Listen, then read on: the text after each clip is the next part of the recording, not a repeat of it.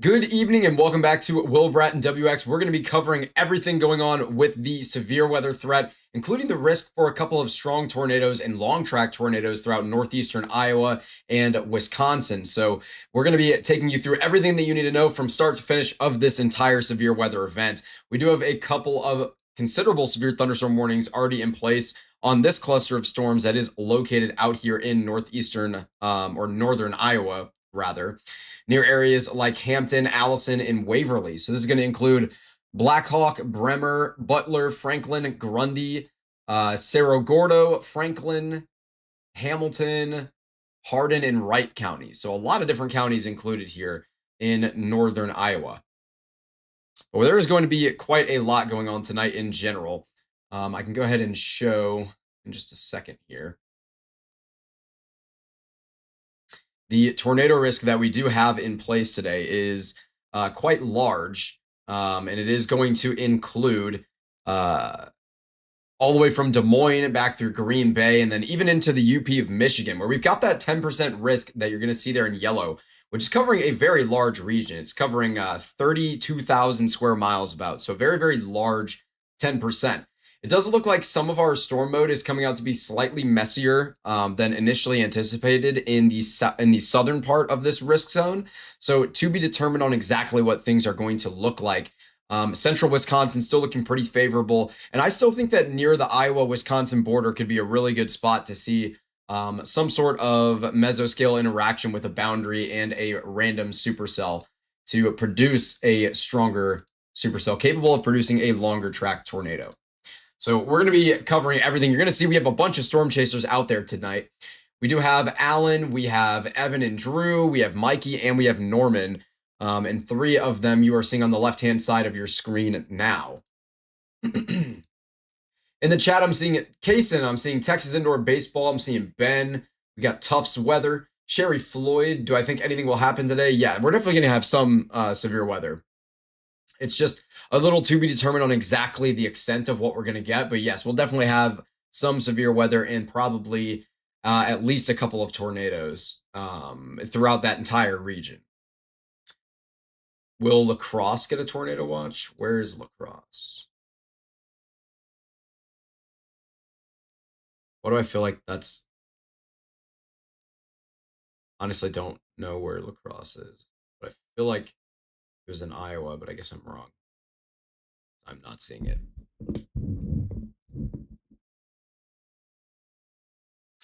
Anyway, I'm seeing Summer Dragoness also in the chat. Michelle, Legacy Adventures Official, Mason out there. Who else do we got?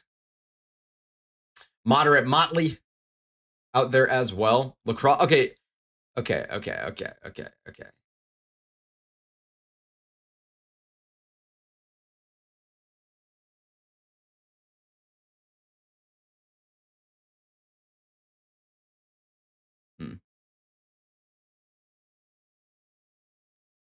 Yeah.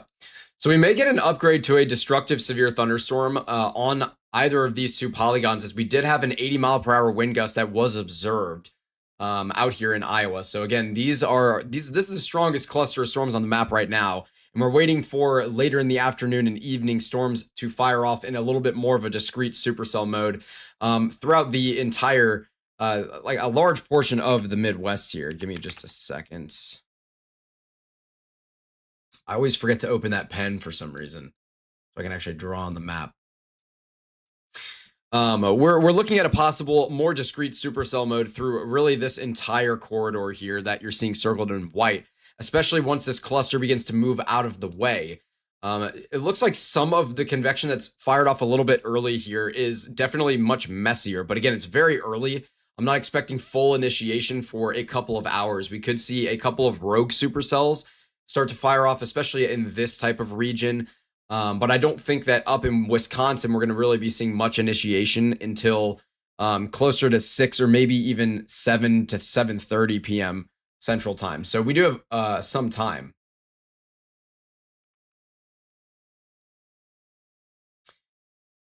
Told you to speak with me. Yeah, we have a contact page on our website where you can get directly in touch with us through my email. So you can visit our website and hit contact and then get in touch with us there. Oops. Perfect. Do you think we have a sneaky tornado threat in North Carolina? Honestly, not really. But we have seen a lot of mesoscale accident tornadoes, especially in Texas, really over the last like week or two. So it wouldn't blow my mind, but it's not anything that I'm really worried about. A lot of pop-up storms out there in the Carolinas right now, especially North Carolina.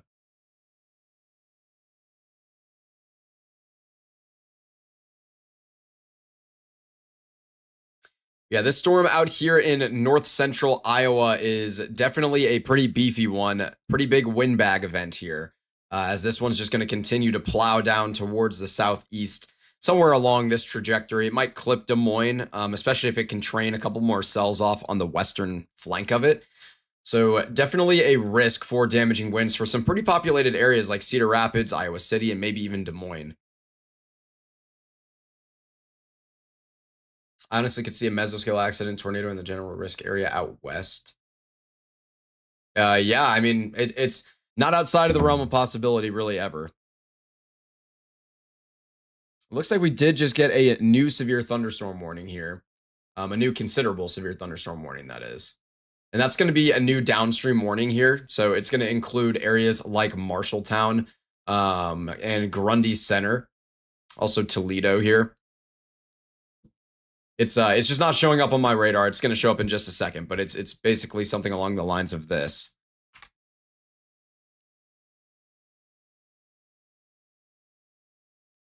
But it should show up any second here. There's some storm clouds forming just northwest of Eau Claire.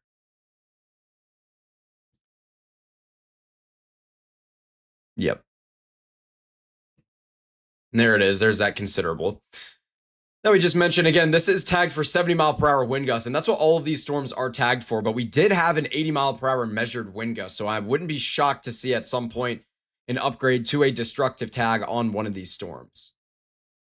If not all three of these polygons potentially. But this is a giant windbag that's bowling through Iowa right now. As again, we are sitting here in central Iowa, and it could clip Des Moines, but definitely will hit Iowa City and Cedar Rapids most likely as it continues down to the southeast. Davenport will probably stay away. Warning has been Looks issued. Like we did just get a new tornado warning, and that one is going to be in Iowa. I'm assuming in this kink right here where we just had a lot of really robust rotation pop up over the last 3 or 4 scans. So our first tornado warning is now in place. I know it hasn't shown up on the map here yet, but we do have a tornado warning here in Iowa now. And again, we have multiple chasers out there. I don't know exactly where everybody's at right this second, but there's that tornado warning polygon here. It's just shown up on the map, and we do have some really vicious looking rotation at around 6,000 feet here. So what we're seeing at the low levels, slightly unknown, but definitely looking at a very, very strong storm here capable of producing a tornado. in Iowa. So this is going to include Black Hawk, Butler, Franklin, Grundy, Hardin, and Tama counties out here in Iowa. So new tornado warning is in place. And this is our first tornado warning of the evening. We are expecting numerous more tornado warnings and perhaps a couple of tornadoes, including the potential for a strong and even a long track tornado, as things are pretty favorable in the environment top to bottom for this event. And this is even a cluster of storms here. This is not even a discrete supercell that we're looking at, and it's still able to have really strong looking mid-level rotation that could translate down to the surface. You can see that we have a boundary in place with this storm as well. So whatever type of interaction it might be having with this type of boundary here could easily introduce some artificial vorticity and spin into it. And that was what we talked about a lot in our forecast videos this morning, especially if there was some sort of boundary from earlier convection this morning that is oriented a little bit more north to south like this. That would definitely provide an increased risk for a tornado. And that could be what we're looking at here near Waterloo, or just west of Waterloo right now, areas like Ackley and Applington and Parkersburg here in central Iowa.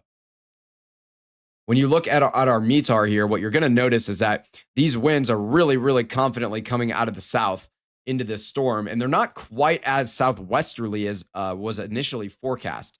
We were expecting our wind vectors to look at a little bit more something like this. That's a little aggressive. A little more something like this.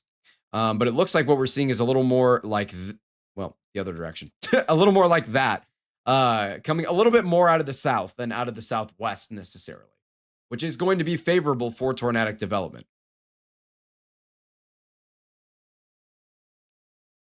And yeah, you can just see over the last couple of scans here, we're going to get a new velocity scan in just about 10 seconds, but this is definitely a very, very strong rotating couplet. You can see that notch clear as day on radar here, and it honestly looks even tighter on this scan. Not seeing any type of CC drop that would indicate that we do have a tornado in progress, but we definitely have a very, very strong rotating couplet here, without a doubt. And this is most certainly capable of producing a tornado.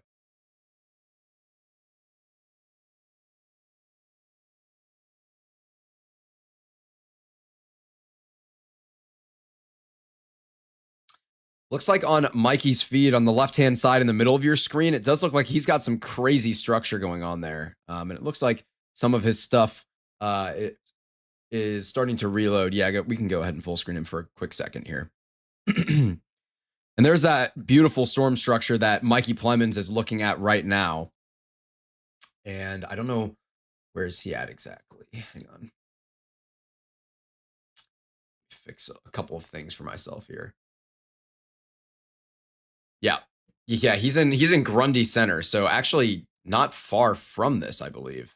Yeah, he's just south of the storm. So Mikey, I'm assuming, is punching north directly towards this. So if we're going to get a view on this tornado, it's probably going to come from Mikey.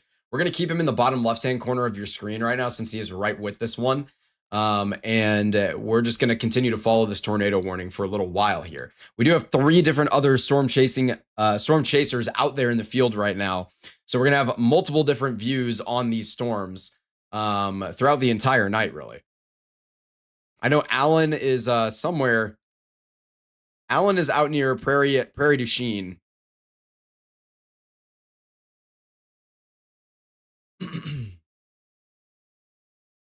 See Derek Wagner in the chat. Good to see you. Storm Team 41 out there as well. It is very good to see everybody this evening, and I hope everyone stays safe tonight and is not impacted by these storms. But yeah, Mikey is like in there. I mean, Mikey, I'm going to turn on my spotter network here. We'll find Mikey. Where's he at?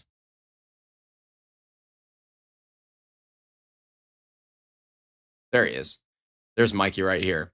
It looks like he's going to be taking this road to the east here to try and make sure that he can. Oh, no, and apparently he's headed west. I lied. So he's trying to get to this northbound road. So he's staring right at this thing. I will say that rotation has definitely weakened on the latest scan, but it's still very much there. It definitely hasn't gone anywhere per se. But man, that view you're getting from Mikey Plemons in the bottom left-hand corner is pretty insane. Yeah, today we're really just going to be sticking to the United States because we have such a robust tornado event being possible today.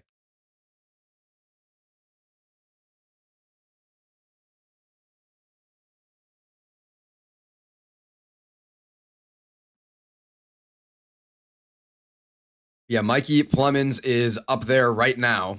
And here's a look at where he's at. He's kind of out the fork in the road here where he's gonna I assume he's gonna end up going back east and then south to try and stair step and stay ahead of it and stay with it. Or maybe he'll probably go south and then east, actually. That would make more sense. But we're gonna continue to watch him in the bottom left-hand corner of your screen. It looks like he might be stopped at the moment here, taking a look at it. But yeah, this is a tornado warning still in place for Black Hawk, Butler, Franklin, Grundy, Hardin, and Tama counties in Iowa. So again, if you're in this polygon, you definitely need to make sure you're taking this seriously and getting yourself in a basement, as we do have very strong and tight rotation.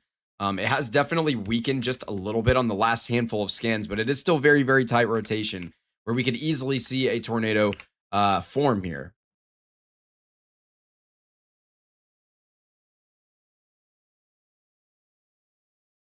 How does Evansville look tomorrow? I assume you're talking about Evansville, Indiana.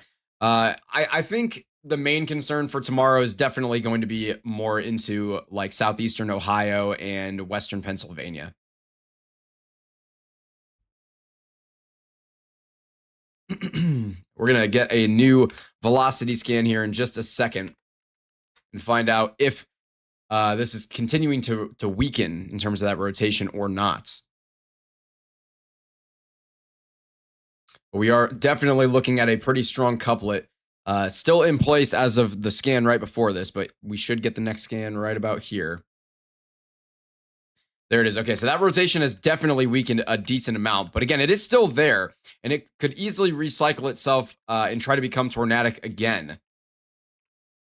So we are not at the end of this storm in terms of that possible rotation. As you can see, here was a little while ago when it first started to introduce a little bit of that S shape in the line and that leading edge that we talk about all the time, where you get that little bit of an S shape.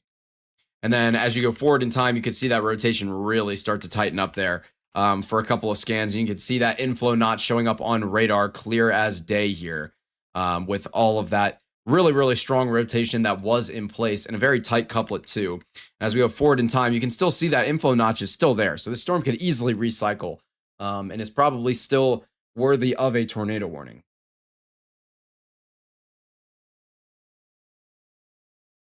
Looks like Mikey does have really an incredible view on this still. Looks like his feed like restarted or something. There we go. We might want to full screen him. He might have something here. It looks like some sort of possible lowering on the center of his screen there. You can see how dark it is. Keep in mind, it is 4 p.m. It is full daylight right now.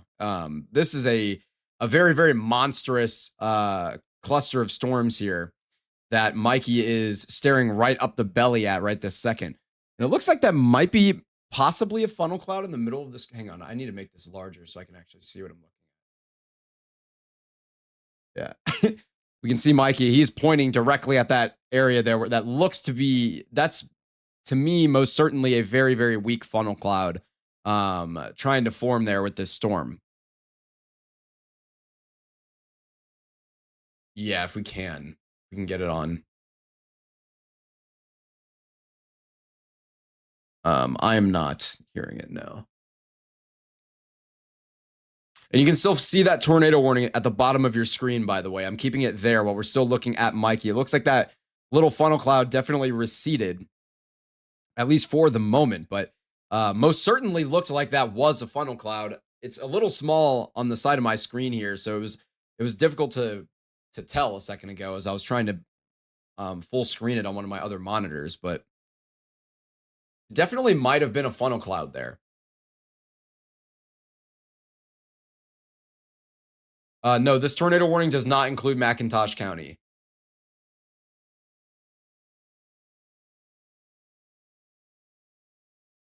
Looks like Mikey is going to be turning around to get a little further out ahead of this storm. Wow, look at that structure. I know he's 3-point turning right now, but that structure looked beautiful. Let's see if anybody else has a viewer. We can keep Mikey in the bottom left as he is turning around. You can see that RFD wrapping on the left side of his screen there. But here's that tornado warning that we're still looking at here, and it looks like the last couple of scans, I mean, that rotation is still there and it's still tight. It's just not quite as strong as it was before. But one thing you'll notice is that it does look like the center of that couplet is starting to move a little bit further out towards the leading edge of that storm, which definitely to me would indicate that we've got that RFD becoming pretty robust and pulling all of that mass really well around the updraft. And therefore, we'd be looking at a slightly more favorable environment, or a more favorable setup anyway, of that storm to try and put down a tornado. And I think that's why we just saw that attempt there where we had the funnel cloud. Of course, we can't get a view right on it because Mikey is moving to get to a safe position, but you can see his spotter dot right here. So he's right by Mike Mars, and keep in mind, Mike Mars lives underneath tornadoes. That's what that dude is always found at the one tornado every single day. So it seems to me like Mikey's in a pretty good spot right now. You can see where he is in relation to that couplet. He is just heading off, I believe, to the east or maybe the south now to make sure that he can stay ahead of it. Keep in mind that the couplet we're seeing here is at 5,500 feet. So at the surface, it's a little bit, it's not exactly in this same spot.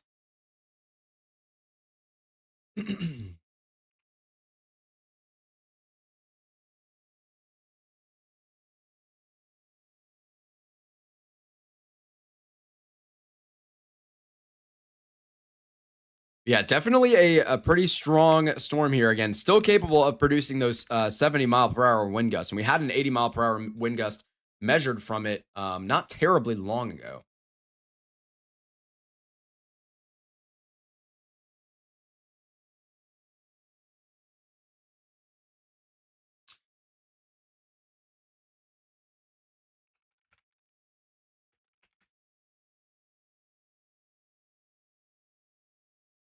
For Mukwonago, Wisconsin, by the way, I'm definitely pretty concerned, but I think for you, it'll be most likely a little bit more of a wind threat than a tornado threat by the time those storms make it down your direction.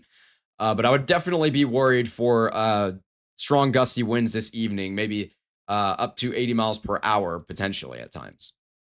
We did just get that tornado warning shrunken down, but it was maintained. So it is now going to just be including Black Hawk, Grundy, and Tama counties here. And again, just a little zoom out to show you where we are at right now. We are looking at central Iowa. We're to the northwest of Cedar Rapids, the northeast of Des Moines, and basically due west of Waterloo.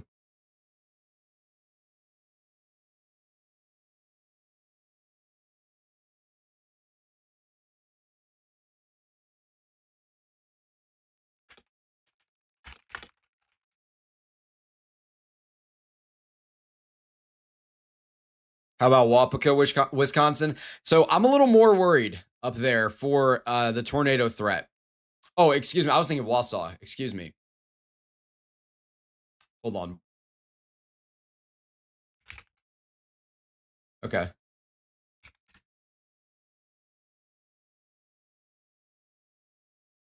Oh, there it is. Okay, I was like, I thought it was near the. Anyway, Wapaka is a little further to the north, so I definitely would be favoring some concern for tornadoes in that area today for sure. I will say our rotation looks like it has begun to um, broaden maybe just a little bit, although I will say we're starting to become more yeah, I think what is really happening here is not necessarily that our rotation is broadening out. It's that our rotation is becoming perpendicular to the radar beam here. So in those areas you're seeing gray, those values just aren't being picked up by the radar unit. It's not measuring anything, but there's still movement there. This gray area does not indicate that the winds are just like kind of calm in that area. It's just because we're moving perpendicular to the radar beam. Now, it does look like some of that info Notch has occluded.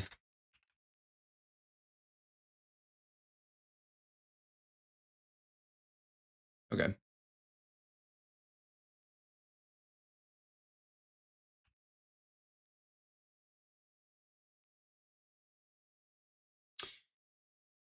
Yeah, a QLCS is definitely on the table tonight, but I wouldn't.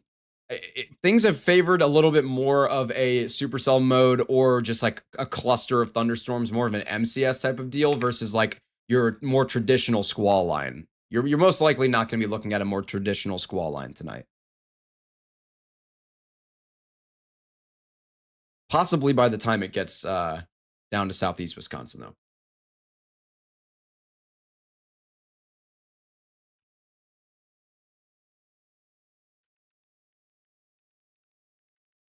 Yeah, that rotation is still there. It's just weaker, I should say. What's up, Lauren?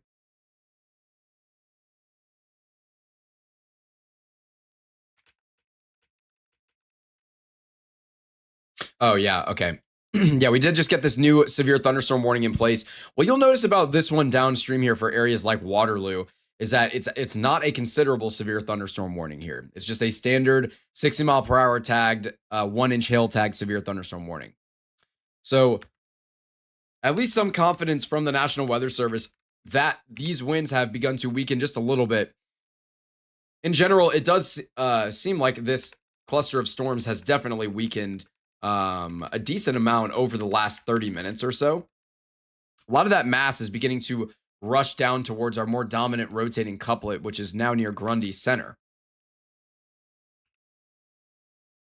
So to be determined if we're going to get a recycle here on this storm and another attempt at tornado genesis. Definitely something that we could see happen. This next radar scan will help us tell that story a little bit here. We should get it in just a second. Just about 5 seconds.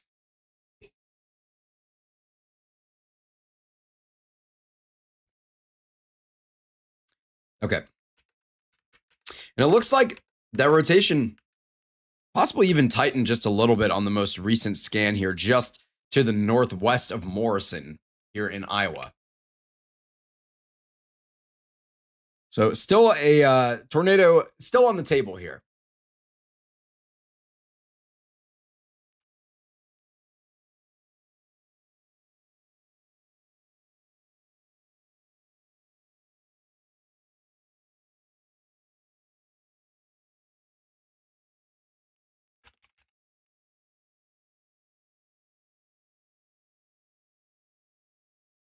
Okay, it looks like Alan is now on air as well.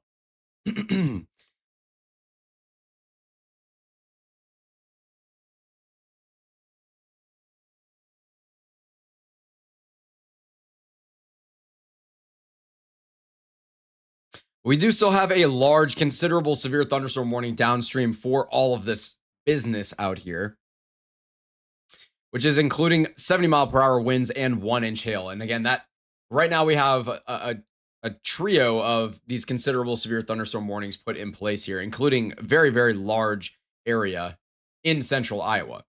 Just a little zoom out on the map to see where we are at here. Just a very, very large area out here in central Iowa being impacted by this windbag with an embedded tornado threat ongoing here near Morrison, where we definitely still have good rotation going. We're going to get another velocity update here in just a second. And there it is. Okay, so that rotation definitely appears to be fizzling out a little bit. It's still there. There is absolutely still a tornado threat with this. It just doesn't look quite as robust as it did a couple minutes ago.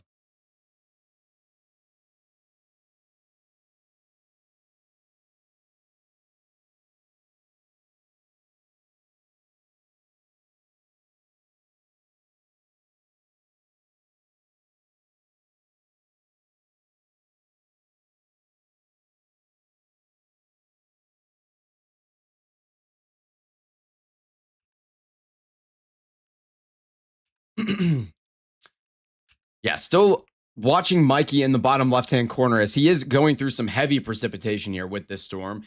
And when we turn on Spotter Network, we can see where he is at. Where is he at, actually? There he is. So Mikey's back into, he's kind of behind it now, where that couplet would be. So he's not going to have a view on it for a little while as he is kind of in that precipitation region of the storm here. But we are going to continue to watch his location pretty closely and keep him in the bottom left.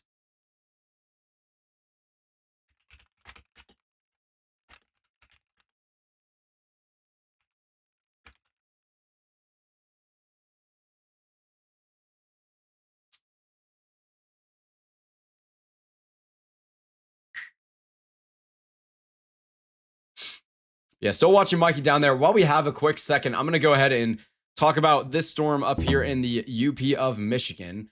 And it looks like, what did we just get? We just got another considerable was just put in place.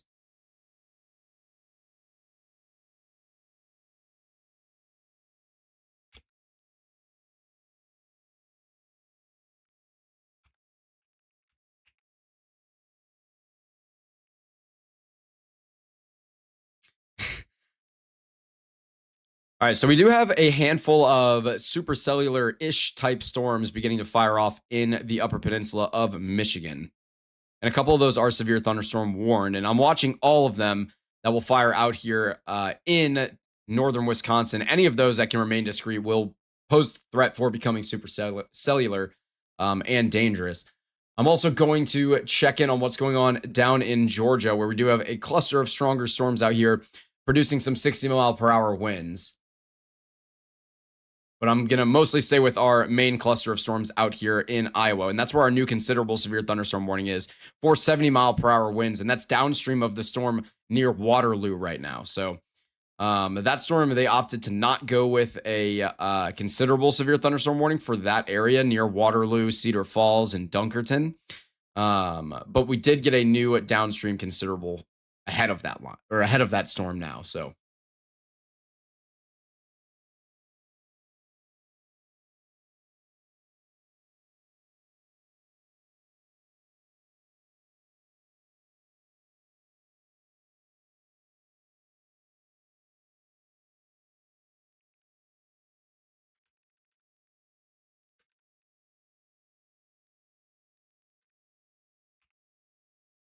we do still have a little rotation with our tornado warning. It's still there near Morrison. I don't think it looks capable of putting down a tornado right this second, at least not at the mid levels, but at the surface, we never know exactly what's going on down near the surface. And we're still following along with Mikey in the bottom left, who is out there just getting hammered by precipitation here. You can see his windshield wipers going crazy. And it's just hard to see anything with where he's at. Just a lot of precipitation down there. Yes, definitely still watching near Morrison and Rhinebeck here.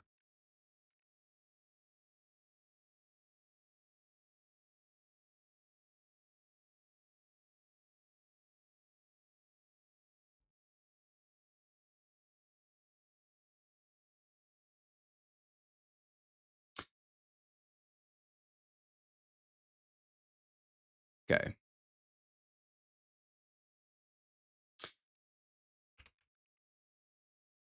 We have convection everywhere in the state of Nevada. I believe it.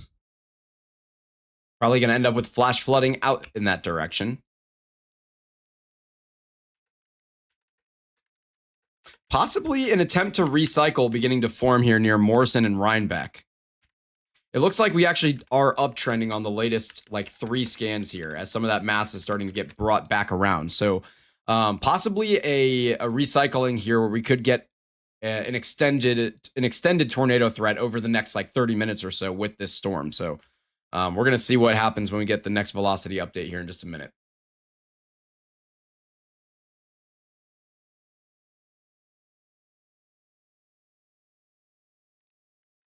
Should get that in about 5 seconds on that velocity update. There it is. Okay. Yeah, definitely. We're seeing increased winds near Morrison at around 5,500 feet, where it looks like you're seeing an intensification of that RFD pulling around here. And so if we can get good inflow back established into this, then we will definitely be looking at a second recycling of this storm capable of producing a tornado. So again, this rotating couplet is right near Morrison and Rhinebeck, and it's going to be headed towards areas like Buckingham here in central Iowa. So if you are in this polygon in Black Hawk, Grundy, or Tama counties in Iowa, you definitely need to make sure that you are in your storm shelter, interiormost room of a sturdy structure. Whatever you got to do to put as much between you and the possible tornado as you can.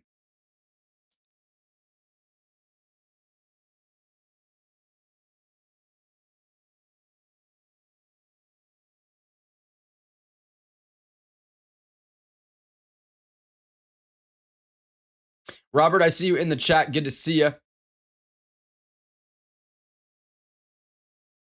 that tornado warning has just been maintained, but it has been shrunken down. It still has 20 minutes remaining on it. Assuming things start to uptrend or continue to uptrend as they have the last couple of minutes, we're most likely going to see this tornado warning continued at least for a little while. But right now it's including areas like Morrison, Rhinebeck, Voorhees, Buckingham, Trier, and Lincoln.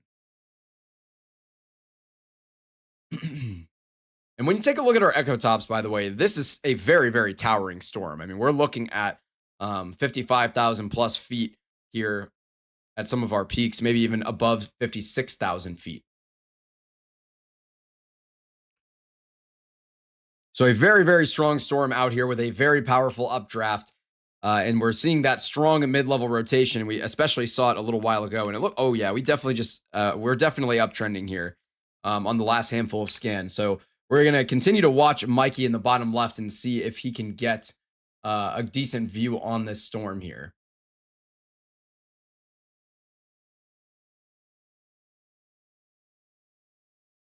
It looks like something's up with his feed in the bottom left at the moment. It looks like we may have actually lost his feed, at least for a minute here.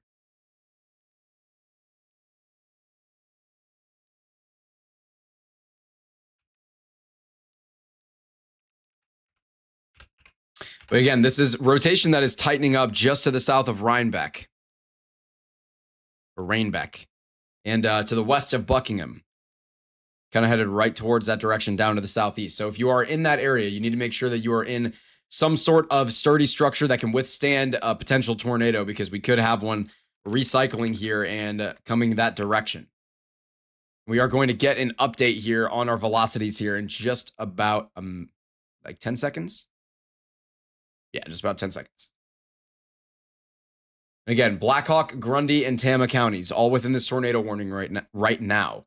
And there's that update.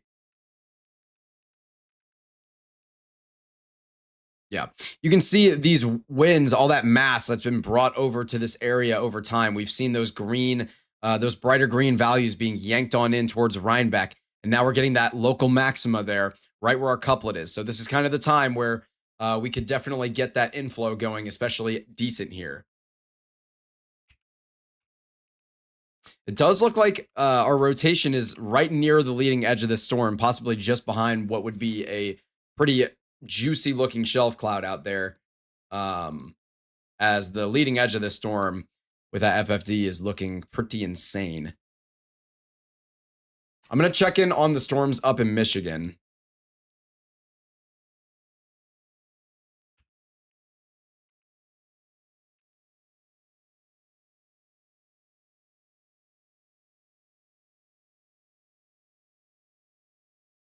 Okay.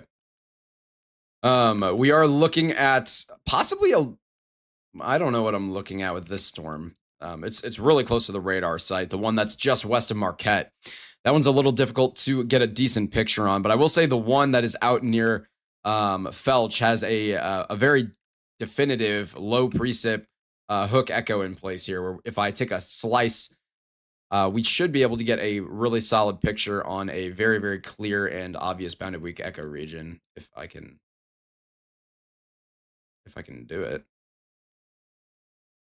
Okay, so yeah, I'm not getting the latest scan here on the radar, but you can see what is the clear development, at least, of a low precip hook echo signature. And we have that bounded weak echo region, although it is very, very, very low precip here. It is in place. And if we can pull some of those targets down to the back of that updraft, we will definitely be very, very confident in the fact that this is a strong rotating updraft at that point. So we could see a new tornado warning in the Upper Peninsula of Michigan with this storm, especially if the most recent scans look a little bit better, which they definitely do from my point of view anyway.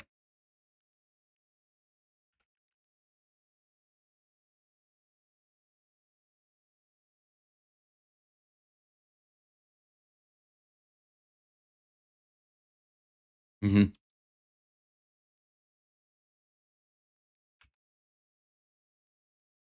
We do have definitely that rotation starting to or continuing to increase, and now just to the south of Rhinebeck. We do have a new thunderstorm that is fired off, possibly with a little bit of rotation near Webster City. As you can see, it is interacting with a where'd my pen go? It is interacting with a little bit of a boundary here near Webster City, so that could definitely cause some localized increased spin and therefore a higher risk for a tornado. And it looks like this one could be producing some hail as well. We can get it. Yeah, this is definitely producing some hail, as this one has a pretty strong or a very, very strong updraft. This is a very, very strong updraft here for sure. And it is well sheared. You can see good tilting with height here with those magenta values in your updraft. So we're definitely looking at a pretty strong updraft with this storm, most certainly capable of producing some damaging hail. That is definitely going to be one to watch. Things are going to get active here really quickly. We're going to be jumping around a lot, so you're going to have to bear with me. One of our original considerable severe thunderstorm warnings has just been lifted off the map for areas like Ackley and Parkersburg here in central Iowa.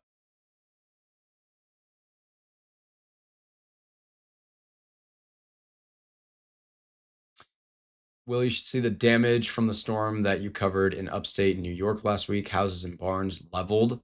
Wow.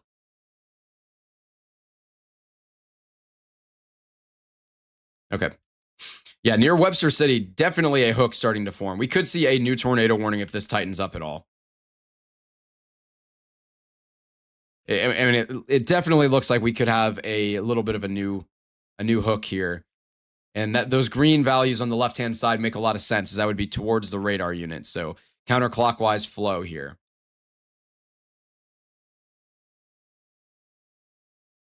Julian Capel, I see you. Good to see you in here tonight.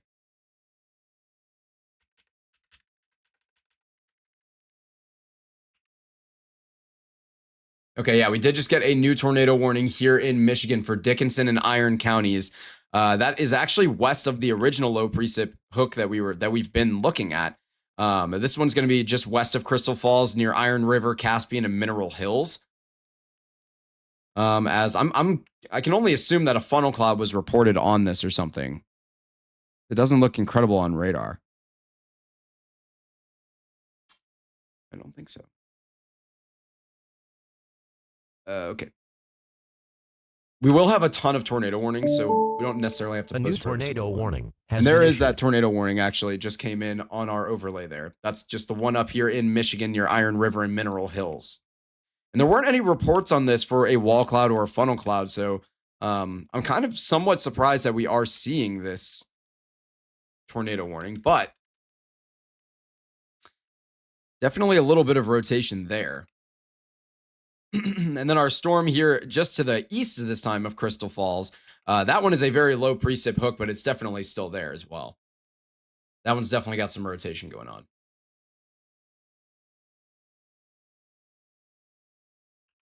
So our second tornado warning of the night. And again, we are still looking at, what is this?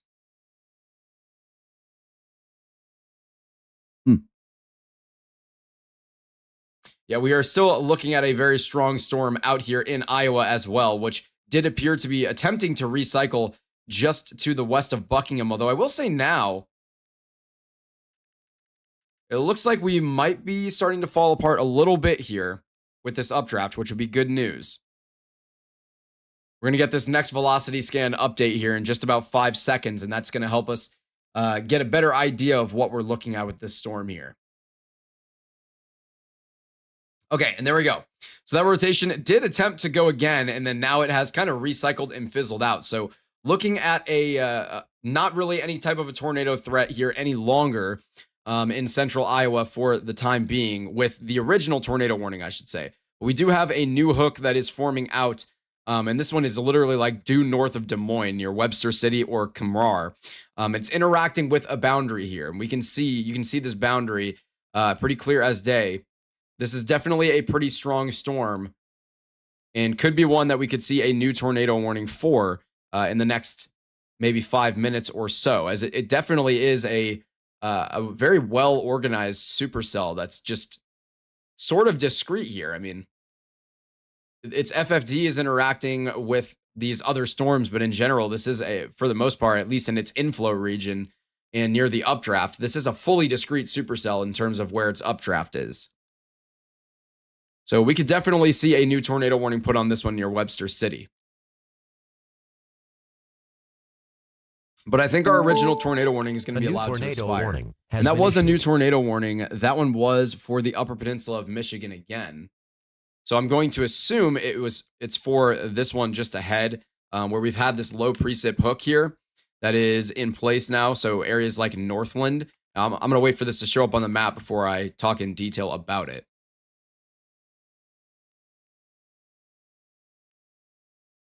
But I'm assuming we're going to get that tornado warning here on the middle of the map. Something like this, maybe.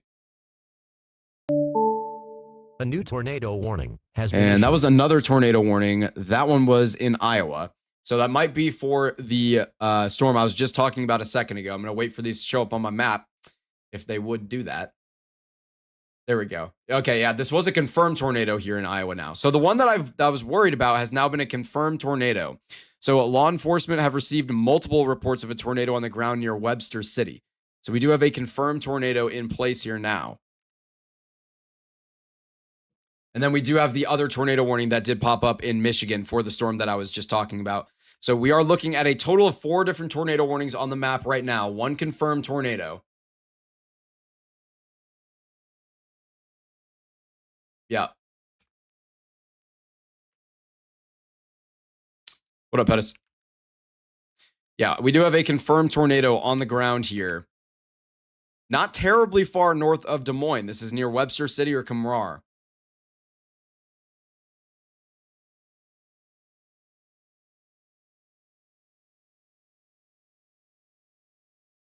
Okay.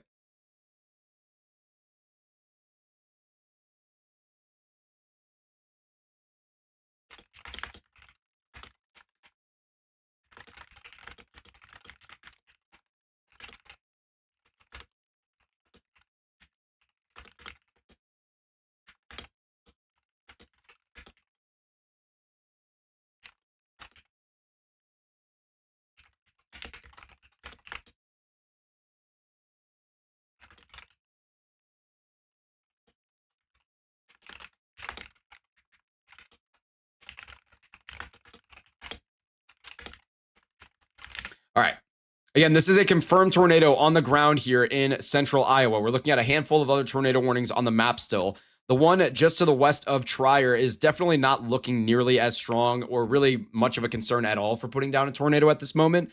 But we are watching the 2 new supercells up in the Upper Peninsula of Michigan, where we have a low precip hook in place here to the northwest of Felch and the west of Northland, pretty much almost due south/southwest of Marquette, as there's where Marquette is. And then just to that storm's west, we have yet another supercell that has a strong rotating updraft capable of producing a tornado. So 2 different updrafts in place here that could produce a tornado. And these are going to be including Dickinson, Marquette, and Iron counties here in northern Michigan. Anything to be concerned for the cell starting to fire near Baraboo, Wisconsin?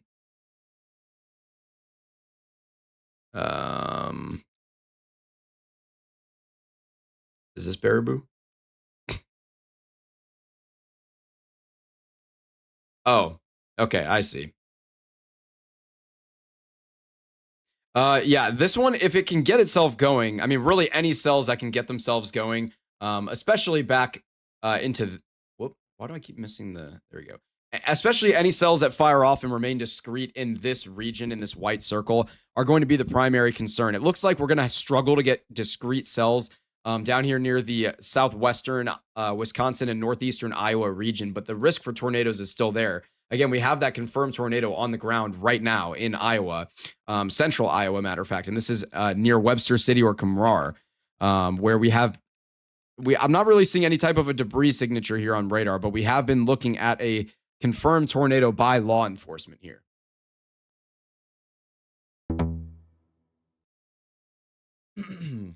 We did get a new upgrade to a considerable severe thunderstorm warning on one of these storms here. It might have been the one that's over Waterloo right now. They maybe upgraded that to a considerable for the time being. Oh no, okay, I see. It was the one for the confirmed tornado. So we did get an upgrade on the severe thunderstorm warning for the confirmed tornado storm north of Des Moines near Jewel Junction and just to the southeast now of Webster City. That storm has now been upgraded to a considerable severe thunderstorm warning for up to 2-inch hail. And we were looking at that hail core right before it got tornado warned here. And we could see that it had a very, very strong tilted updraft. I will say that updraft is not quite as tilted, but it is absolutely monstrous. We're launching 50 dBz values above 50,000 feet. So a very, very, very monstrous updraft. A very strong storm here in central Iowa.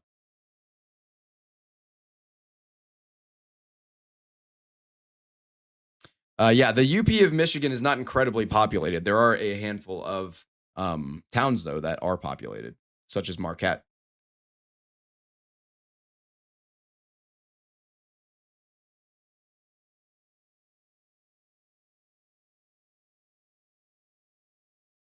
So local law enforcement have received multiple reports of a funnel cloud with multiple other reports of a confirmed tornado on the ground. And that is why the National Weather Service has confirmed this tornado warning. Again, we are seeing it interact with a boundary in real time, and we're seeing what the effects of that can be. This is not the most favorable spot on the map for tornadoes tonight. The more favorable corridor is really going to be up in this region. So this is a storm that has been our first confirmed tornado of the night, and just showing the type of environment we're dealing with. This is not the most favorable area, but we already have a confirmed tornado. So these types of interactions are going to be something we are going to be looking at for the entire night, where we've had all sorts of boundaries set up from our morning convection. But a confirmed tornado on the ground.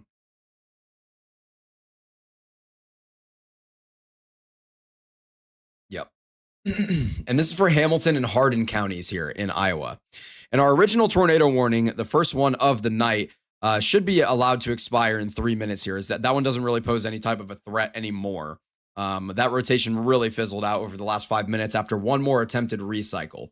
So it definitely tried, and we definitely had a funnel cloud on Mikey's camera not terribly long ago, maybe about a half hour ago.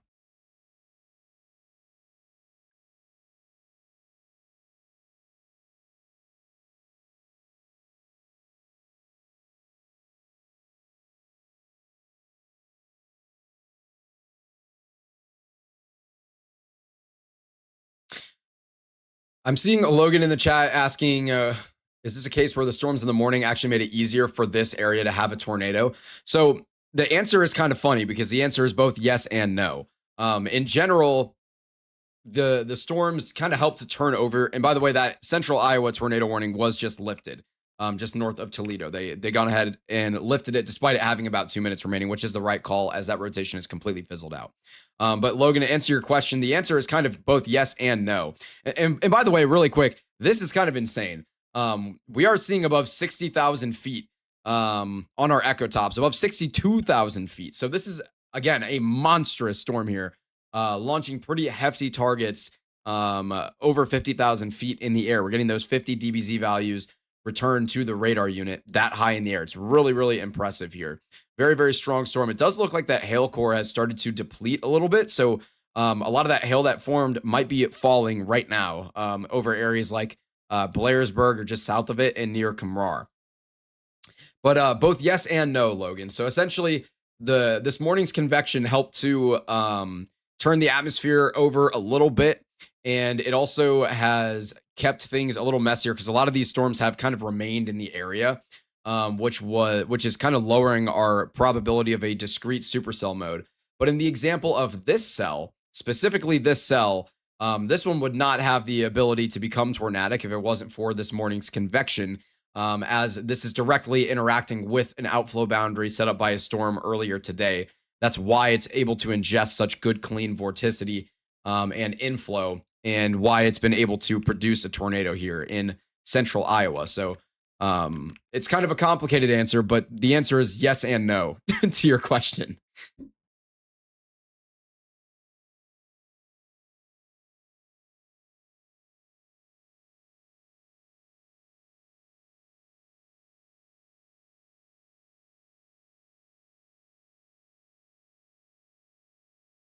Jeez. Yeah, Mikey Plemons is out here in the general area. He is not terribly far from this, off to the east. He was, I mean, I bet you I could probably find him. Whoops, not with that.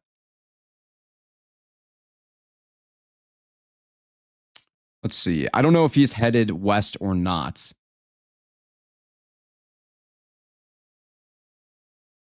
What's up, James? There he is. Yeah, Mikey is headed west, so he's going to try and get onto this tornado warned and confirmed tornado out here north of Des Moines. I'm not seeing any type of a CC ball or a debris ball. Say what, James? Yeah.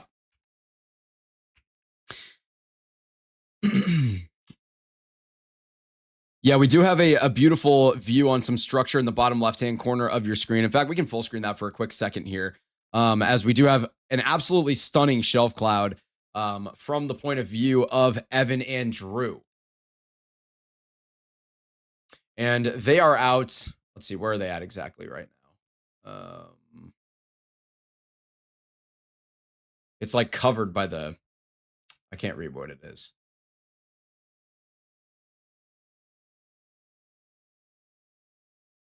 What state? They're in Iowa. Okay. So they might be, I don't know exactly where they're at, but I'm going to assume that they could be headed towards this storm given what they're looking at, or at least somewhere along this MCS windbag event that's now rolling on towards areas like Cedar Rapids and Iowa City. But again, we do have a confirmed tornado warning in place here. And that rotation is really beginning to show a little better on radar near camera.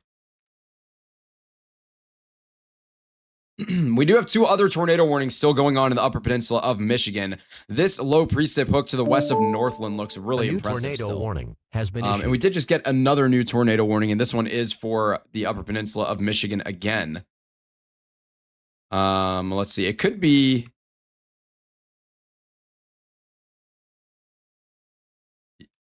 for the one north of Marquette. Oh, yeah. Okay, I see.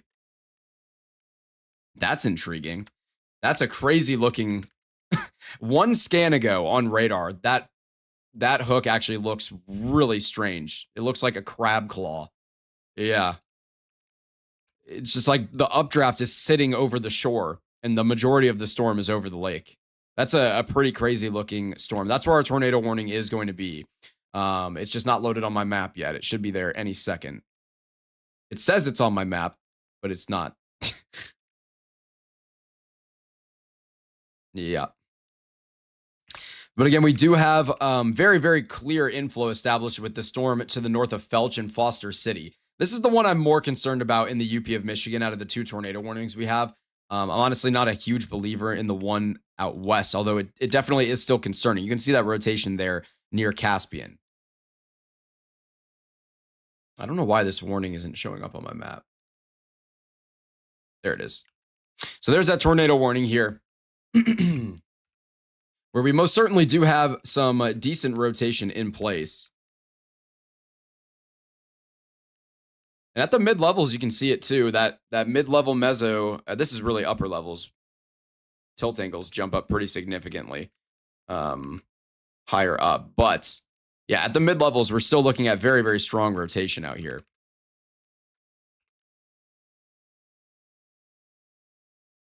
And a beautiful shelf cloud in the bottom left-hand corner of your screen still coming out from Evan and Drew.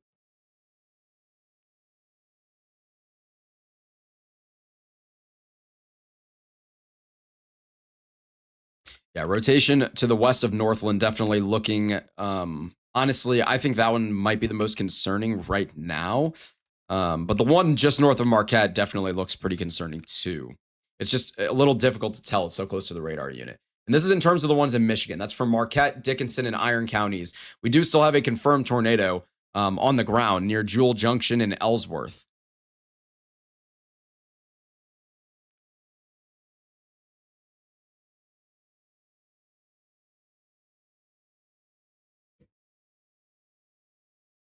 Yeah, definitely do that. It looks like this storm does not currently have a tornado on the ground, but it definitely is low precip. So if there is one, we're gonna know immediately. We're dropping a link in the chat here. And that link is going to take you to Twitter where you can see a beautiful photo of this storm and a great lowering of the meso there. And a decently, I mean, the LCL is plenty low for all of these storms. I didn't realize exactly what these storms were looking like. This is the first photo I'm really getting. But definitely a strong rotating couplet still present at 3,000 feet. And you can see that wall cloud lowering from your meso there in that image. Of course, I can't show it on air, but if you click that link in the chat, it'll take you right to where you need to be.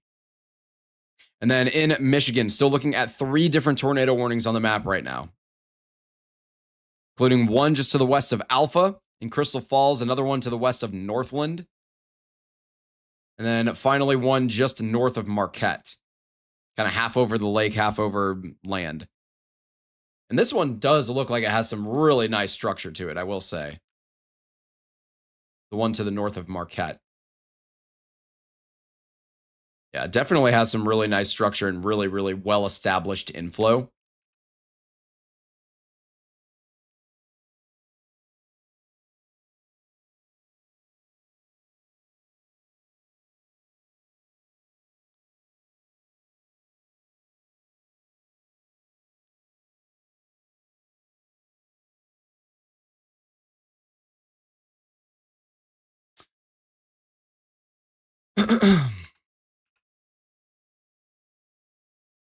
Yeah, can we full screen this? This is absolutely insane. The view that we're getting here from Drew and Evan right now. You can see those aquamarines coming in where we have most certainly a lot of hail suspended aloft with this storm, and he's literally sitting right under the shelf. Or I should say the two of them are literally sitting right under the shelf. That you can see them panning the camera up a little bit to give us a decent look at this. So this is what we're seeing out here in central Iowa. A very, very strong storm. And you can see all the detail in the clouds there, indicating a lot of instability right behind that shelf, which is no surprise given that this has some absolutely monstrous echo tops on it.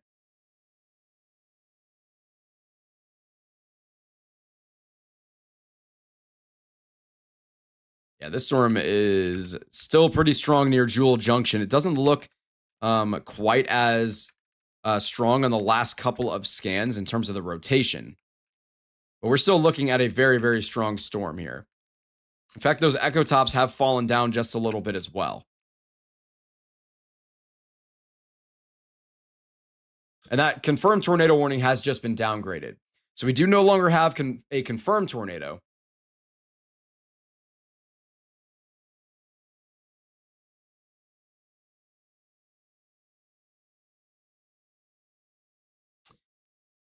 But yeah, definitely still a strong storm capable of easily recycling and producing a tornado just near Jewel Junction here. And then in Michigan, for Marquette, Dickinson, and Iron counties, still looking at a very, very strong storm, or a handful of very, very strong storms as well, capable of producing those gusty 60-mile-per-hour winds, as well as 3 different supercells capable of producing tornadoes. And I will say the one near Alpha that I wasn't really a believer in before does look a little bit better to me. It's not quite as organized, but that rotation at around 3,000 or around 4,000 feet does look a little better to me than it did earlier anyway. Meanwhile, our storm near Northland needs to recycle if it's going to become tornadic. And the one near Marquette is definitely the most impressive right now out of the storms in Michigan here. Easily could be producing a waterspout at this point.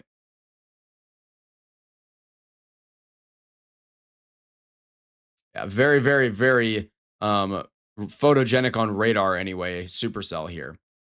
Literally like split between the shore and over the lake here.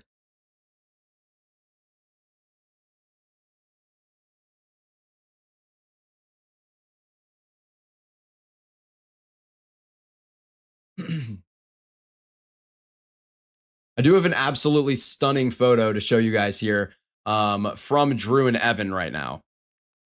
And this is just absolutely gorgeous of a monstrous shelf cloud and multiple layers. You can see like the stacked plates that are showing up here with this supercell. Just a very, very gorgeous supercell out here.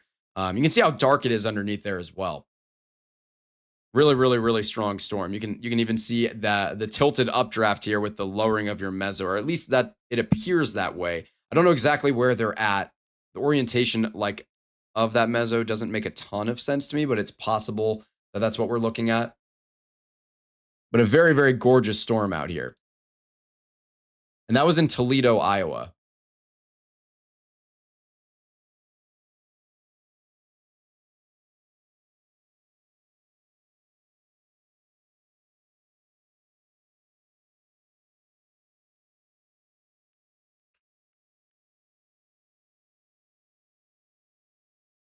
Okay, we have 3,700 people without power where that confirmed tornado did come through here in Iowa not long ago. So a very, very strong storm out there for sure.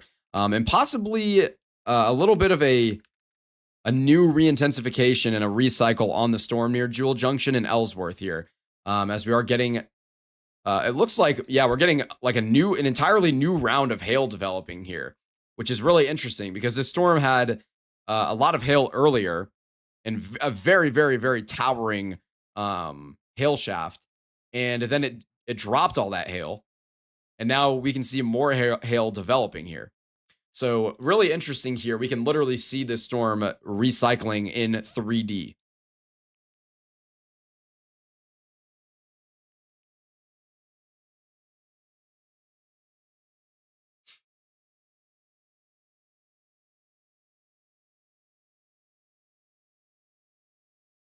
I don't know where exactly Alan is at right this moment. So I know he's out there as well.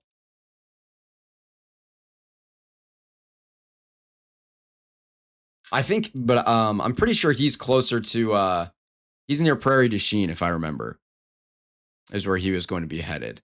And I would assume he's waiting for any cells that might fire off really just anywhere in this circle.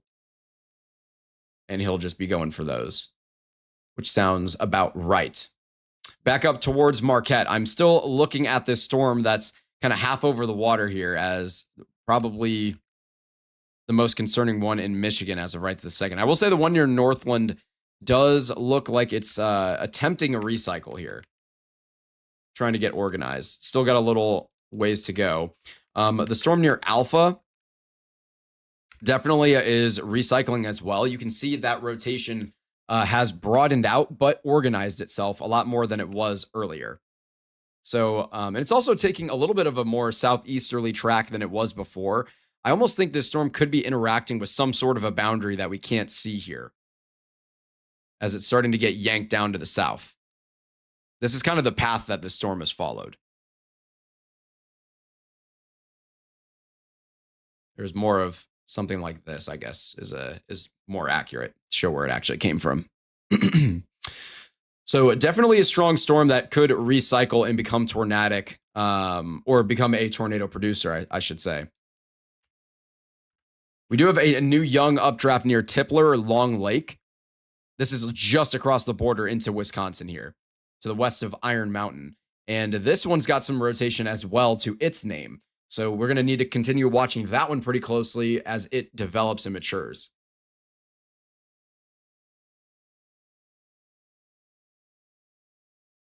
I did not.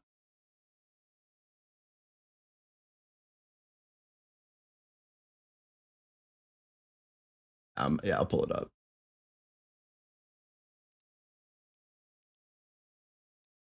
I'm pulling that up right now. Oh, okay, I see.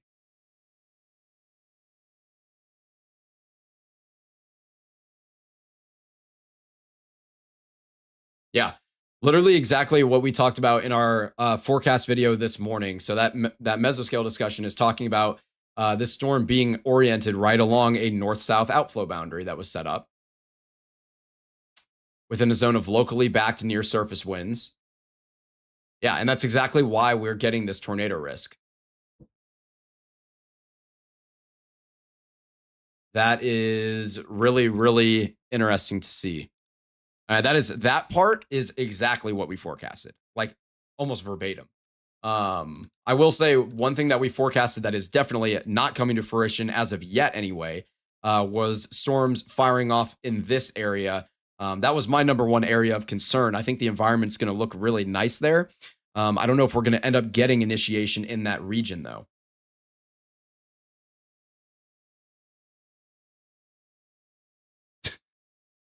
Yeah, it looks like we have people parked under an overpass here on this camera. And look at those winds on that camera.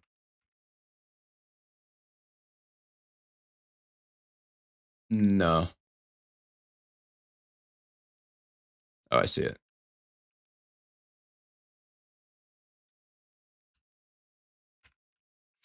Okay, I will say the storm near Alpha, and right, literally on the border of Michigan and Wisconsin here. This one is definitely looking like it's getting its act together. The one near Tipler, is definitely trying. It's a young one that's trying to get going as well. I think we're gonna get a new tornado warning here, as the original couplet for this tornado warning, in Michigan is no longer. It's no longer even in that couplet. Or excuse me, the couplet's no longer in that polygon. And so we're probably going to see a new tornado warning that includes like somewhere around this region headed towards like Iron Mountain, as this storm definitely is getting more organized. The one near Northland still looking a little bit disorganized, but it is definitely there. And that one could easily become tornadic at the flip of a switch, essentially here. Just north of Marquette, that one is still definitely very concerning, especially for a couple of waterspouts being possible where there is a lot of rotation in the mid levels. Yeah, you're good.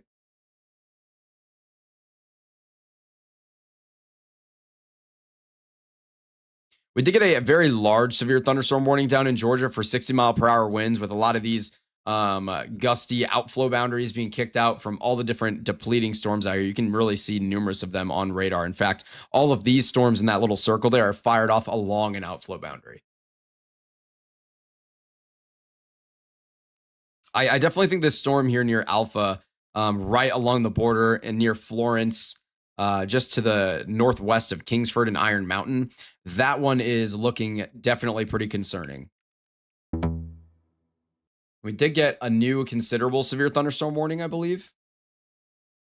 Yeah, that's going to be the one issued downstream on our current tornado warned supercell north of Des Moines. So now this one's headed towards Garden City and Zeering. I did want to point out that we have a really just a beautiful looking radar signature here of an incredible outflow boundary. I've highlighted in white. I'm going to go ahead and try and circle it so you can see what it looks like on radar yourself here. You can see just a beautiful outflow boundary with this storm, and a very, very long one showing up on radar as we get closer to the radar unit itself. And interestingly here also, you can see like basically a triple point where we have the interaction of these two different boundaries here. And that is what's causing this storm near Jewel Junction to be so tornadic. And I definitely think this one could produce a tornado. I know it already has produced a tornado. I think it easily could produce another one.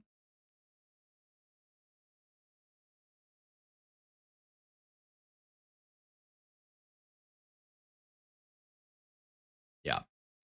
This is pretty insane. So what you're seeing on the volumetric scanner right now is a literal bounded weak echo region that you can like flawlessly see on radar. This is not something that you get very often at all.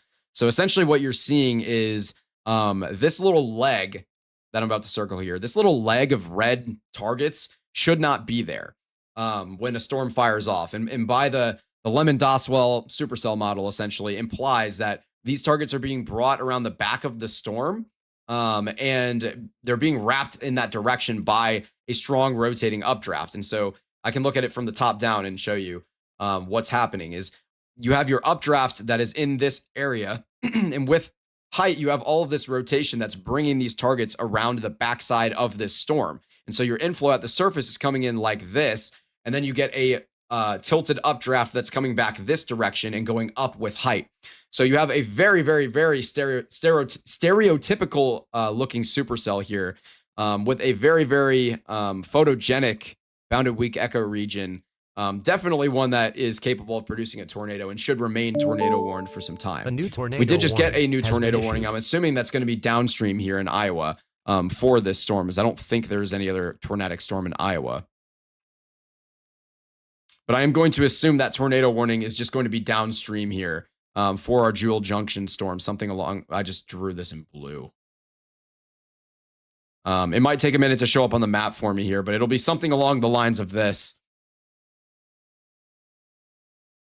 And the storm is going to continue pushing off to the southeast. It's a very, very, very strong storm here that was producing some larger hail earlier. Could definitely cycle itself to produce more large hail and easily could produce a tornado.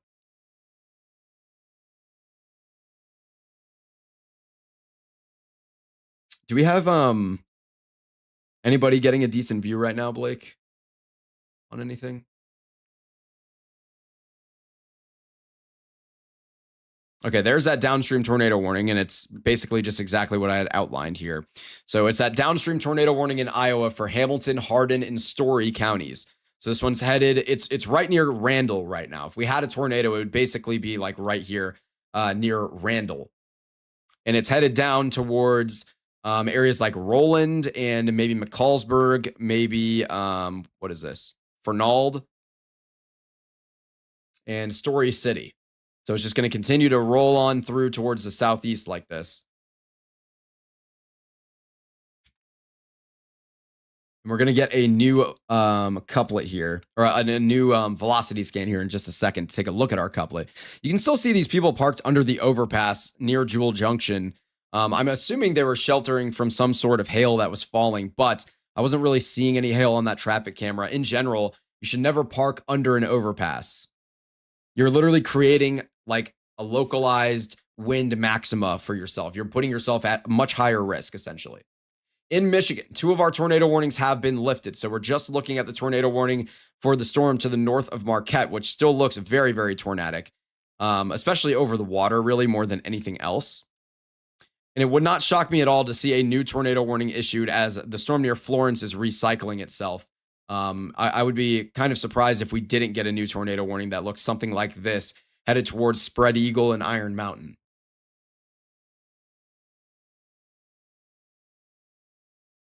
And the one near Northland is definitely recycling as well. And actually looks a little better now than it did even a few minutes ago.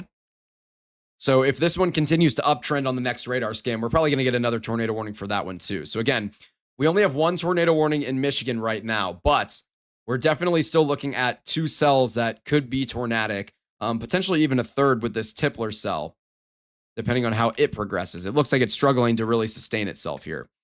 But the one near Florence is looking pretty solid, and it would honestly surprise me to not get a tornado warning on it unless it really falls apart over the next couple scans.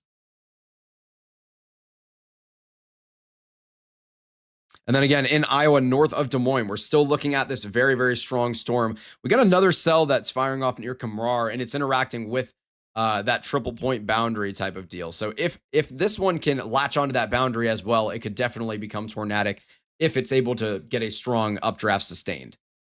We are looking at this tornado warning still here in Iowa, where we have very, very strong inflow and a very low precip hook forming here. So what you're seeing here near Randall is not rain. That is where you're having, that's literally where your updraft is. It's a lowering of your mesocyclone there.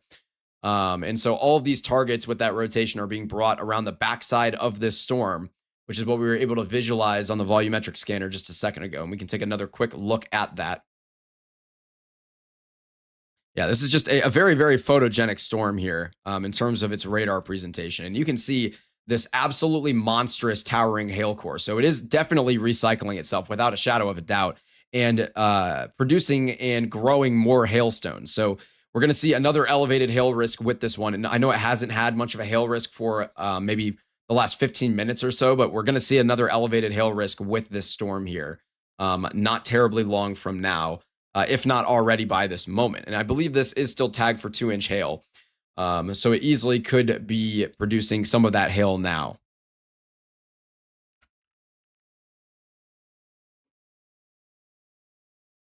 But yeah, definitely a strong storm here, capable of producing a tornado for sure.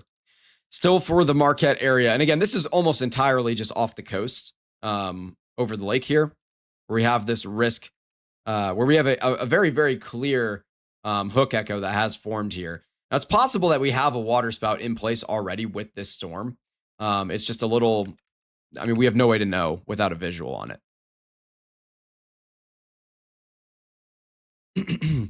I would definitely be pretty surprised if this, I mean, there's pretty much no way that this is over land with this tornado warning. So at least not at this moment.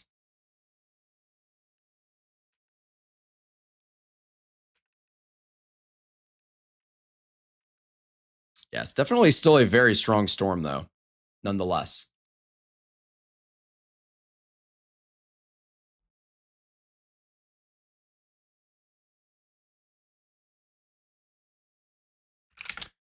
Mikey is about 8 minutes away from having a really good view on this tornado warned storm here near Jewel Junction. So we're going to have him in the bottom left hand corner of your screen.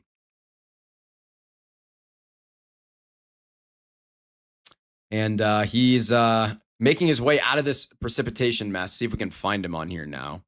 There he is. Yeah, so he's just gunning due west, and it looks like he's going to come out right near Roland, and he's going to basically be in the most perfect spot to have a view on this storm as it recycles and tries to put down another tornado. So if we do get another tornado, we're probably going to have a visual on it.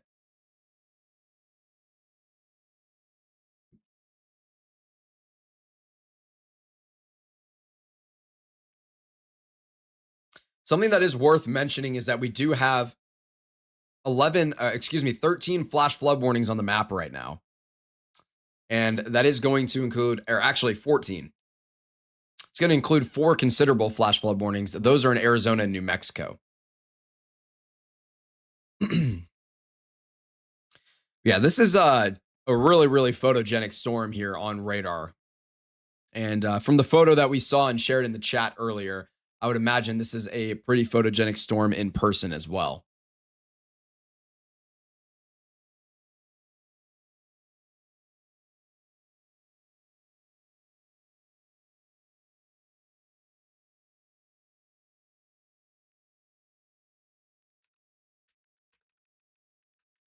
Yeah, this storm is possibly tightening up here, or this inflow region is possibly tightening up here. You're going to notice that FFD, that forward flank downdraft, starting to expand just a little bit further down to the southwest. And that's going to pinch off this inflow like putting your thumb over a garden hose, and that mass has to speed up. So we could be seeing tornado genesis with this storm here soon.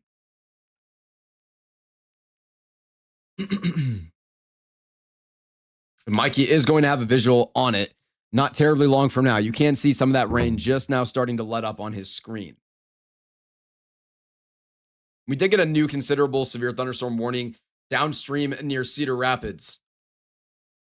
And this one's going to be out here in eastern Iowa.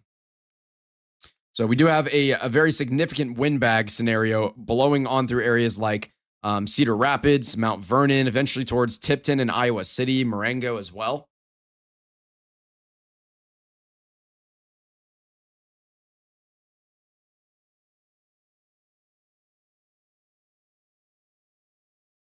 It does look like the cell near Kamrar is, in fact, latching onto that boundary and managing to sustain itself. So we could have potentially another young supercell in the making here. To be determined on that.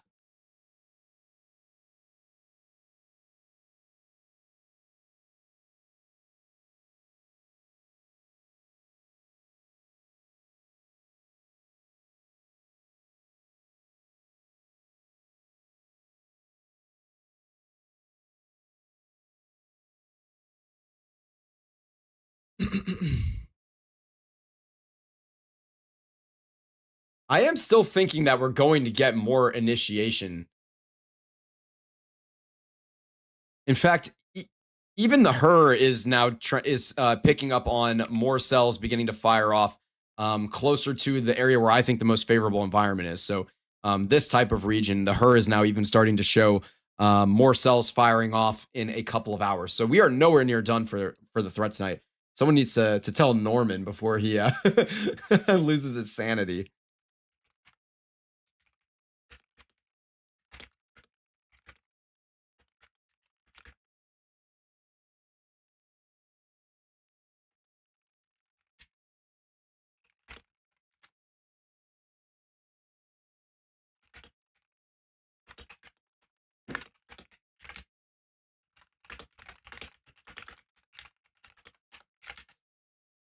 All right.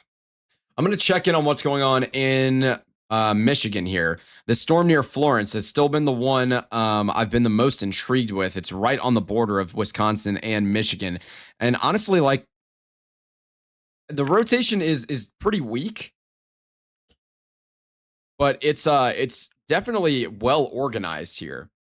Now it's going to run into some issues with this cell to its west as they begin to merge, which could help it spit out a brief tornado, but it's definitely going to limit the ability for a potential longer tracked or stronger tornado. Wow, the storm near Northland. Oh my goodness, how did I not see this 2 seconds ago? I mean, this supercell looks insane. Like, it's just a really interesting structure here on this one. So that one could easily recycle and become tornadic as well.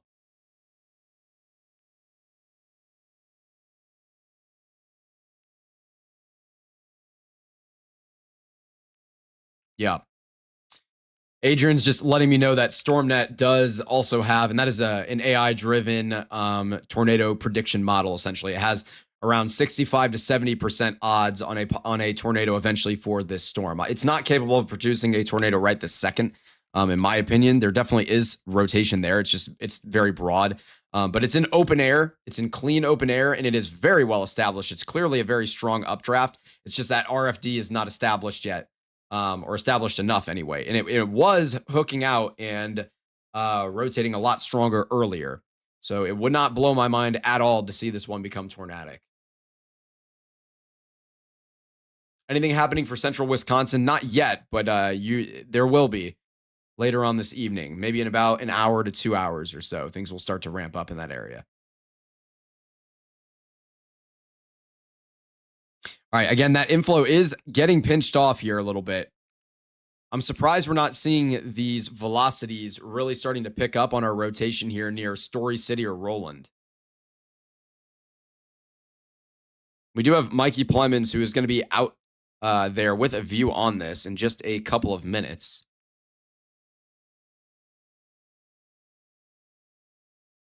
And you can see him in the bottom left-hand corner of your screen.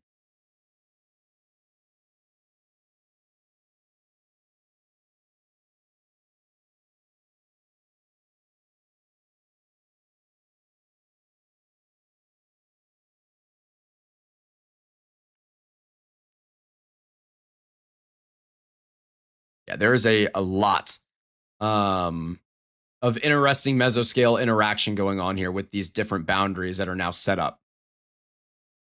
And we can still see this other storm near Kamrar firing off. Okay, what just happened? And that one is taking on that kidney bean shape now. So it could definitely become tornadic if it can sustain itself. Again, this one is latched kind of right onto that triple point area where you have two different boundaries colliding. You have the outflow boundary of our current storm, and then that residual boundary that is in place as well. Our original tornado warning in Iowa was just lifted, by the way, or allowed to expire anyway. That's this tiny little square here. As it just has expired. But again, we still have a tornado warning in place for Hamilton, Hardin, and Story counties for this same storm.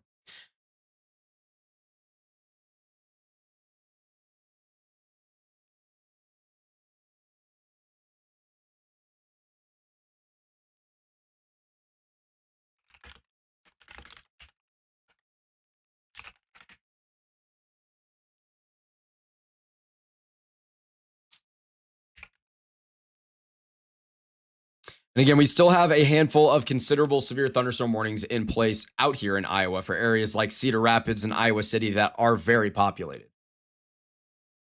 We're still looking at the tornado warning just off the coast, or for the storm that's just off the coast over the lake here. I guess not the coast, but yeah, that rotation definitely centered over the lake here. So easily could have a water spout or even multiple water spouts to the northeast of Marquette over the lake.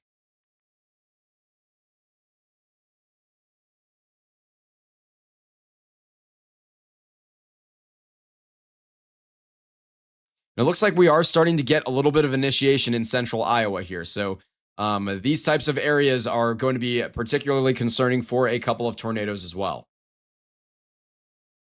All of these storms that fire off, any of them that can really get going in this circle, are going to pose that greatest risk for tornadic development here.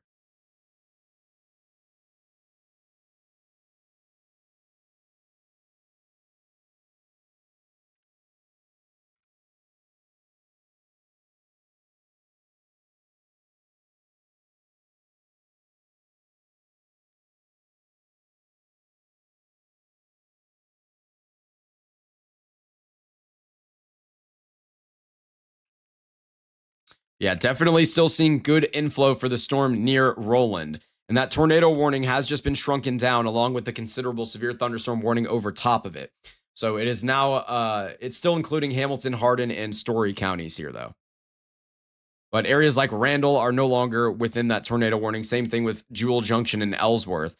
But we may have a new threat beginning to develop just north of Jewel Junction near Camrar. That's the area where that confirmed tornado was earlier on.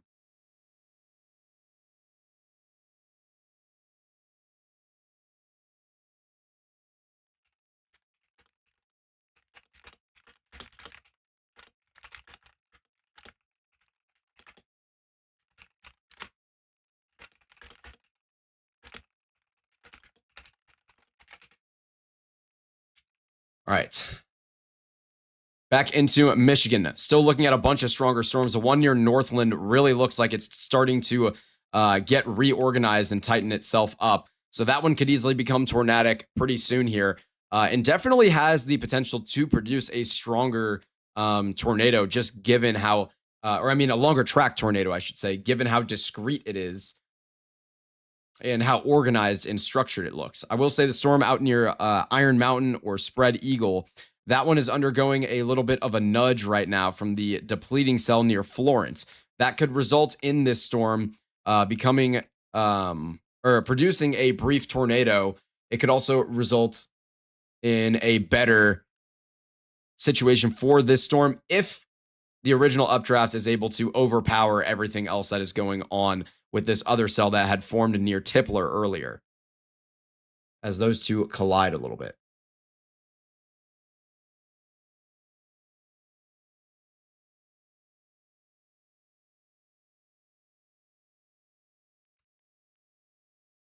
So we're going to keep watching all of these really closely. I will say this one near Northland is looking pretty good, though.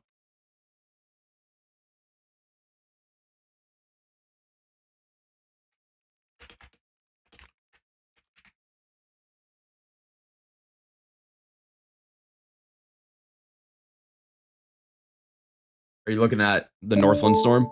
Okay. A new tornado warning has been issued. We just had a new tornado warning issued up in Michigan. I'm assuming this is going to be for the Northland storm, as it's looking pretty good. Tornado warning. And then we just had another one issued as well.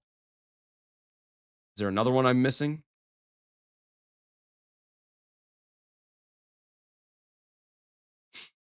Yeah, I'm gonna wait for these polygons to show up here. We have two new tornado warnings that have just been issued in Michigan in the Upper Peninsula. And they should show up on the map for me. And there they are. Okay, so, oh, I'm blind. Okay, we have a giant area of rotation that's shown up just east of Marquette. That's what we're looking at. So that is definitely a concerning one. We could easily have we could easily have a water spout right off the shore here, just east of Harvey or just northwest of Dearton. Easily could. And then we have that other storm near Northland. That's the number one concern for me right this moment. This storm looks really, really, really juicy. So a total of 3 tornado warnings in place in Michigan right now.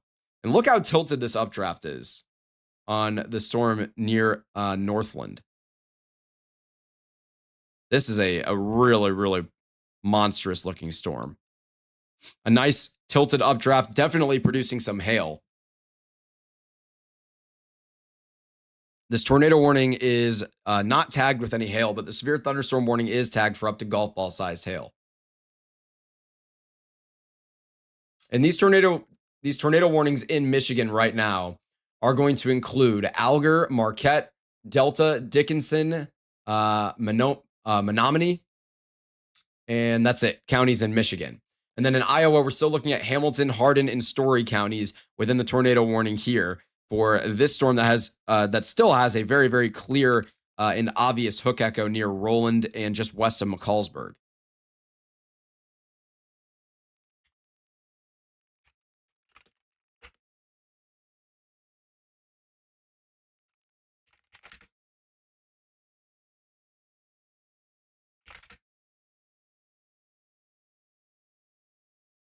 If you're talking about Delaware County in Iowa, I'm assuming that's what you're talking about.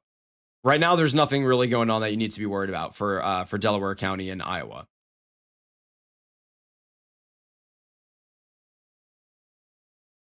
I'm assuming that's what you're talking about. Definitely a stronger storm. I don't know if this is Delaware County. Hang on. Okay, yeah, no, in Delaware County, you're definitely good. In Iowa, I'm assuming that's what you're talking about. You're good for the time being anyway.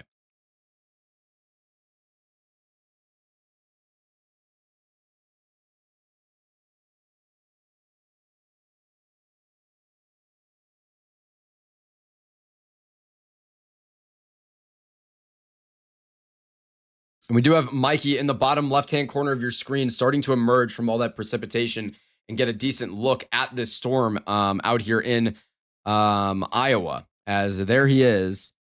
We can see him on the radar here. I know it's tiny. I'll circle him. There's Mikey. And just up to his northwest is that hook echo that we're seeing on radar, where we have that rotation for the tornado warned supercell.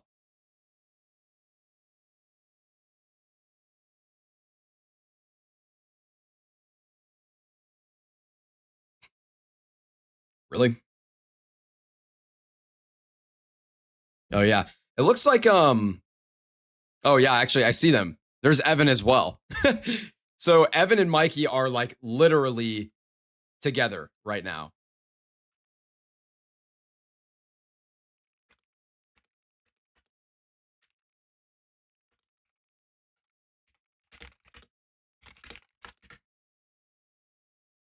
So they are out there. They're going to try and get us a decent view on this storm. Mikey is the closest. We're going to keep him in the bottom left at least for a second here. And it looks like this hook is definitely trying to reorganize itself even a little bit better.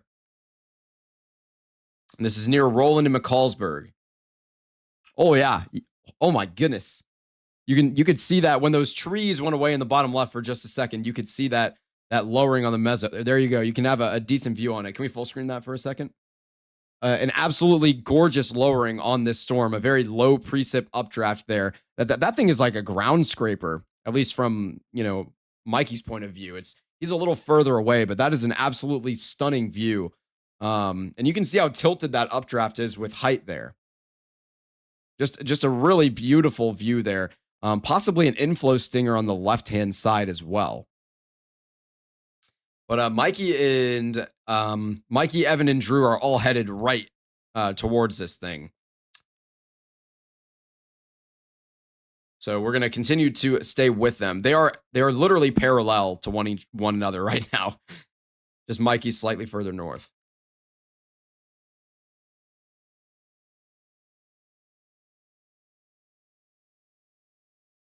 Yep. Oh, yeah, we have a destructive severe thunderstorm warning that's just been put in place in Iowa. We also have very, very strong rotation on the storm to the east of Harvey. And we could easily have a water spout that could make its way over land here. Easily. It wouldn't shock me to see this get confirmed. This rotation is very tight here.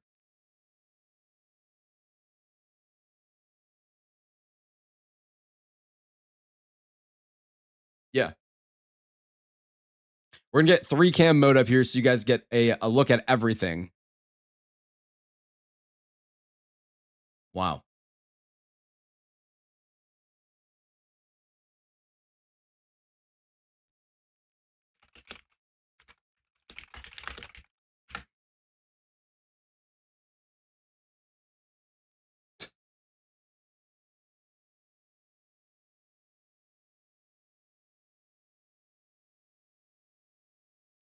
Yeah.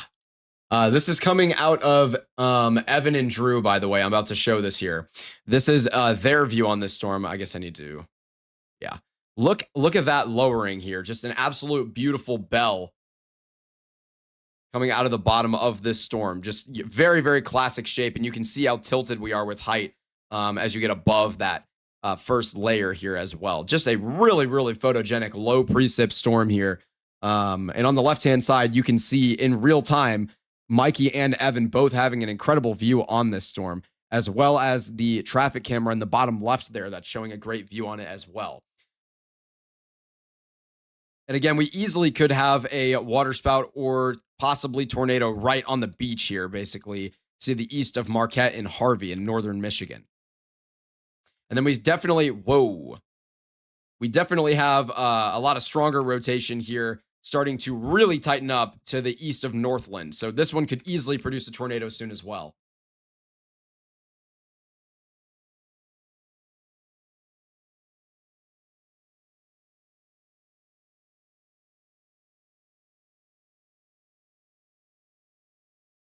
And that is Drew saying that storm has baseball-sized hail, apparently.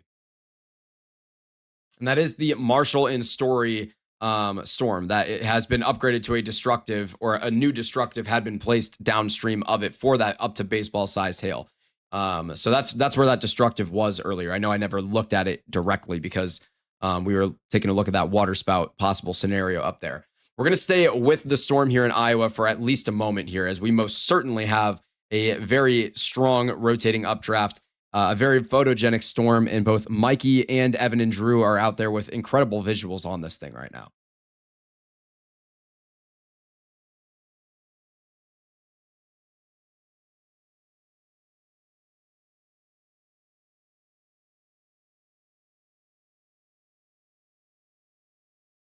Yeah.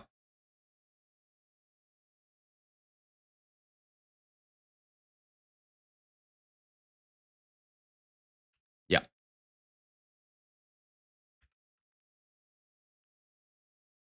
So still really well-established inflow with this storm, and a very well-established RFD as well.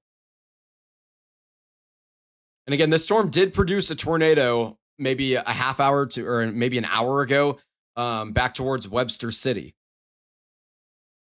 So a very strong storm here that has recycled itself, is producing up to baseball-sized hail at this time. So this is a destructive severe thunderstorm warning and a tornado warning here.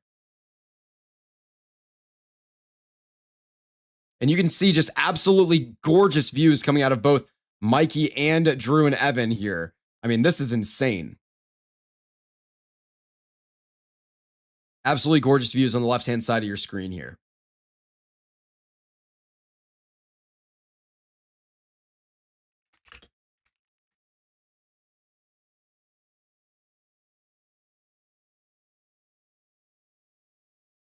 Yeah, that's fine.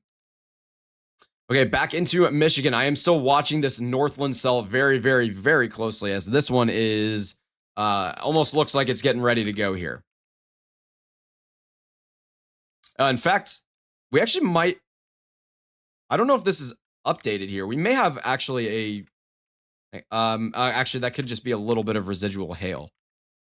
I don't know. This could be potentially debris. This might be a confirmed tornado soon here. in Northland, where we have a little bit of a CC drop in near zero ZDR.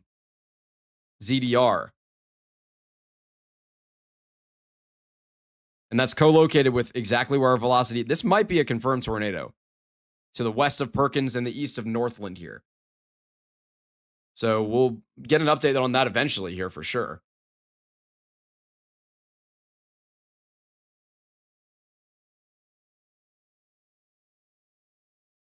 Okay, Mikey is going to come in and do a live hit for us here soon. Actually, just about right now. Give me 1 second. Can you put us in one cam mode? Oh, that's not what I meant to do.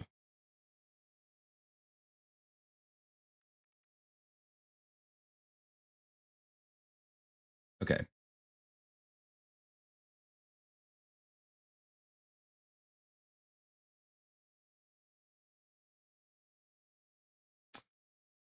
Okay.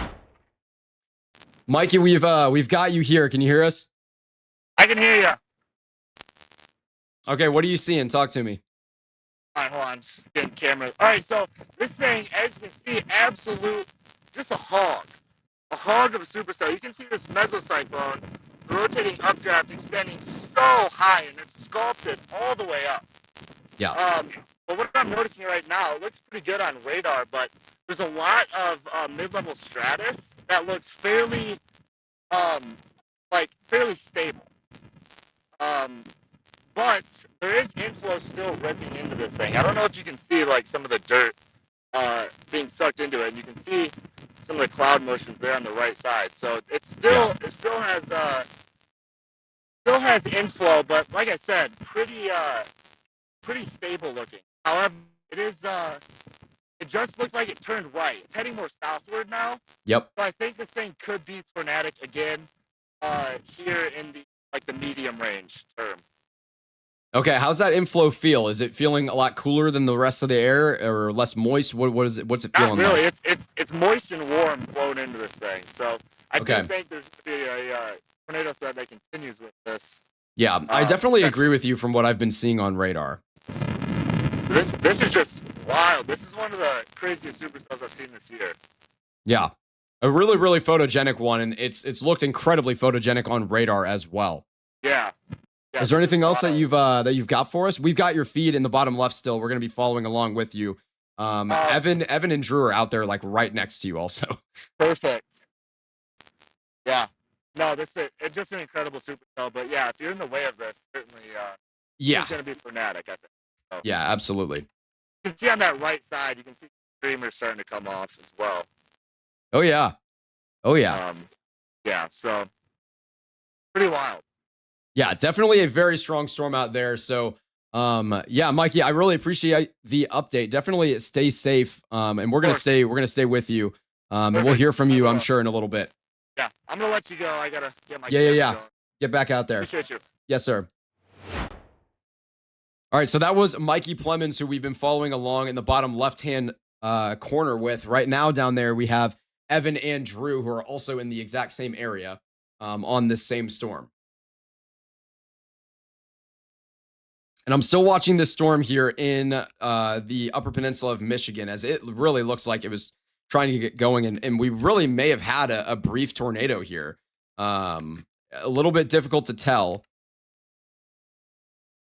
But I really do think it's not outside of the realm of possibility that we had a brief tornado there. I don't think we have one now. And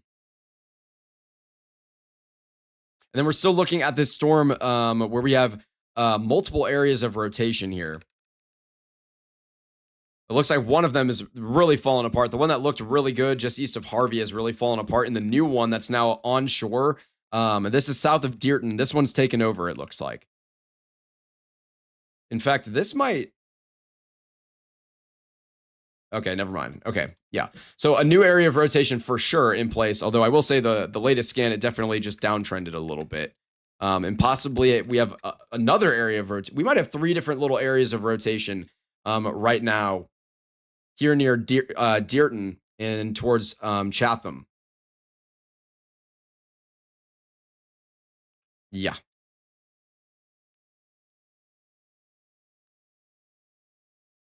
Yeah, and then we have another cell, another low precip cell to the north of our Northland storm. So this one's near Princeton and Little Lake, and that one is really getting going in the last couple of minutes. It's very, very low precip out here too. That one looks pretty good.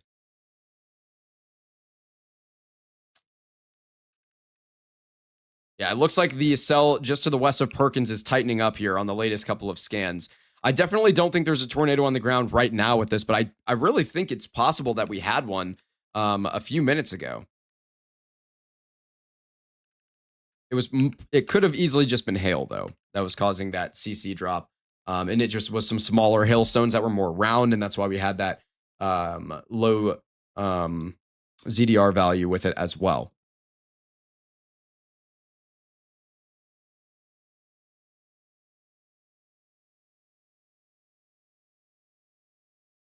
All right, going back down to Iowa, Story County still within a tornado warning here. And we're probably going to get a new one. This is the storm that Mikey and Evan and Drew are all on right now. That rotation doesn't look incredible on radar at this moment. It definitely looks like it's weakened a little bit over the last couple of scans. But it's definitely still there and easily could become tornadic at any minute here. It is within a destructive severe thunderstorm warning, though, for Marshall and Story counties. So this one, again, is out near McCallsburg and Ziering, Fernald as well, and it's headed towards Colo, State Center, St. Anthony, Collins, Rhodes, and Melbourne.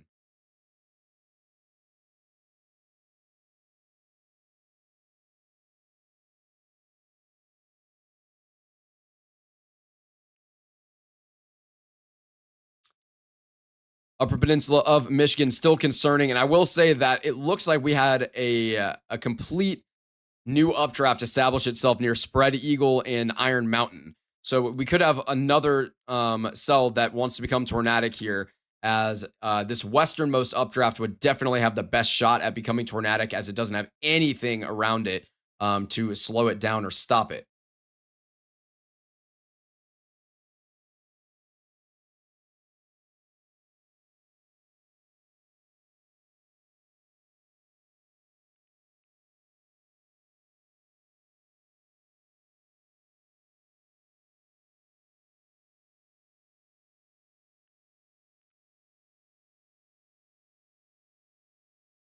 Got it.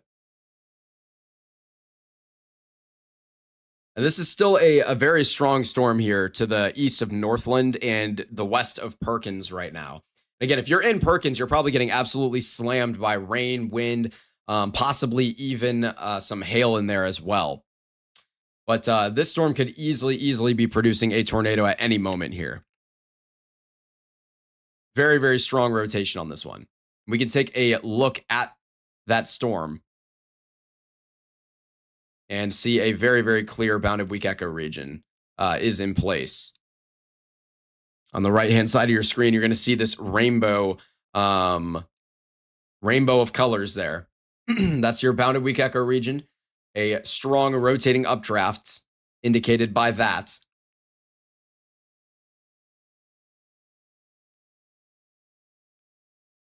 Okay.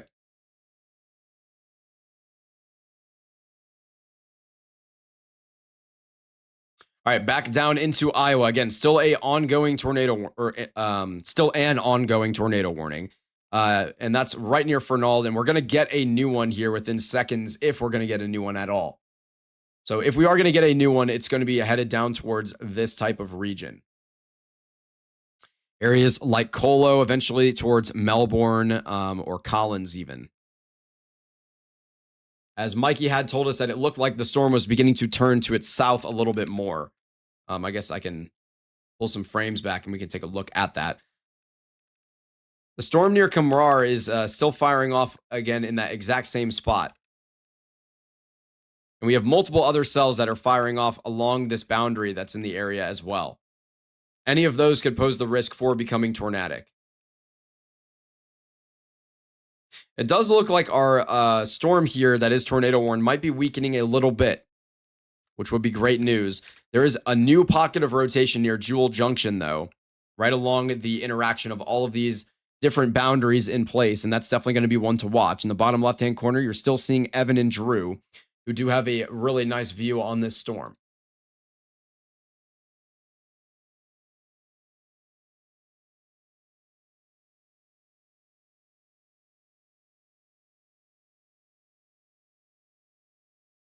And I am definitely still expecting a lot more cells to fire off back through like central Wisconsin here. Really, anywhere in this circle, we could see cells that fire off and are capable of producing tornadoes.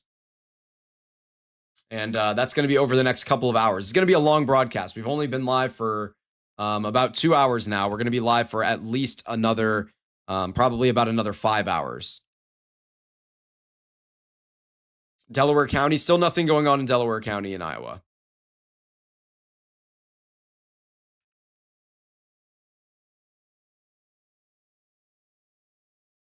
Yeah, I'm still watching this storm here near Perkins very, very closely, as this one, I mean, really looks like it wants to put down a tornado.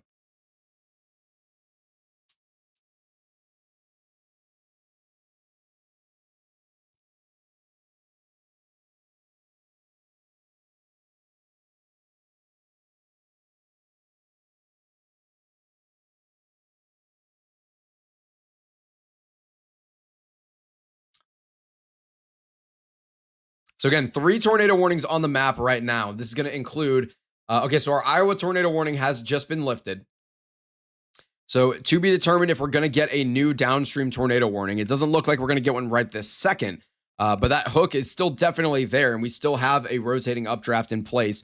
We could easily see the storm recycle and reach a type of threshold enough where the National Weather Service decides to tornado warn it. We actually can see that RFD on radar here showing up just a little bit, where you have this nice clean inflow coming into the storm. My drawing skills, holy, this good clean inflow coming into the storm here. But it looks like it is struggling to get just a little bit of inflow due to the really impressive outflow boundary that's been kicked out by this whole line of storms here. But nonetheless, it does still have inflow at the local level. And any of these storms, like the one up near Jewel Junction, pose the risk for becoming tornadic as well, as they interact with all of these boundaries. You can see you have the outflow boundary of the Jewel Junction storm itself, or really the FFD of that storm. You have the residual boundary that was in place from earlier. And then you have the new outflow boundary that's been kicked out by all of our storms going on right now. So a lot going on here on the map. In Michigan, still looking at Alger, Marquette, Delta, and Menominee counties within tornado warnings right now. And I really do think this cell near Perkins, it just looks really conducive for putting down a tornado. The one near Iron Mountain recycling as well. That one could easily become tornadic. And then the one near Dearton has recycled a little bit also, and it could definitely be tornadic.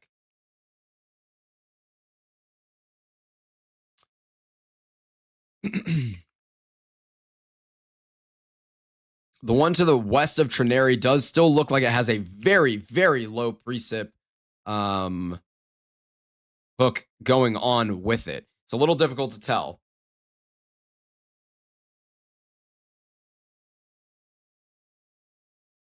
Yeah, it definitely seems like it does.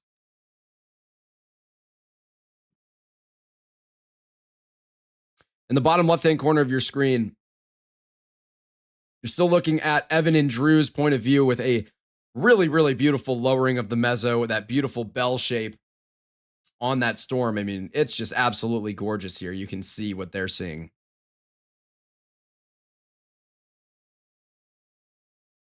I'm going to go ahead and big cam them for just a second and take a look at that really, really gorgeous lowering here that they are basically driving under right now.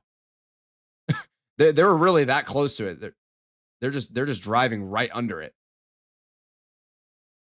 So they're pretty much in the bear's cage if there was one with this storm. It's so low precip, so there really isn't one, but they are staring right up the belly. We'll keep Evan and Drew in the bottom left-hand corner so we can follow along. And I'm still watching very, very closely the storms in Michigan. So what we're probably going to do here for the time being is remain with the storms in Michigan on radar and continue to follow along with Mikey, Drew, and Evan with our cameras so we can cover everything all at once.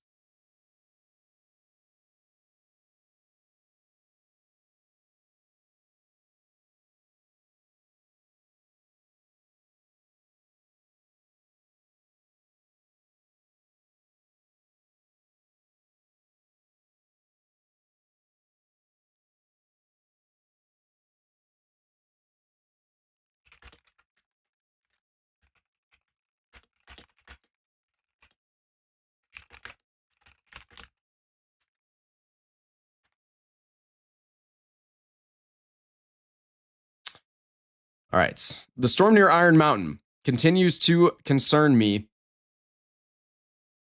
You can see that second updraft that is in there near Norway. But that's not the one that I'm really worried about becoming tornadic. The one that I'm really worried about is literally like right over Iron Mountain right now, which is a very populated area. And man, this storm near Perkins just continues to look very impressive. I'm pretty surprised that we haven't seen a tornado from this, to be honest with you.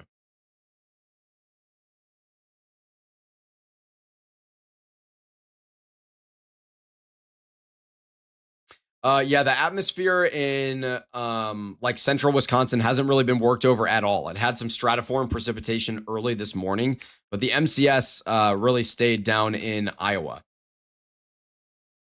For the most part, anyway.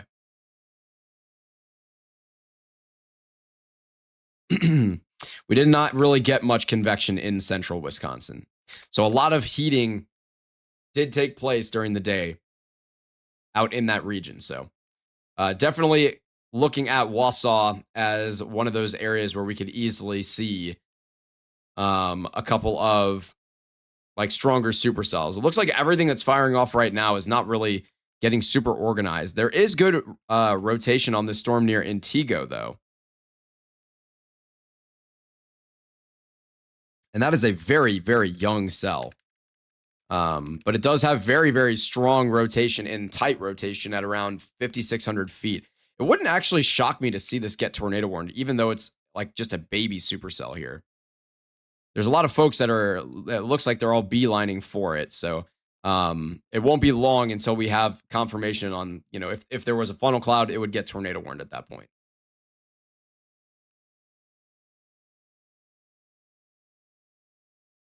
And again, down in Iowa, we're not terribly far northeast of Des Moines.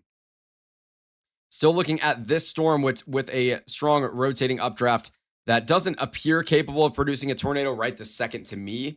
But we have a lot of visuals on this. You can see in the bottom left-hand corner, Evan and Drew down there. And we're going to have, and then we do also have Mikey out there as well. So we're keeping a close eye on this one. But it is a destructive severe thunderstorm, producing up to baseball-sized hail regardless for areas like State Center.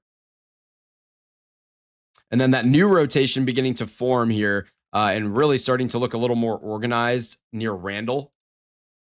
So that area, just south of Jewel Junction, that's definitely another area to watch for a possible tornado.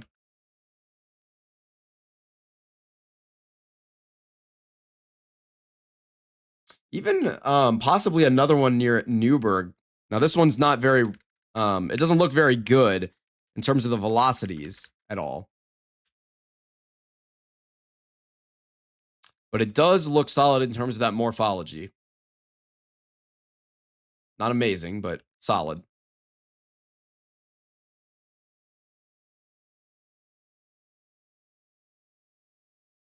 And then back into Michigan, we're still watching this storm here just to the west of Autrain, where this storm has just been cycling repeatedly, producing a bunch of areas of low-level rotation.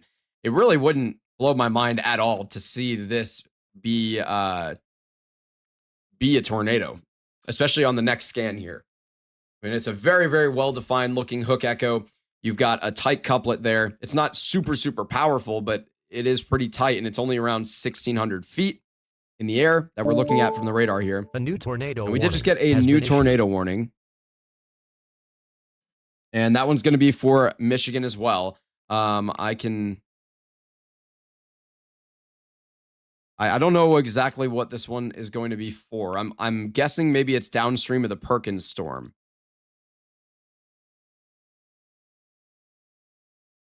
So not entirely sure. It should show up for us in just a minute here.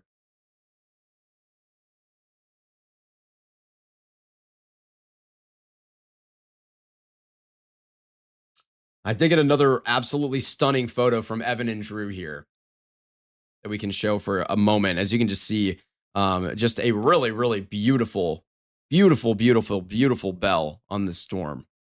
Just absolutely gorgeous. But that cell does appear to be weakening now. Okay, so it was downstream of the Perkins storm. So we did have a new tornado warning that was put in place.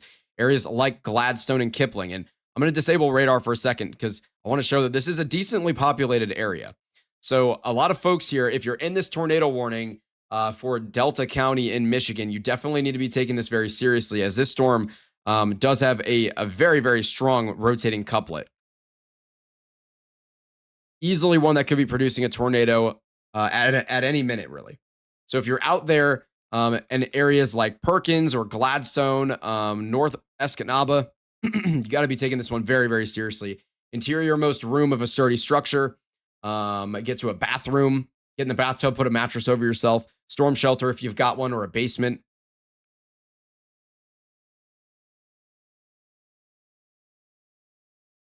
And yeah, still pretty strong rotation here, just to the west of Autrain.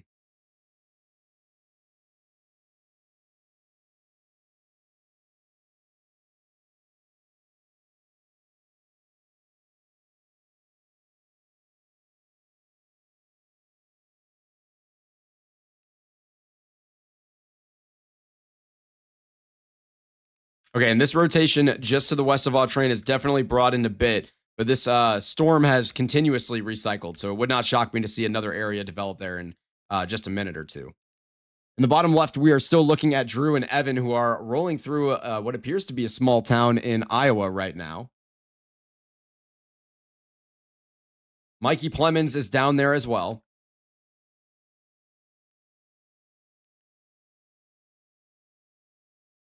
Still looking at strong rotation just to the south of Perkins here in Michigan.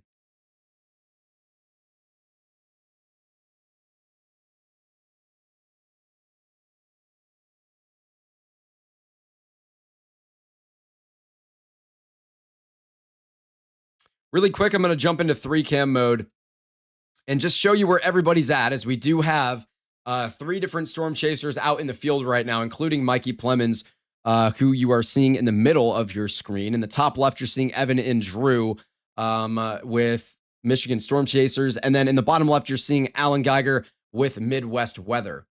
So all 3 storm chasers that are signed with us.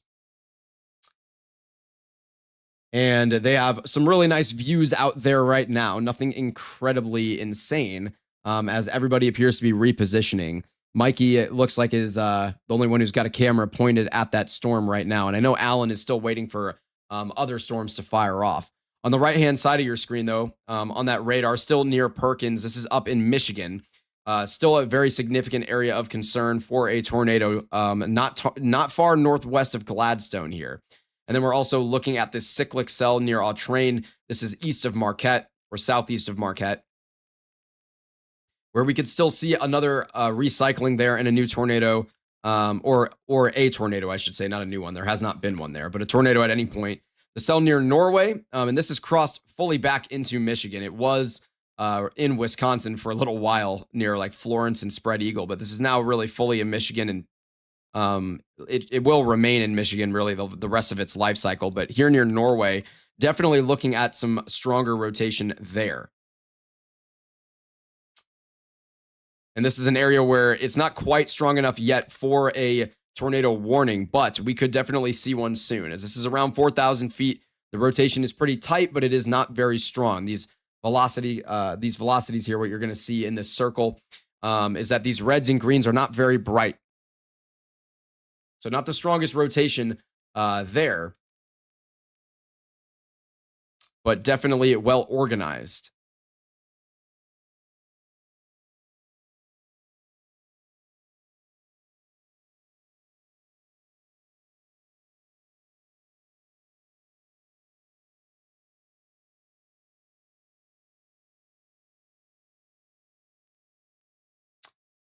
T Grand's good to see you tonight. Hope you're staying safe out there. Again, we have three tornado warnings and 3 storm chasers out in the field right now. 2 of those warnings are going to be on the cell up here in northern Michigan in the Upper Peninsula, near Gladstone and Perkins. One of those will be allowed to expire soon. And we did just get a new downstream tornado warning put in place for the cyclic storm that has repeatedly tried to put down a tornado the last 20 minutes a bunch of different times. This one is going to be up here for areas like Train, Chatham, Munising, and Wetmore here in northern Michigan. I'll zoom out a little bit so we can see where we are at. And here's a look at these tornado warnings on the map. Again, 4 polygons on the map for these tornado warnings, but really only 2 tornadic cells in on the map right this second. And then we do still have the stronger storm down in Iowa, not terribly far to the northeast of Des Moines, where we do have that low precip couplet. Definitely looks like it is continuously weakening, though. But if we were going to get a tornado, it would be near Colo and continuing to track towards the southeast. And then we're still looking at this other storm here near Randall that's fired off along the triple point of our 2 different boundaries that are in place out here in central Iowa.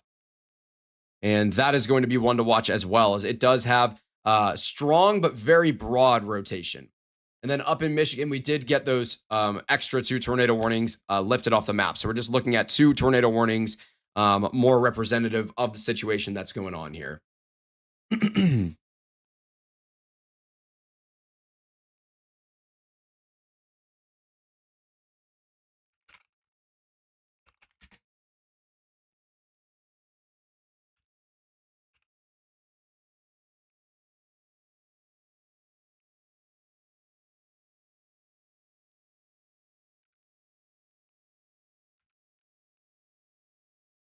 Okay. So we are looking at this stronger wind bag still out here near Iowa City. And this one is eventually going to start to make its way on into Illinois. I mean, this entire area here kind of looking like a giant wind producing event. And especially the little bit of a Boeing segment that we have here near Iowa City and Kelowna. That area is definitely looking like your classic windbag scenario. And it doesn't appear to be slowing down. I will say this was a considerable severe thunderstorm warning a while ago. Currently just tagged for 60-mile-per-hour winds. It would not blow my mind at all to see those get up to 70, potentially even a gust up to 80 miles per hour with that storm. I will say near Story City, definitely looks like this storm is getting organized pretty quickly here and could become tornadic near this triple point. You can see the original boundary in place here that these storms were all interacting with, and then the new outflow boundary from our other storms that we've had this afternoon and evening. And now you can even see that RFD forming near Story City. So definitely a stronger storm here. One to watch very closely for the risk of producing another tornado, as we've already had 1 confirmed tornado in the state of Iowa today. On the left-hand side of your screen, we're still following along with Evan, Drew, Mikey, and Alan.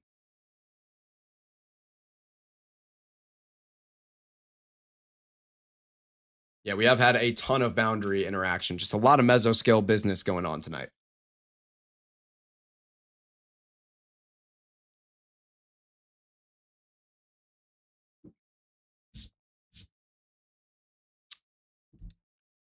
And again, this cell near Perkins, definitely still capable of producing a tornado.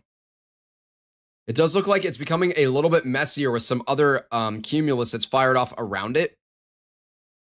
So if there was a tornado, it might be low, or it might be high precip. You might not be able to see it. It might be rain wrapped. So if you're in this area here near Perkins, you definitely need to make sure you're taking this one very seriously. And again, we are looking at all of this extra cumulus that's been firing off around this cell that would cause that issue. But you can see that tight rotating couplet still in place right near Perkins. Just here 120 saying, hi, Will, been listening but was busy. If you have a moment, how are the storms today going to affect the storms tomorrow? I keep hearing that, but if they are moving into a new area, doesn't that mean it's feeding off the new atmosphere? So yes and no. Essentially, tomorrow's storms are also going to be driven by the same cold front that is bringing tonight's storms. So where that cold front goes, or how far it makes it, I should say. How far it's able to progress, how quickly it moves, and how long tonight's storms last is going to dramatically impact how much time there is for recovery in the atmosphere ahead of the line, essentially. So if this cold front is kicking off a lot of stronger storms that move off into like the Ohio Valley and initiate some more cloud cover in that area, it could be a limiting factor for tomorrow as well.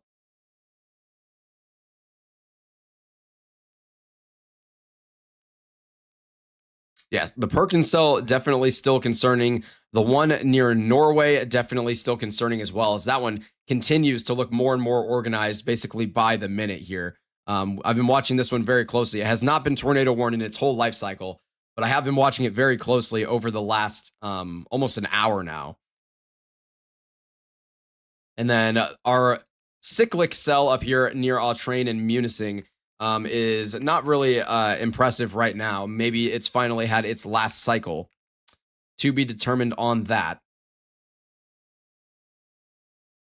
Possibly a little bit of a mesoscale handoff about to happen here near Gladstone and Kipling. So we could be seeing a recycling on this storm.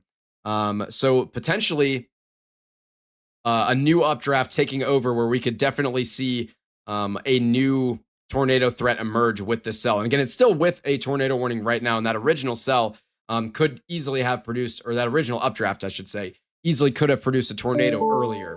A new tornado warning has been We did issued. just get another new tornado warning. This one is going to be for Michigan. And it might be for the Iron County one, actually, or the Iron Mountain, east of Iron Mountain now, near Norway. So we're going to see when that polygon shows up on the map in just a couple of seconds here.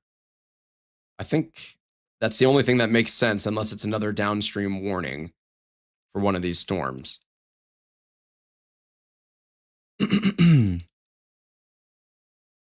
Where Evan, Mikey, and Alan chasing? They are all out in Iowa and Wisconsin.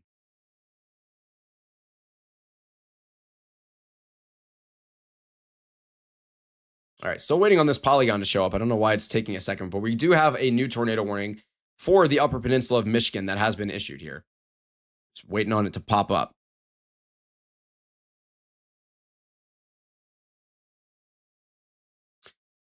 Well, I hope it limits it. I don't want that mess, and thank you for explaining. You're absolutely welcome. There is no new tornado warning. Okay, so then we may have just had some sort of a false alarm go off there. Interesting.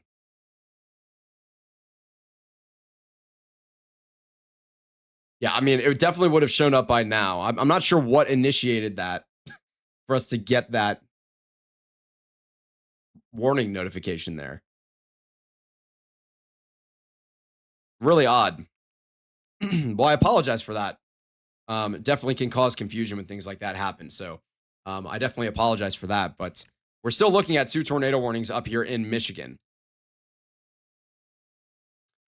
And the one to the west of Wetmore and Munising is not looking quite as impressive. And honestly, I'll say both of them aren't looking quite as impressive right now.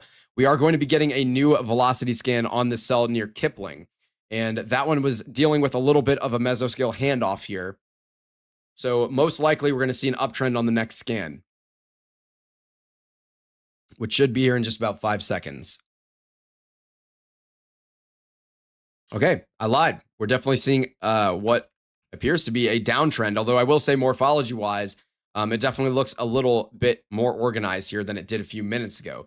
So this updraft has managed to absorb all of that precipitation that I was circling earlier that was firing off just on the west-hand side of this storm. So all that precipitation has been pulled around into the precipitation region of this storm. Hello from a way too hot Nebraska. Kelly Fossey, good to see you tonight. I think I was seeing temperatures of upwards of 100 earlier today in Nebraska.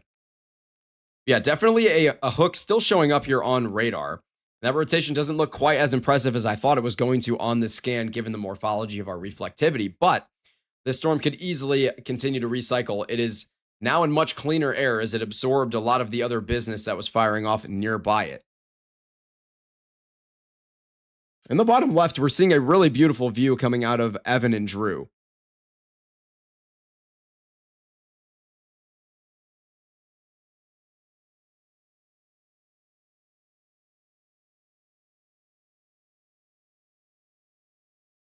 Looks like our overlay did cut for just a second here.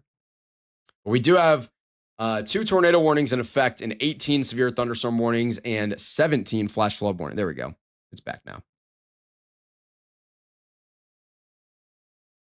But yeah, Evan, Drew, and Mikey have all been out there on that supercell in Iowa that is still considerable severe thunderstorm warned near State Center.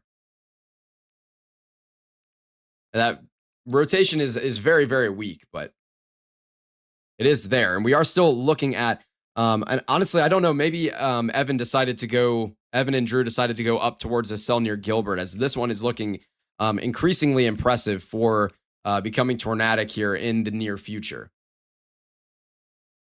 You can see a very, very clear hook echo forming on radar here with that nice, good, clean inflow coming into it.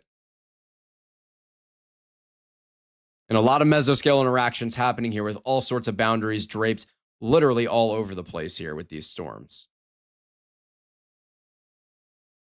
Just a bunch of boundaries in place. Disney fan before saying the storm development in Wisconsin, the bogging of the squall line. I'm not sure I know what you mean there. Likelihood that cells near Munising, Gladstone, and Powers in Michigan go linear before they make to Newberry in the eastern UP.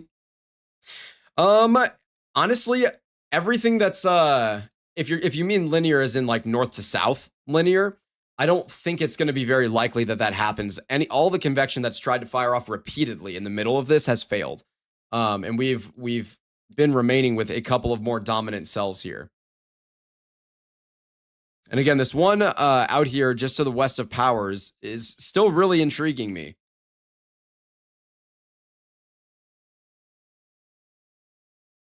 And definitely a recycling going on to the northeast now of Gladstone. So it dodged some of those populated areas, which is good. But it may still be headed towards like Nama or Manistee.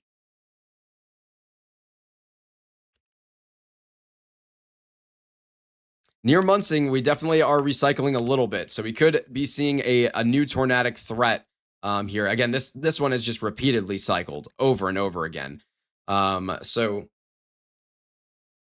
Oh yeah, and we are full screen here on what Evan and Drew are looking at, because they have an absolutely stunning, jaw-dropping view here right now. Just a gorgeous supercell. You can see those aquamarines really coming through. It looks like a spaceship there as we get a little bit of a semi blocking our view for a second here. But man, that is an absolutely gorgeous storm. And based on the fact that it's not fully low precip, I'm going to assume that they did end up going up to the north towards this storm you're seeing at the bottom of your screen near Gilbert and Story City. So that is a very strong storm that does have a really good RFD cut in there.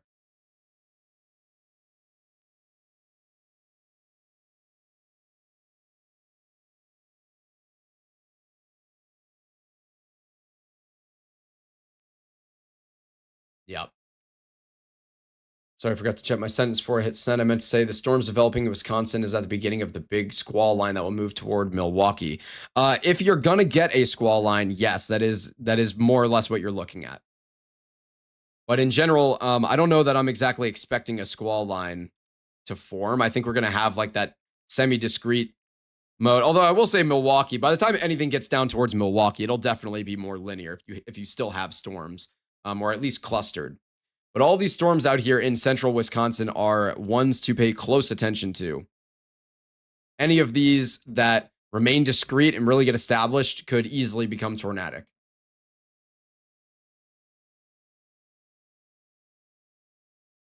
But yeah, Evan and Drew just have an absolutely breathtaking view here on this storm.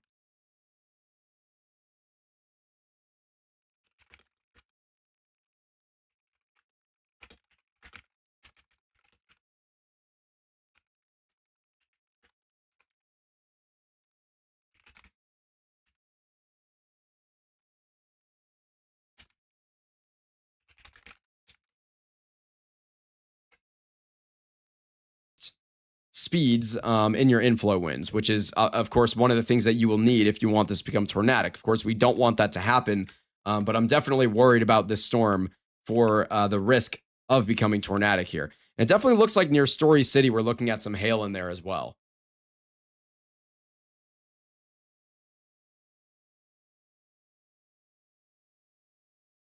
Still nothing going on in Delaware County, Iowa.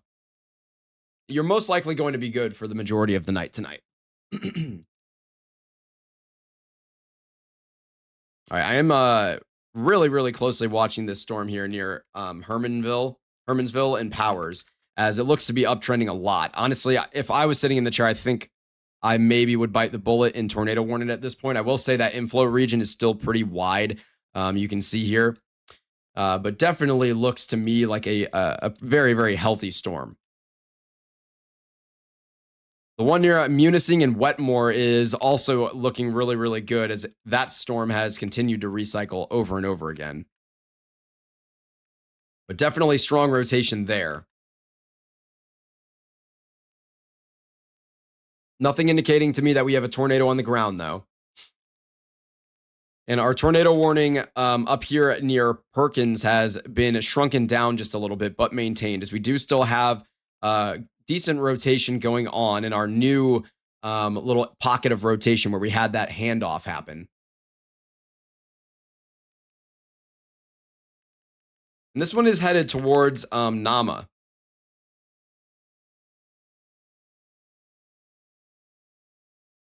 And still a really, really photogenic cell that we're getting down from Evan and Drew.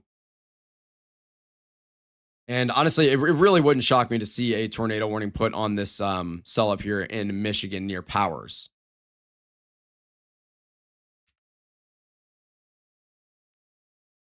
Yeah, I mean, it looks... So you got to take these NROT values with a little bit of a grain of salt here, because this RFD is not quite wrapped around enough. But it definitely looks pretty good here. There wasn't a flash flood warning, by the way, that was just put in place right along the lake here for areas like Munising, Wetmore, Autrain, and Dearton.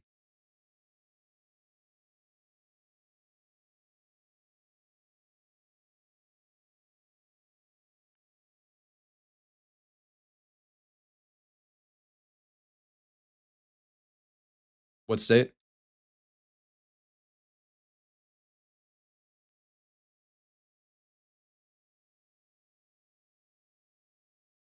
So we did have a report of a rapidly rotating wall cloud coming out of Iowa. We did get a new downstream severe thunderstorm warning here for up to $half sized hail. It is not tornado possible tagged. Near Munising, we did get another downstream severe thunderstorm warning there as well. That one is not tornado possible tagged either. So I'm assuming they're just going to continue to issue tornado warnings up here in Michigan. Yeah, this one definitely looks like it's even uptrending a little bit just to the west of Wetmore and the south west of Munising.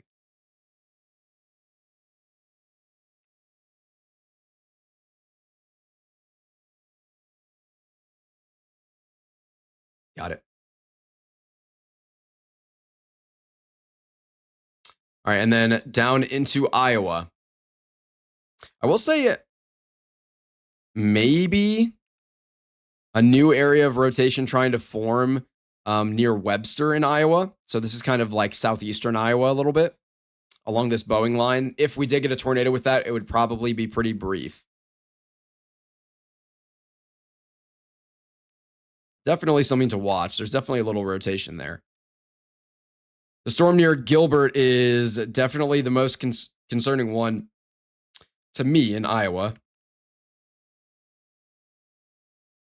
Hey, Will, can you give a brief on what has happened since I've been at the creek? Yeah, we've had one confirmed tornado in Iowa and a handful of other tornado warnings. We have a couple of tornado warnings in Michigan right now, and I'm still watching this cell near Powers. It does look like that inflow region is tightening up quickly. I would not be surprised at all to see a tornado warning on this here in the next couple of minutes. And then our rotation near Munising Still definitely there, without a doubt, just to the west of Wetmore. As these cells up here in Michigan just repeatedly keep recycling. Okay, I have to hit the restroom really quick. Can you full screen or big cam for Evan and Drew really quick? So we're going to give you a quick view and just watch along with what Evan and Drew are seeing out there in Iowa right now. I'm going to hit the restroom really quick and I'll be back in like 45 seconds.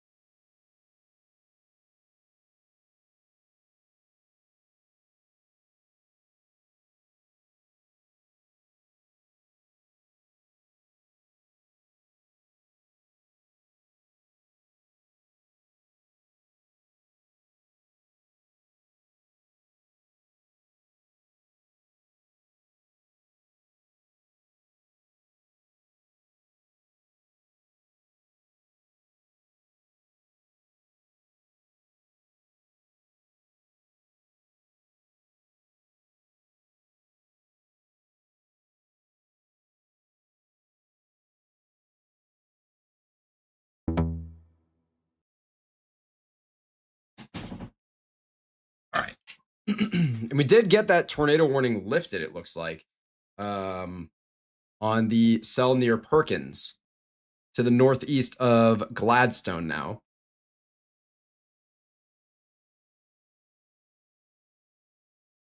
All right. And then we have not had any new tornado warnings. So we just have one tornado warning on the map. Apologies for the quick restroom break there. And near power is definitely looking at still even stronger rotation possibly on the latest scan. We're going to get it in just a second. There it is. Okay. It's still about the same. I definitely would be inclined towards tornado warning that. And we did get a considerable upgrade here on the storm near Gilbert, Story City, Roland, Fernald, and Nevada here in Iowa. So this is where we're looking at, literally dead center of Iowa here, pretty much.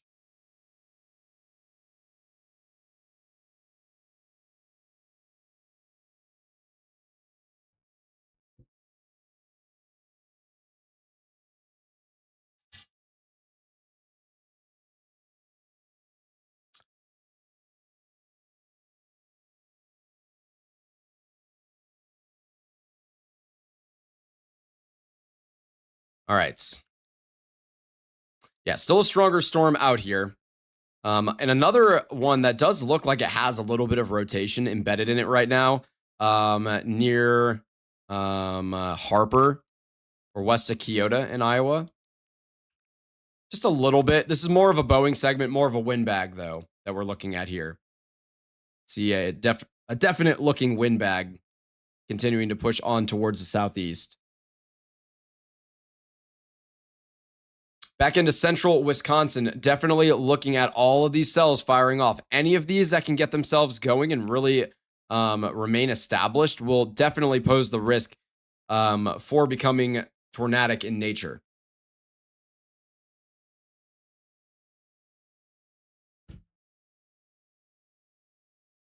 Water in northern Lake Michigan are running mid-60s. Might take a little of the punch out of the cell. We did just get a new tornado warning up in Michigan. I'm going to assume it's the power cell, although it could be the one near Nama. Or it could be downstream of the one near Munising, I guess. But that one's definitely broadened out a little bit over the last couple of scans. We're going to have that new tornado warning up in just a second.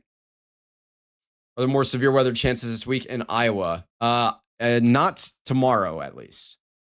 And I don't believe, not tomorrow or Wednesday, but yes, possibly later into the week, but at least not over the next couple of days. And there's that new tornado warning. It is for the storm near Powers, as that one has now been tornado warned. So this is going to be for Delta and Menominee counties here. Or excuse me. Wait. Is that right? Yeah, okay. Delta and Menominee counties here. So a stronger cell out here in the Upper Peninsula of Michigan. And this is the one I've been watching for the longest, to be honest with you. Definitely capable of producing a tornado. No one's over in that area, except someone, Aiden Johnson, appears to be headed down to that storm right now. Interestingly. And then out in central Wisconsin, still looking at a bunch of cells beginning to fire off. So we're going to be getting kind of into the meat and potatoes of tonight's severe weather in maybe about an hour from now. Still watching pretty closely for this storm here near Ames or Gilbert, as it could still become tornadic at some point. It's definitely not right this minute. Still a monster, though, and we've been staying with Evan and Drew, as well as Mikey, who are out in that area.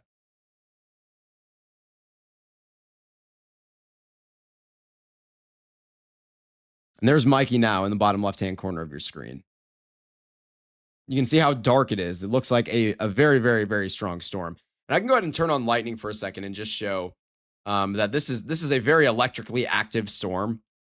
This whole Boeing segment is too out here in southeastern Iowa. But this cell that's fired off near the triple point of these boundaries up here in central Iowa is definitely the most electrically active, and that's basically due north of Des Moines. Yeah, I am seeing multiple reports of a rotating wall cloud from Spotter Network here on this storm. One of these was just about a half hour ago. And then the most recent one was, let's see, that was just 12 minutes ago. And that was rapidly rotating wall cloud, tornado imminent, according to Jared Carlson. Not sure I agree with that necessarily, but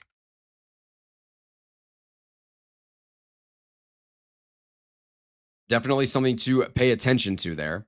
And again, we do have Mikey, Drew, and Evan all on this storm. So we're going to know. We are going to know if we get something with it. All right, back into Michigan. Our tornado warning for the Munising cell has been lifted. This tornado warning does not have a tornado possible tag, but there is still a little rotation that does remain here near Wetmore, though it is really quickly fizzling out. Most likely will not pose any more of a tornadic threat there. The one near Powers, definitely the most concerning storm on the map right this minute in terms of a tornado threat. I do have an absolutely gorgeous photo from Alan. Now, he's not at any storms just yet. He's out in Wisconsin. But look at this absolutely beautiful photo that he took near Pittsville, Wisconsin here. So this is from Alan with Midwest Weather, and this is just an absolutely breathtaking photo over some lake out here in Pittsville, Wisconsin. Really beautiful sky. You can see that sunshine still blasting the earth, where we're definitely going to see increased instability building in that region. You can even see a couple of cumulus towers off in the distance here on the left. And one on the right, too. Really, really beautiful photo there from Alan in Midwest Weather. If you're not following them on all platforms, you should be. They are awesome.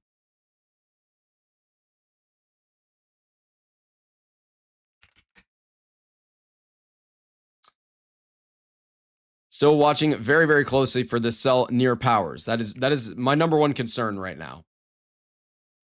See if we can get a decent picture at this bounded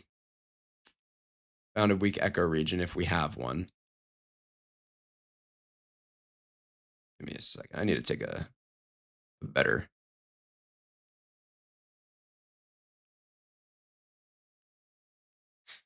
Yeah, I'm struggling to get a good a great picture on. I mean, it's there. It's just difficult to see, but it is there. You do have that bounded weak echo region in place for sure. So a strong rotating updraft. And you can figure that out just from the morphology of this storm too. As you can see that RFD being wrapped around, you're getting that hook echo on radar, that classic supercell shape. So a very, very radar photogenic supercell here. And this one is near Powers, near Kearney, and it's headed off towards Lake Michigan.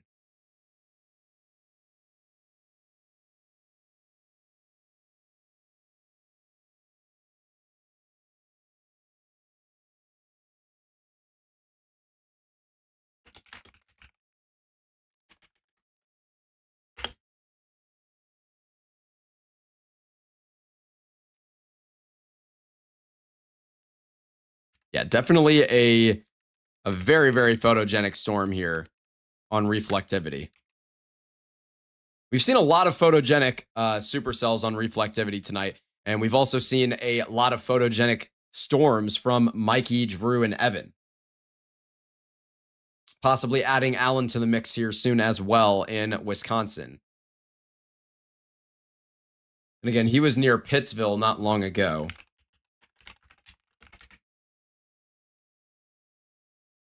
And that should be in like southwestern Wisconsin, I think. No, actually, he's made his way pretty far up. He's really in central Wisconsin.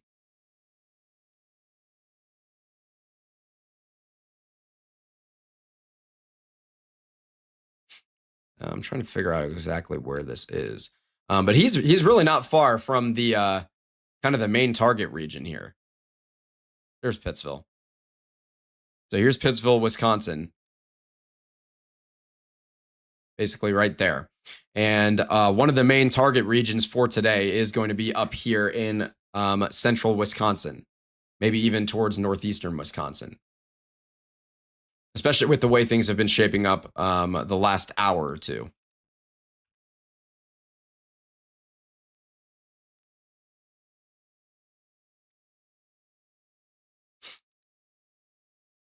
So yeah, Evan and Drew still out there, and we're watching them on the bottom left-hand corner of your screen. Still there in Iowa, where we do have rotation on that considerable warned severe thunderstorm for Boone, Hamilton, Marshall, and Story counties. And then we have a tornado warning still in place up here in the Upper Peninsula of Michigan, near Powers and Kearney, just north of Cedar River. And this storm is going to be eventually moving over the lake. If somehow it can survive over the lake, it could pose a threat for northwestern lower peninsula of Michigan.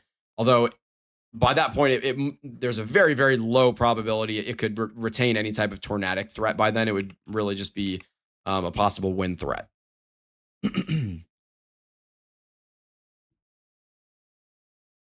Yeah, definitely a strong storm. I'm going to see if I can get a better picture of that bounded weak echo region now. In fact, I think I should be able to.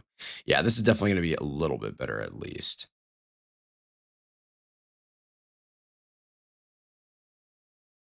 Here we go. This is going to be a lot nicer here. You can see that rainbow of colors very, very clear here. We're on the left-hand side of that little rainbow. That is the area that, shouldn't be there per se. It's only there because you have a rotating updraft.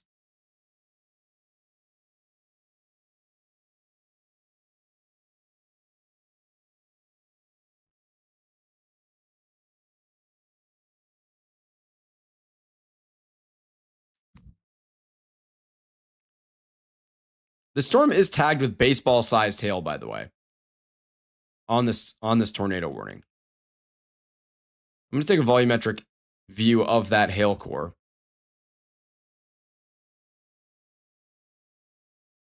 Yeah, you can definitely see a very, very well-tilted updraft, and you can see that cave showing up here, where here's the entrance of your cave, basically, and that magenta is like the back of it, so it's kind of heading... I'm not an artist. But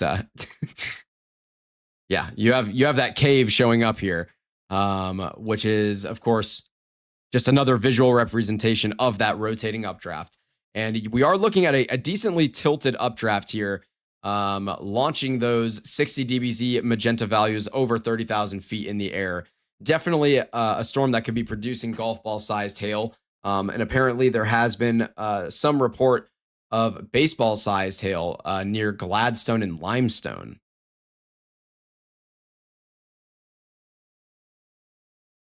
So that was what the formerly warned, or the former tornado warned storm that is near Nama right now, and still does have some broad rotation in there.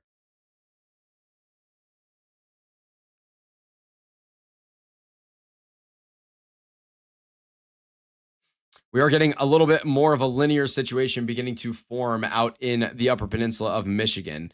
And that is kind of where our cold front is, essentially. Everything else was kind of prefrontal. And you're going to see that front is really like tracking on back through. We just get a new severe thunderstorm warning, by the way. That cold front is really tracking on down through, I don't know, something somewhat similar to this on the map here through Wisconsin. And in central Wisconsin, unfortunately, in the middle of a giant radar hole, we are going to be looking at all of these other cells here. Is this even close to over? No. No. We are going to be going here for probably another 4.5 hours, I would say.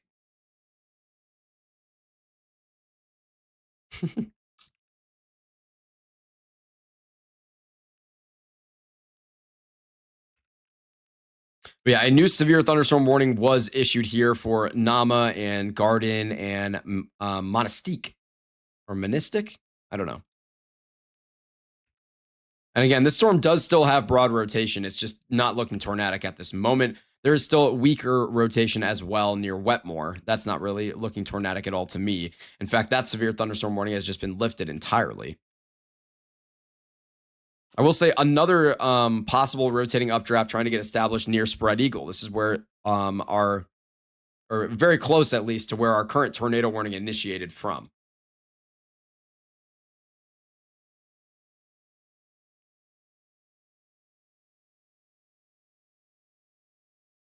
Yeah, easily could see this become problematic near Spread Eagle here. It's a very, very young cell.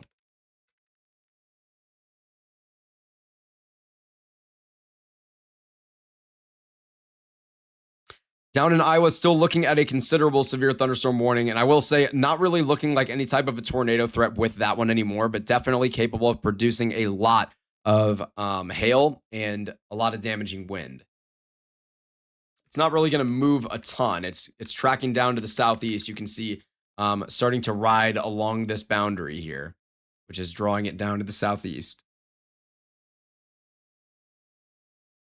This severe thunderstorm warning should be lifted any second here. It has 7 minutes remaining, and I would imagine they're just going to pull it off the map soon. There is still a little bit of rotation that is trying to establish itself to the southwest of Iowa City, southwest of Keota as well.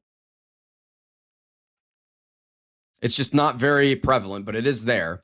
In general, definitely a windbag, though, that is developing here in southeastern Iowa and is going to continue to push into western Illinois. Yes. Mikey's saying we may have just had a weak tornado. I don't know exactly where he is at. That definitely doesn't seem probable to me.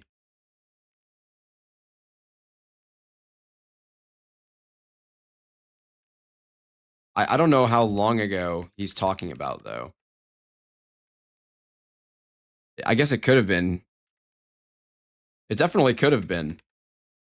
I mean, that inflow kind of occluded itself. So that would have been the point where we would have gotten that tornado spat out if we were going to get one. So it wouldn't blow my mind. It's definitely unlikely, though. I don't know. Interesting. I don't know.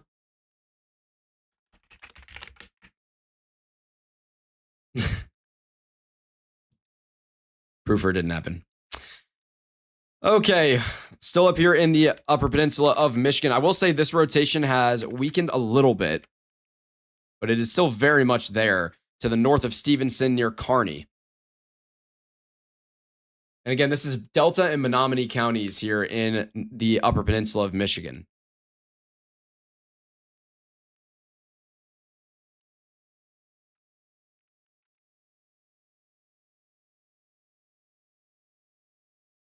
Something we have to think about too is that we're looking at about 5,000 feet in the air here with the radar unit because we are a little far away. Evan and Drew, by the way, still have an absolutely gorgeous view of this shelf cloud. This is insane.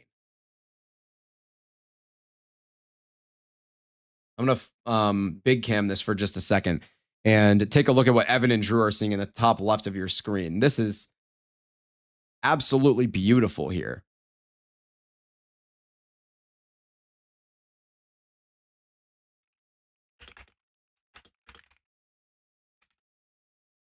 But this is just an absolutely gorgeous looking shelf cloud here as they're panning from left to right. Just beautiful. Absolutely beautiful. I'm going to keep this tornado warning in Michigan on the bottom of your screen as well. We're going to keep following it, but I'm going to keep Drew and Evan on the big screen here.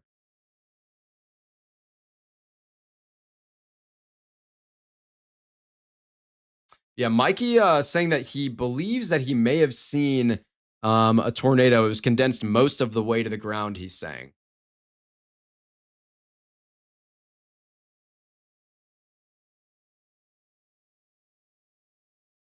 Said it's hard to see on the broadcast, apparently. But we didn't have it. We didn't even have it up at that moment, so. New technique unlocked. Detect bounded weak echo region with cross section. Oh yeah, that's the way to do it.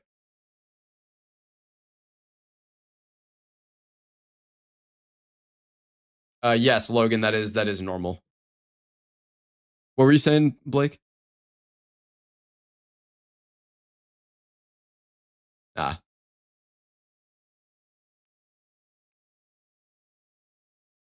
I got you.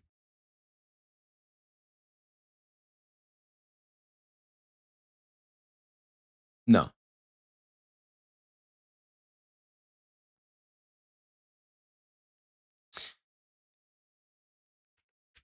We're going to get a new velocity update at the bottom of your screen here on the tornado warning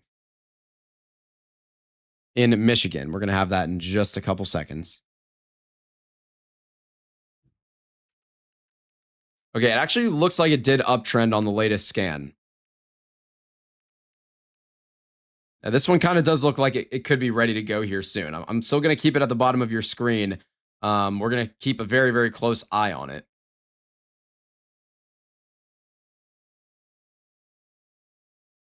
Why don't we check on the storm in Nebraska?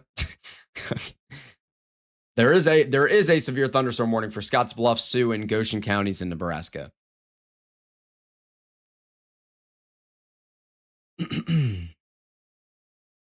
Which isn't entirely surprising. Eastern Nebraska is definitely going to see a couple of storms at least today along this cold front.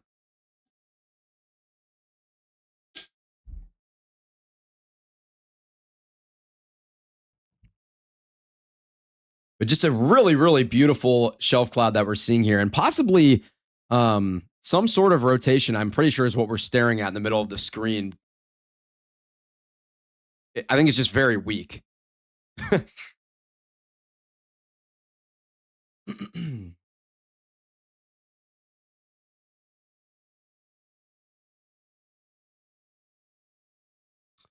Yeah, I think I'm pretty sure we're looking at rotation here the way it looks like that there was a little bit of notching there that was wrapping up in the middle of your screen, or in the middle of that image there from Evan and Drew, I should say.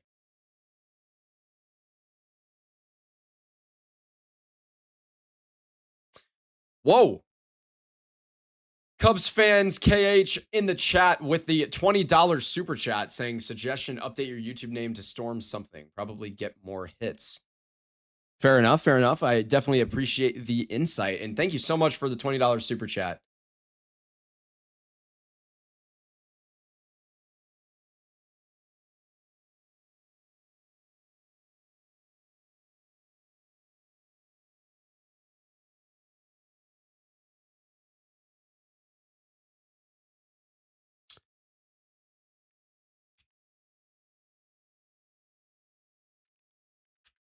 Yeah, I'm definitely really watching closely near Kearney here to see if things are going to continue to uptrend.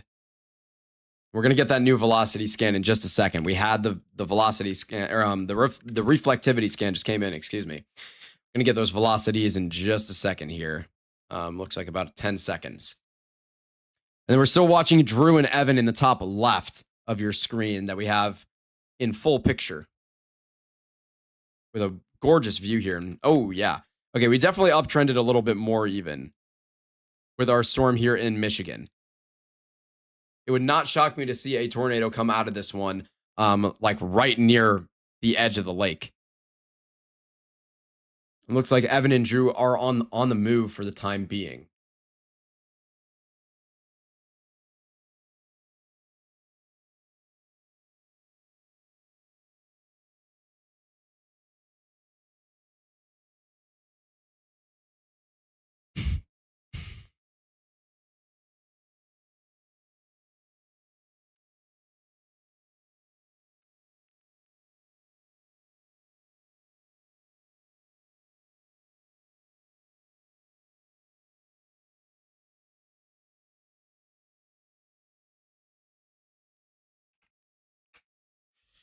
I'm not allowed to laugh at that, but I found that very funny.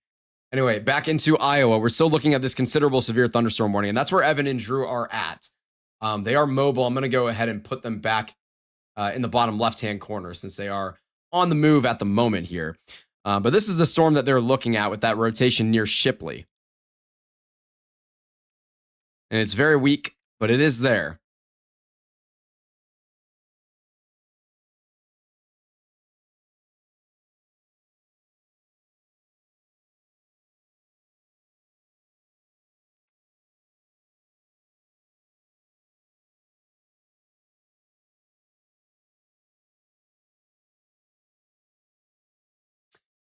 Okay.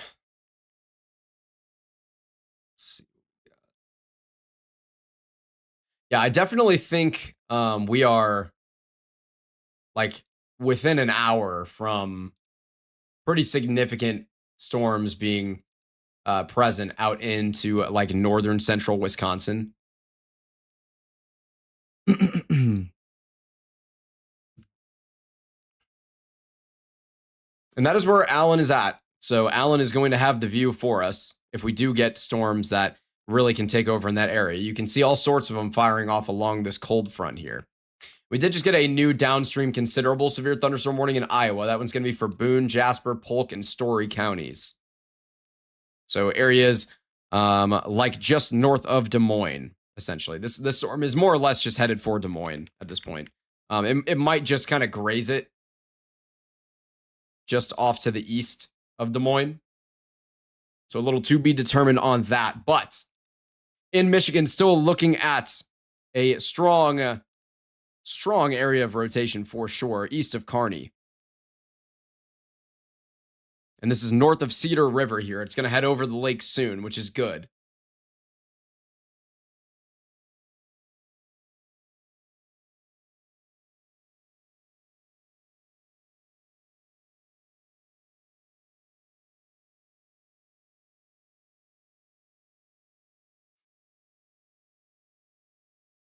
And we did get a special weather statement here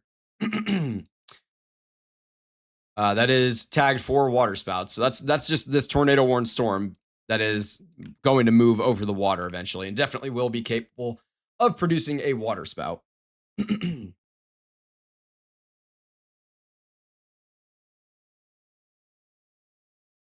Yes.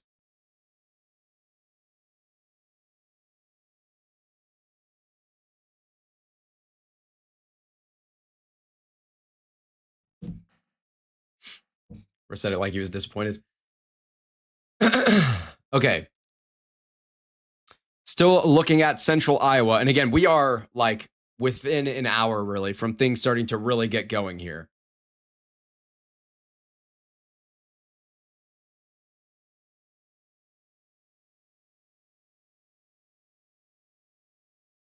So a handful of storms all around the map. Handful of stronger storms, I should say. Since we have a quick second, we'll check in on the storm that's in the Nebraska Panhandle. So this one's coming out of Wyoming from Torrington and rolling through Henry and Morrill out here in the Nebraska Panhandle. Out in New Mexico, we have a handful of severe thunderstorm warnings, as well as in Arizona, one there as well. A lot of flash flooding is happening and going to continue to be possible in Arizona and New Mexico here over the next maybe 8 to 12 hours or so.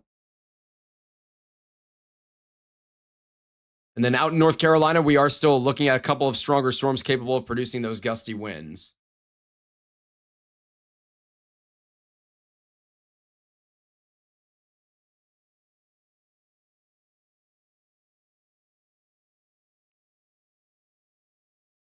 All right. Back into Michigan, where we've got our tornado warning in place. I will say this residual severe thunderstorm warning left over here should get lifted soon, any second really.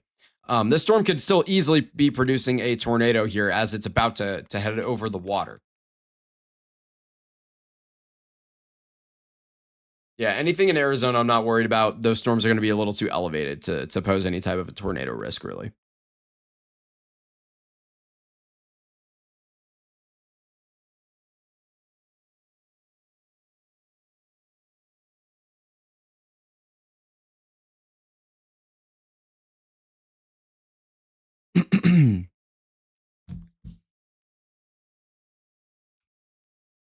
And again, still a really beautiful view from Evan and Drew in the bottom left. I am going to go ahead and put them back on the screen here in full.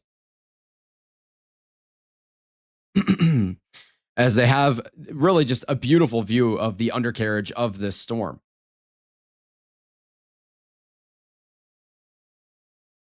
You can see everything really, really clear as day with that storm. You can see the lowering of the mesocyclone, everything looking really nice. You can see that rotation where it is. It's very, very weak. You can see where it is on the left-hand side of your screen, right above where it says severe thunderstorm warning. That's what we're looking at. A very, very photogenic storm out there.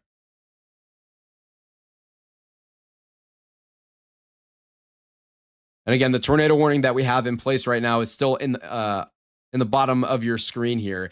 It's just about to head over the water, so it won't really pose much of a concern really for human life here in just a minute, which is good news. There is an island that it could come into contact with, though.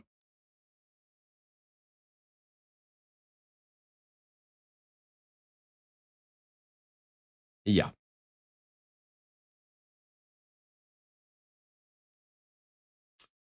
Still very beautiful to look at, though. And again, we do still have Alan out there.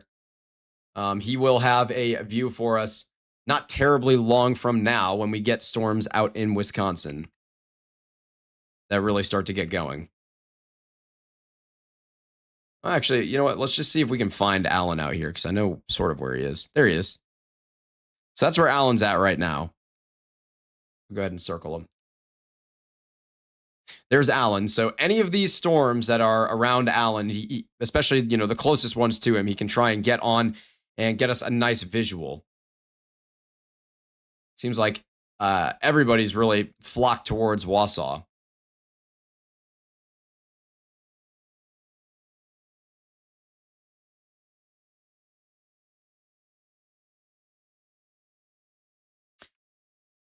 I wonder if we'll get a tornado warning for that island.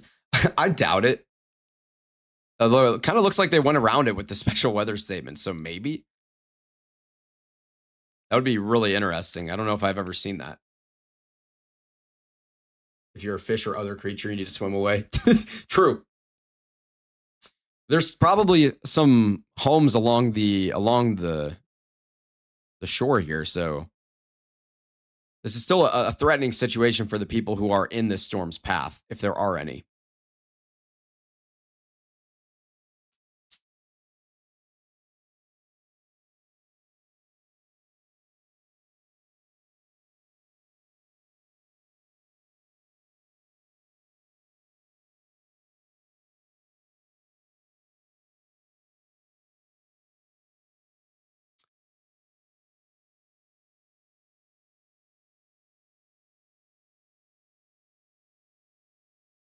That would be a weird tornado warning. Yeah, it most certainly would be.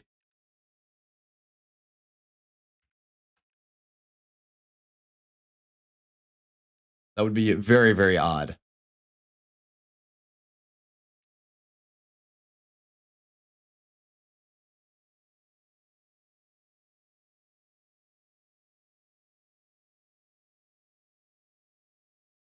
Yeah. We're going to go ahead and put Evan back a little larger here. Keep that tornado warning in the bottom left or the bottom right-hand corner of your screen. Stay with that. As you can see, they are still staying with this storm out in Iowa.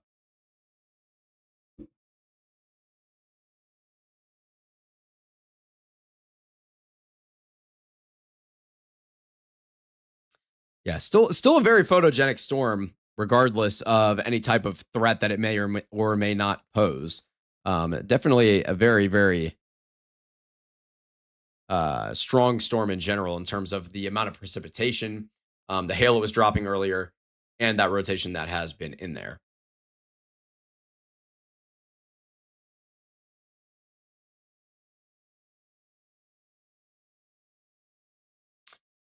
Pleased that it missed Escanaba. Yeah, me too. It's a very, very populated area there. That and Gladstone. Oh, jeez.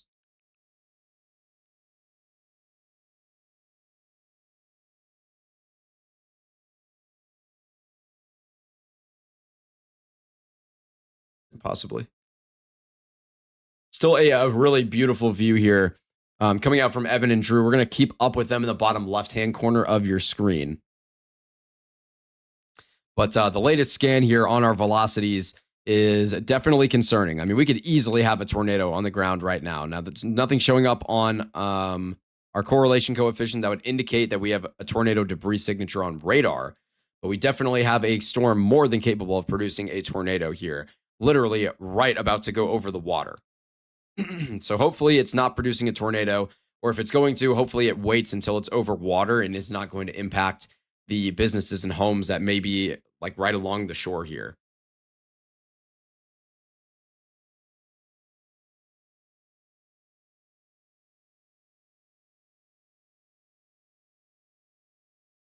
Is the haziness in St. Louis due to the smoke from Canada?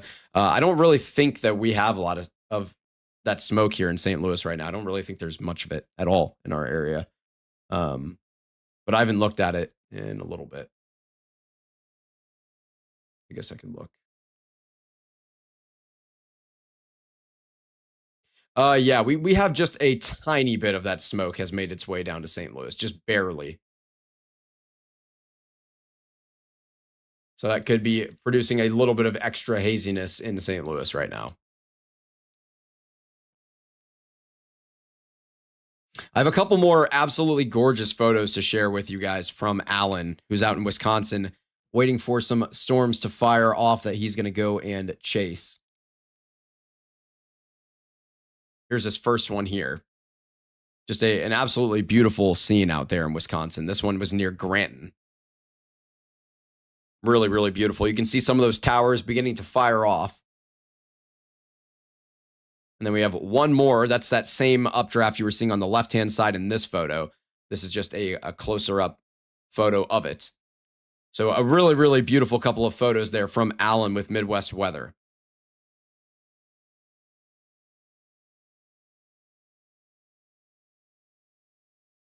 So I'm assuming this is Washington Island then, from what James Johnson is saying. And so we could definitely see a tornado warning issued just for the island itself. I don't know if this storm's going to directly go over that island. It might just stay north of it. Just stay north. I mean, barely.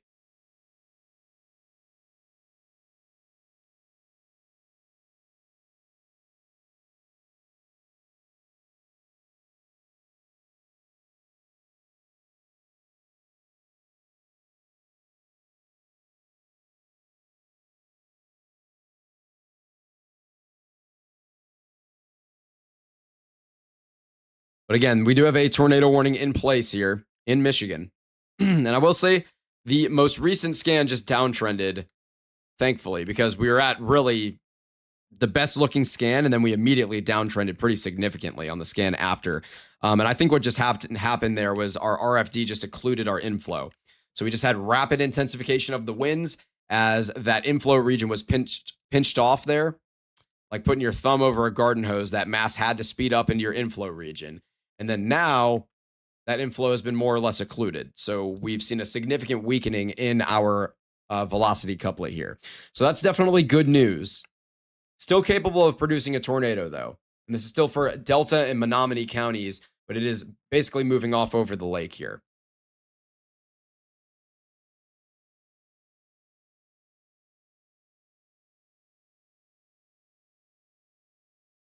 And again, I know it's there isn't a ton going on right now. We have one tornado warning on the map that is going to be lifted soon here as this goes over water. But we are not done at all this evening. So make sure that you have multiple ways to receive alerts, especially if you're out in like central Wisconsin.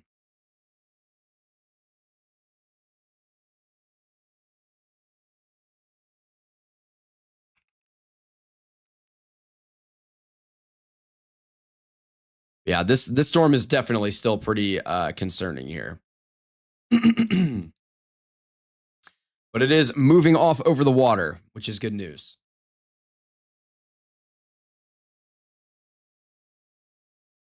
All right, back into Iowa. Boone, Jasper, Polk, and Story counties still in a considerable severe thunderstorm warning, and you can really see that outflow boundary is kicked out super far away from this thing at this point. And in general, these storms are most likely not going to pose much of any of a tornado threat. It's possible that some weird kind of mesoscale magic happens, but in general, I don't really think we're going to have much of a tornado threat with these. I will say there is still rotation in place here, just to the southwest of Maxwell, north of Elkhart. But I'm not really a believer in this storm becoming particularly tornadic here. But it's possible. Either way, it's considerable severe thunderstorm warning with up to 70-mile-per-hour winds and some medium-sized hail in there, up to an inch as well.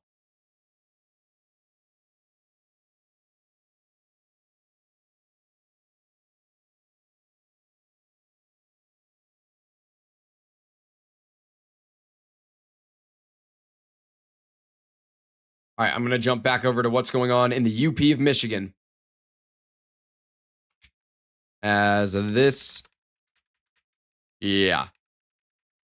Looks like a new, yeah, I think we're getting a little bit of a handoff here, or maybe even a split. I don't think it's a split, but possibly some sort of a handoff going on here. And I will say the southernmost area of rotation would definitely be even more likely to actually head towards the island itself versus going north of it. So this is definitely very concerning here.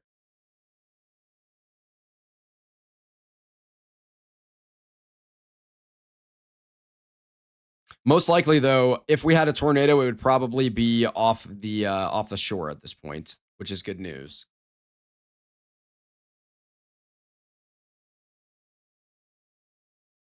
Or it would just be at the very least, leaving land and going over the water right now.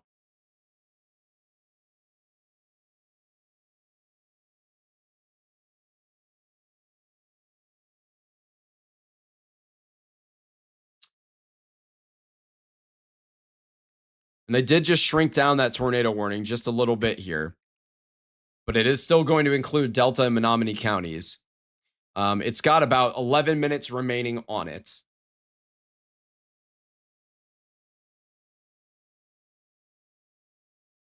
Still a beautiful view, though, in the bottom left from Evan and Drew.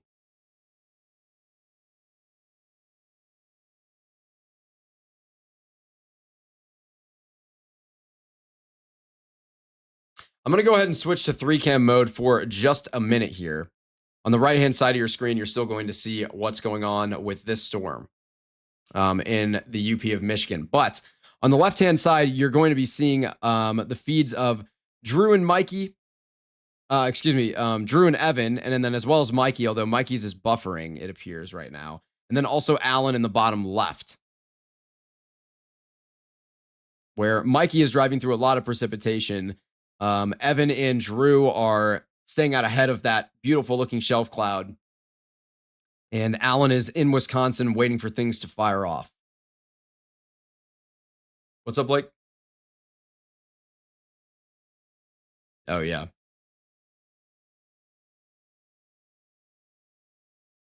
Yeah, I think Mikey is just kind of sitting there right this moment.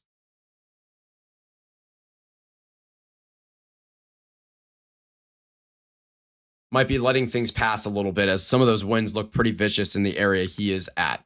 Okay, so it does look like our tornado threat here in Michigan is entirely over the water now. So more of a waterspout threat here. Jessica Moore is not chasing today, no. This one's a little bit far away from where she's based. She's based out of Colorado. I think she might also be on vacation or something.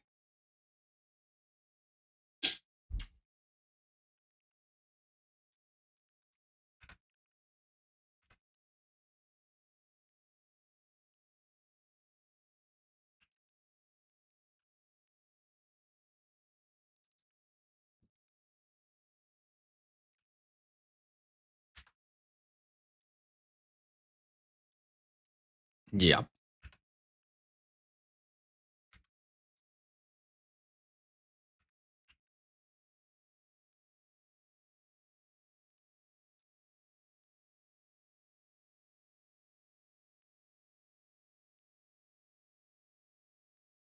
Got you. I got you. I will say the latest scan, or the latest few scans, look like it's really starting to broaden out. Are you planning on taking a vacation at all this year? Actually, yes. A week from now, actually, I'm leaving town and going to Scotland for about a week. And then I have to move into my new apartment. So from about the 28th until August, maybe 6th or so, I'm not going to be able to do any forecast videos or broadcasts. I'll probably put out a forecast video the morning I leave town, though, for Scotland to make sure I at least can get you guys through those first couple of days while I'm gone. And then I'll be back in full force after that. And so our tornado warning has just been lifted. So we no longer have any tornado warnings on the map, which is good news. But from about August 6th going forward, I will be in full force for like the rest of the year for the most part. I won't really miss anything from there on out as we get into a more active severe weather pattern in the fall. Things have been pretty active this summer, though, I will say. Definitely the possibility of a waterspout still over the water here in Michigan. And then I'm definitely concerned for the island here. I believe it's Washington Island from what I saw in the chat earlier, though I'm not exactly familiar with the islands in this region. Apparently, this is Washington Island, and it has about 1,000 people. So it would not blow my mind at all to see a tornado warning issued there, because it looks like they have specifically avoided it with the special weather statements. And that rotation is definitely still there, and it actually has improved on the latest scan. Most likely, I think that this is going to go just kind of to the north of the island here. You can see an automated storm track here does show it kind of clipping the northern part of the island. So it would not shock me at all to see a tornado warning issued there out ahead of this.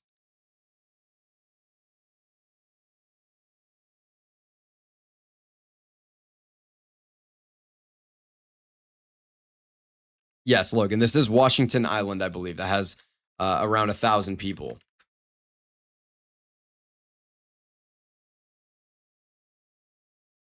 All right, back down in Iowa, still looking at a very strong storm down here.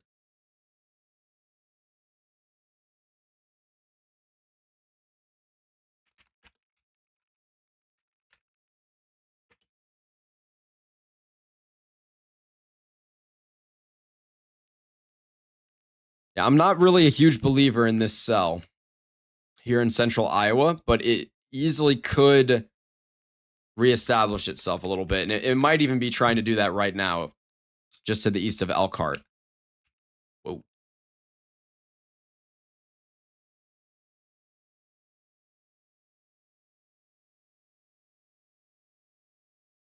Possibly another cell, by the way, that could be capable of producing a water spout eventually here. Is this one south of Monistic?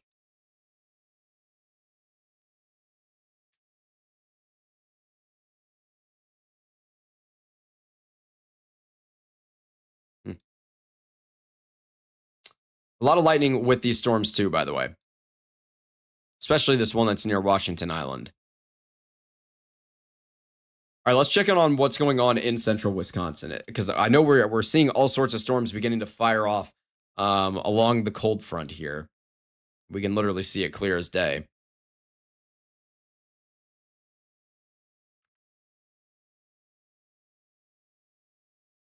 Yeah. Yeah, this is true. We could, Adrian was just telling me, or mentioning that it's definitely possible that we lose the radar site in Des Moines, and I don't think that is outside of the realm of possibility. I do definitely agree. It does look like we have some new rotation forming just south of Foster City or north of Hermansville on a very, very small supercell here. A very, very young one as well. So that one would be actually headed right towards Escanaba.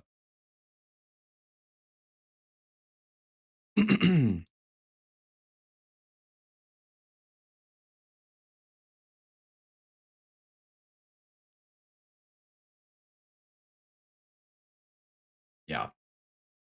If that can get onto mainland Michigan, that might be a problem for them.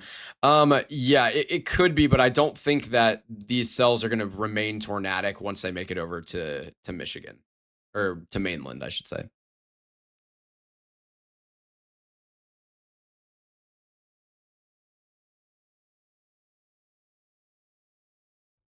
Yeah, I definitely think here for Washington that a tornado warning, Washington Island, a tornado warning is definitely not out of the question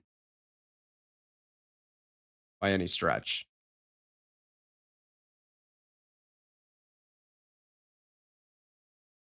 It is good that things appear to be calming down a little bit, at least for the time being.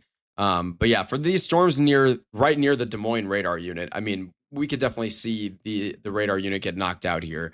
This is definitely worthy of a considerable severe thunderstorm warning for 70-mile-per-hour wind gusts. You can see here on radar, really, really low to the ground. I mean, 300 feet in the air. We're seeing winds being measured well above 60 miles per hour. So to be honest with you, I don't think a destructive severe thunderstorm warning would even be the worst play in the world for like this area, maybe. Just to the north of Des Moines. Possibly a new like lowering on the storm here that Evan and Drew are looking at. It's a little difficult to tell because they are driving, but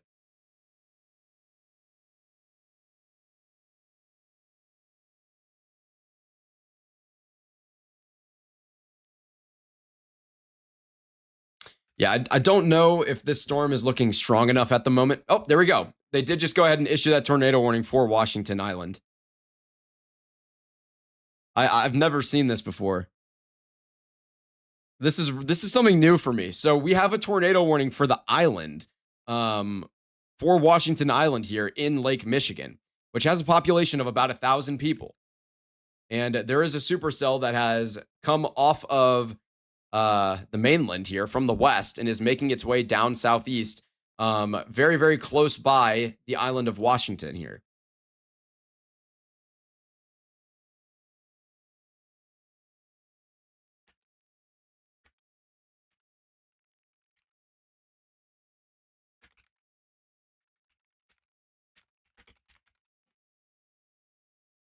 So this is definitely a first for me. I've never seen this before personally. But yeah, we definitely have a tornado warning in place here for Washington Island. So definitely a particularly interesting scenario here.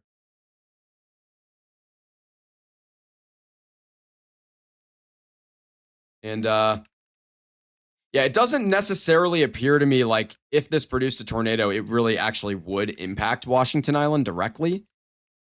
But that area of rotation is kind of centered right around here. And this is Door County, technically Wisconsin.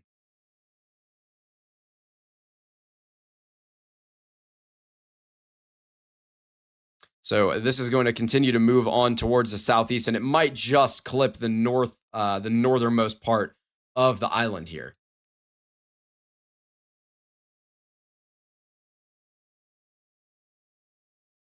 So this is definitely a particularly unique situation here.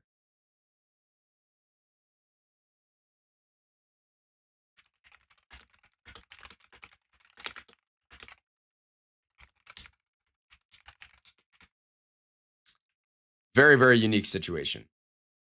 Again, the National Weather Service does not issue tornado warnings for no reason. Well, of course, yeah. I mean, this storm is capable of producing a tornado for sure, and it's a little easier to get a water spout with storms like this than it is to get a tornado. So, again, this is a tornado warning for Washington Island, where you could easily see a water spout that moves on shore, or you could even see a tornado dropped on the island itself, especially on the northern half of the island. I would be the most concerned.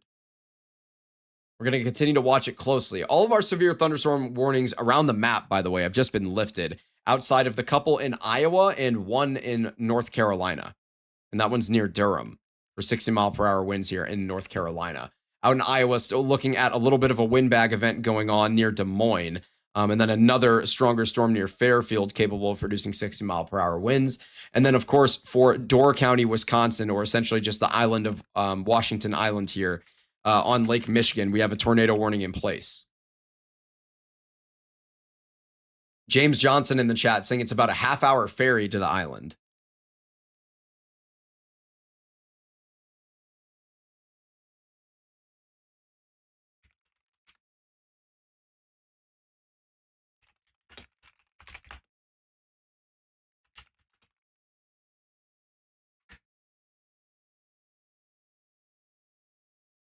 Yeah, I see that.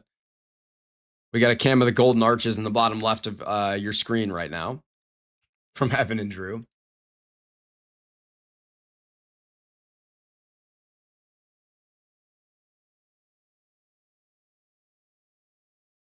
But yeah, this is a tornado warning in place for Washington Island here. And again, north of Powers, there is a little bit of rotation on a very, very small cell that is trying to get going. So that's something to watch.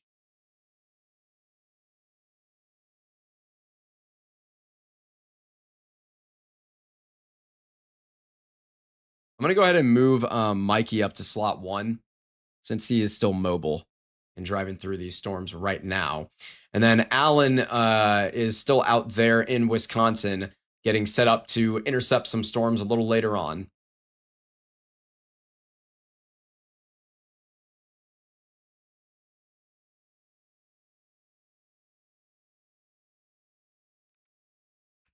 Yeah, the storm is definitely still capable of producing a waterspout that could potentially become a tornado should it move over the island here.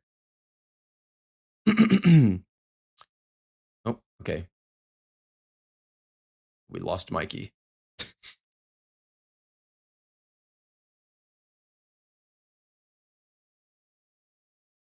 There we go. Blake, what did you do to refresh that?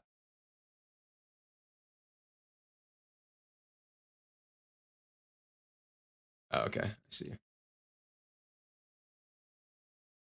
They have warning on island. Yes, they do. Yes, they do. They have a tornado warning in place here on Washington Island. Again, this is Door County, technically part of Wisconsin. But this is right over Lake Michigan here.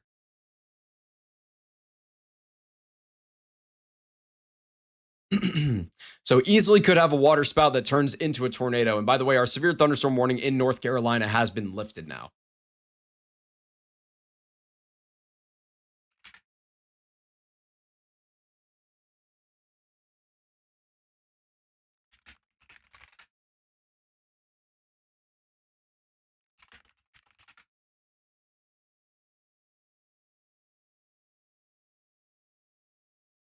Yeah.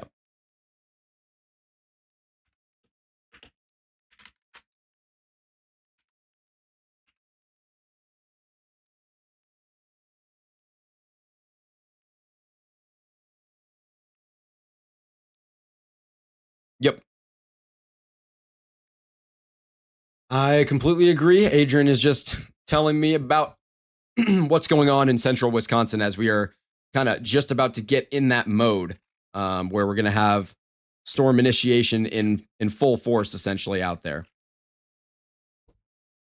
And that's where Alan is at. So if any of those storms become tornadic, Alan might have a view for it.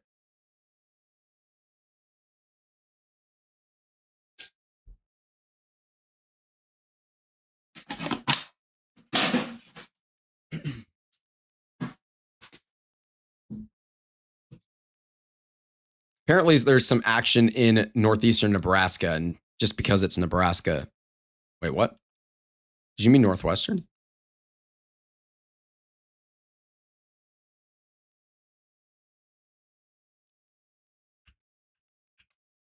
Oh. Okay. I got you. So Adrian's looking at satellite imagery, stuff we can't see on radar yet, but some cumulus towers possibly building out there in northeastern Nebraska.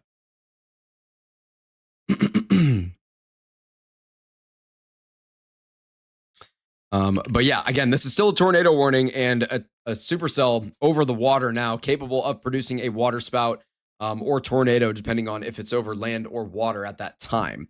There is still a tight rotating couplet that we have in place here. And it is moving directly towards the very northernmost edge of the island. And this is Washington Island, part of Door County, Wisconsin.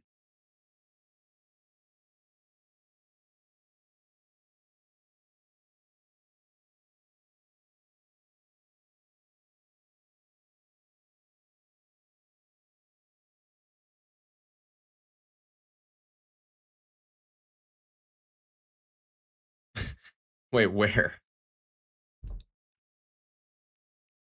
Yeah.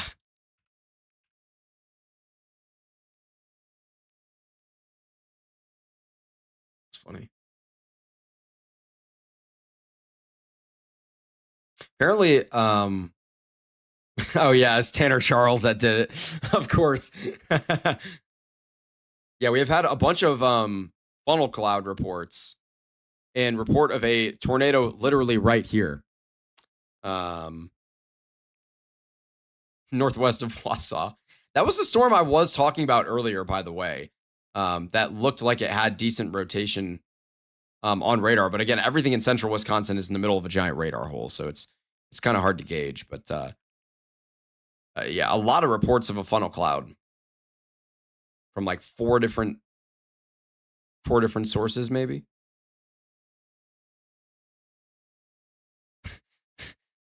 Tornado literally right here.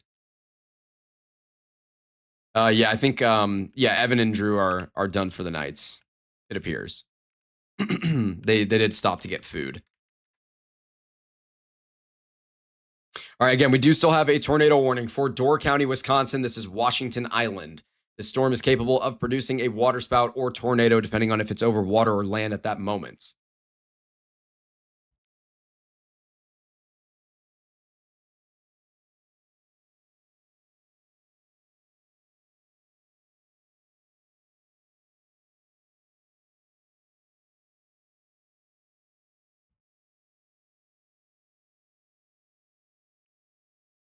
And this storm has downtrended perhaps just a little bit.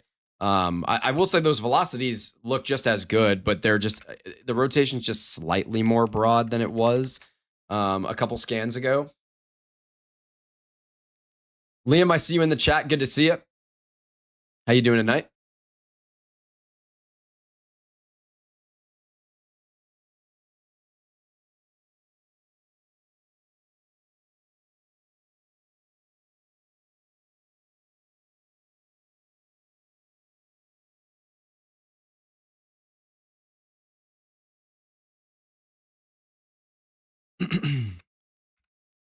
And again, this is still a tornado warning in place.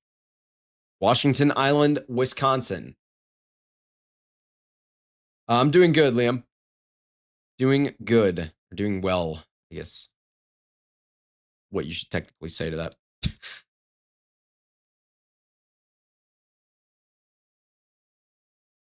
Yeah, a lot of cells beginning to fire off in Wisconsin here. And literally, it just takes one or two of these to really start to grow and build very tall and take advantage of that environment. Because there's a decently favorable environment out here in central Wisconsin. Very, very supportive of a couple of tornadoes.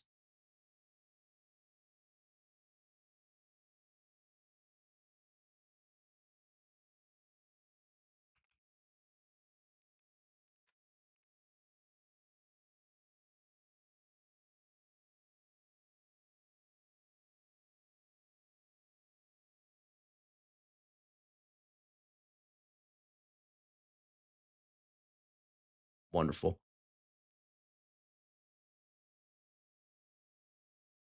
Yeah. I do agree with that though. And we haven't really seen a lot of storms firing off down here in southwest Wisconsin, northeast Iowa type of region. So we had some earlier. And again, we had that tornado threat associated with that outflow boundary, like we had discussed this morning, and did get one confirmed tornado off of that. Our only confirmed tornado of the night thus far, anyway. Hopefully it remains that way.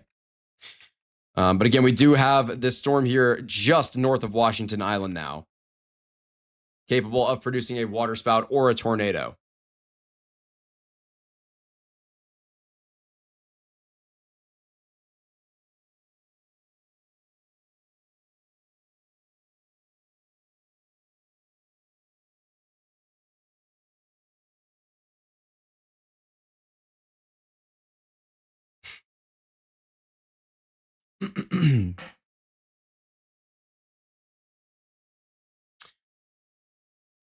So again, Washington Island, part of Door County, Wisconsin, under a tornado warning here.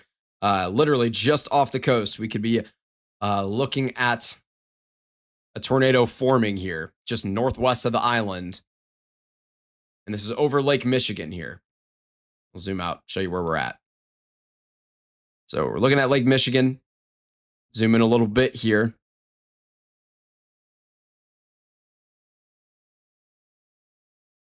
Apparently in Colby, Wisconsin, there's a tornado on the ground, is what I'm seeing in the chat. Where are you seeing that?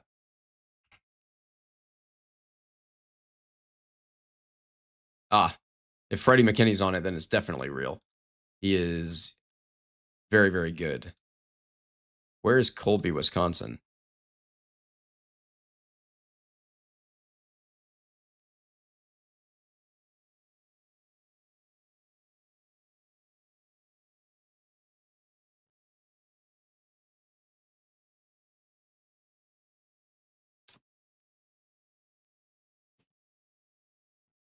I feel like I'm blind. I can't find this town. Yeah, I saw Tanner Charles's report, but that was a while ago. That was like 25 minutes ago. I don't know why I can't find Colby, Wisconsin. Anyway, apparently we do have a confirmed tornado on the ground by weather spotters. Nothing confirmed at all or even warned by the National Weather Service as of this moment. The only tornado warning we have is for Washington Island here, Wisconsin, over Lake Michigan. As just north of the island, we are looking at a storm capable of producing a waterspout.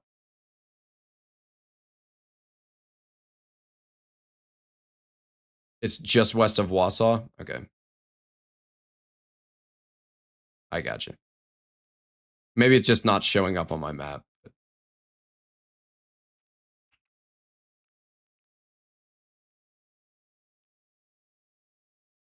This one?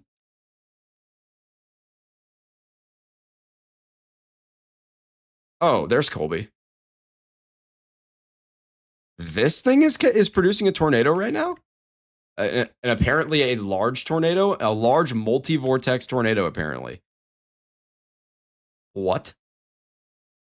I don't know. That's what Liam just said in the chat, but I don't know. I don't know if that's accurate. I doubt that's accurate. I see. Okay.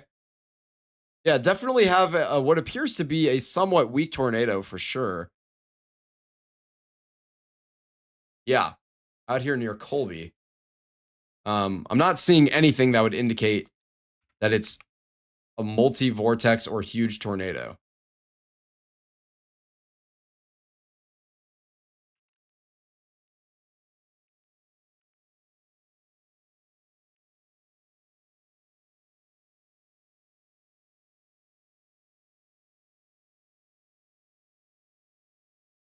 Yeah, well, I mean, keep in mind with these storms, by the way, that is an like literally a cumulus bubble that's producing a weak tornado. If we get any storm that fires off and really can remain a little bit more robust, it will definitely pose the risk for a stronger tornado as a result.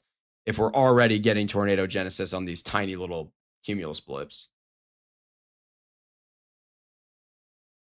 Okay, apparently, I've got a picture of it that I can share in the chat in just a minute.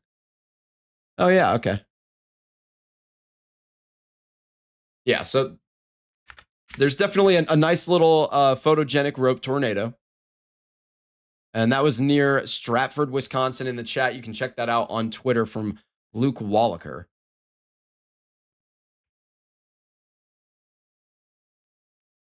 Apparently, Freddie McKinney just 0-metered it.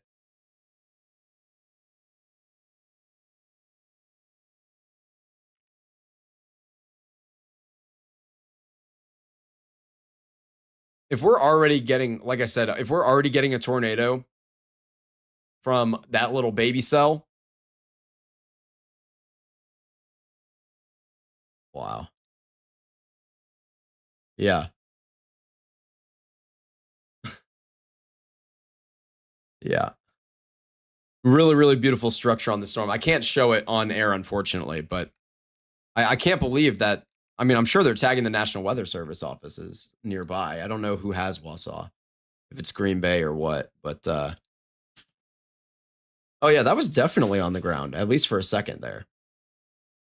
For a couple minutes. Thanks. Evidently still on the ground is what I'm hearing.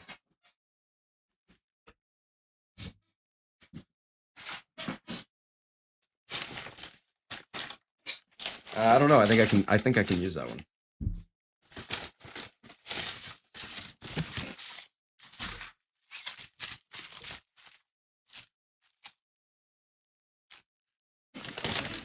Okay, my dinner did just arrive and it just like exploded because it wasn't very well wrapped. So I just made a giant mess with grilled onions all over my freaking mouse pad, dude.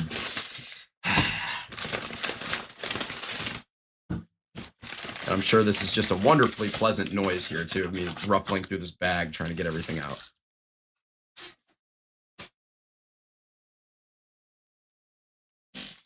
Good Lord. Sorry about that, guys. Yeah, I'm not going to lie. I can't believe that this hasn't been warned at this point. I mean,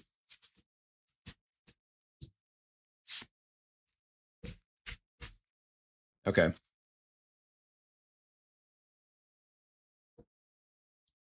Central.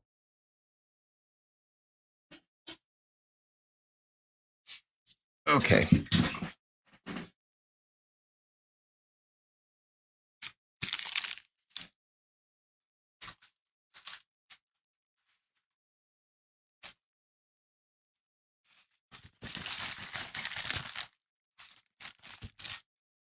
Sorry for all the noise, guys.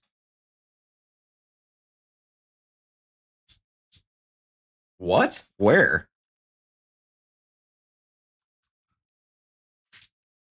$200. Incredible. Apparently, there is only about 250 cape around that. Of 3 cape. I see.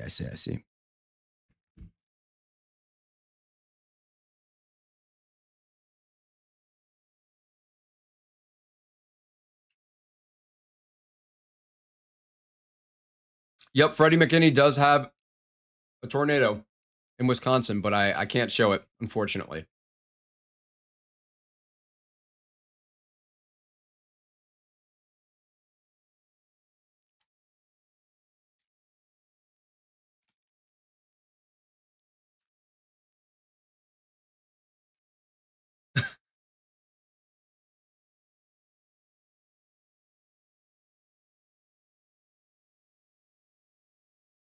Death door the passage south of the island because the ship sunk. James Johnson, I'm not sure exactly what you mean.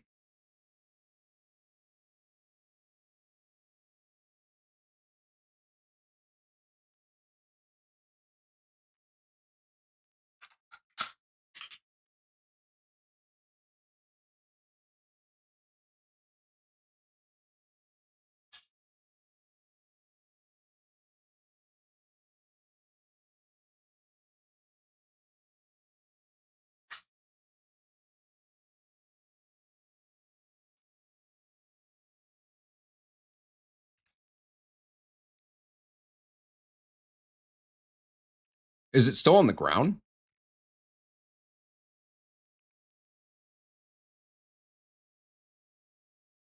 So we don't know currently if that tornado is still on the ground, by the way, for context.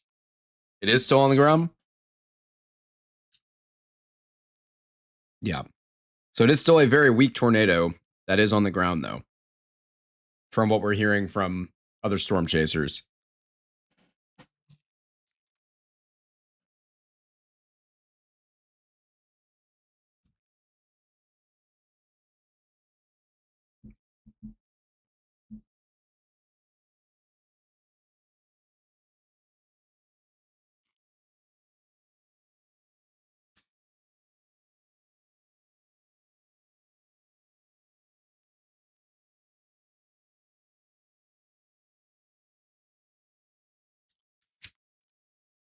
All right, we are going to have an observed tornado warning. Here it A new is. tornado warning has been issued. So that is a new tornado warning that has been put in Wisconsin. And I don't think Washington Island's going to get a tornado here. I think it's going to stay just north of the island, which is good. If there even is a tornado. I doubt there is. But we do have a confirmed tornado now by the National Weather Service.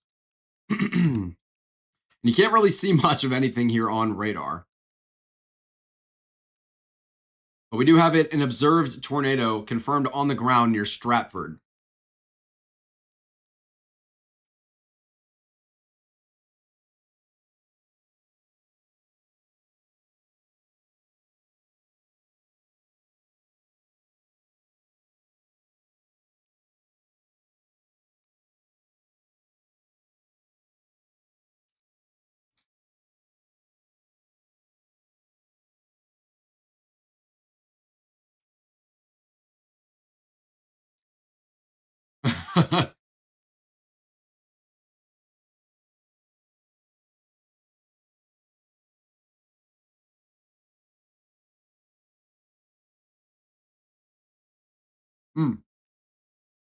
We did just get another tornado warning. This is also going to be for Marathon, Wisconsin. This is for the storm coming out of Wausau right now, near Evergreen and Cronenwetter. A new There's that tornado warning. has been issued.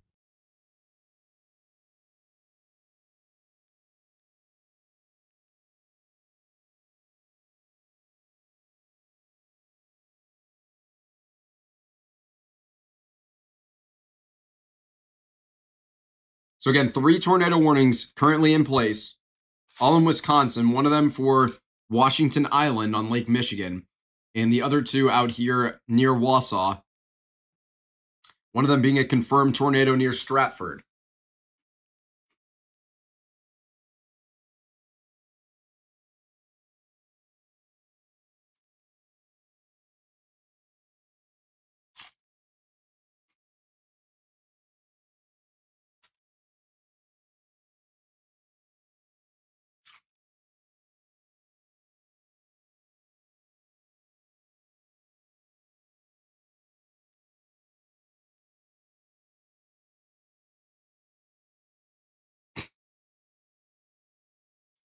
Apparently, the tornado warning is tagged that law enforcement confirmed it.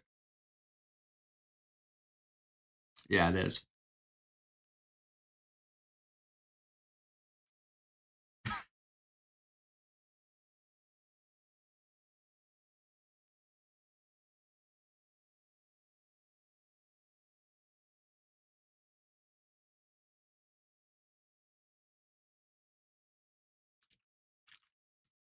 Yeah, it looks like really all of these cells that fire in this environment are going to pose a very similar risk to this for these low-end type of tornadoes while they're, young cells.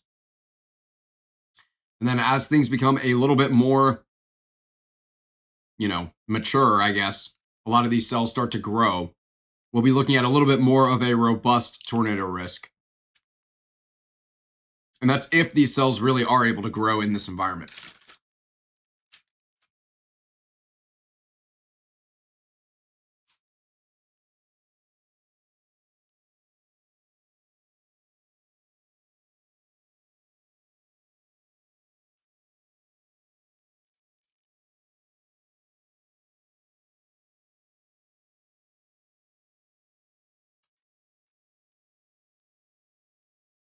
I'm almost done eating.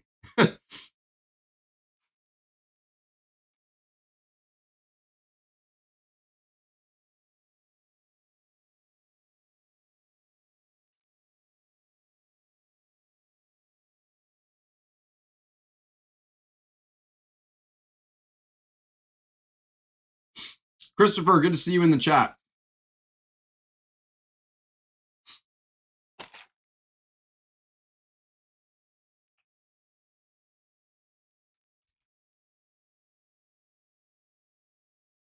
Is it still on the ground?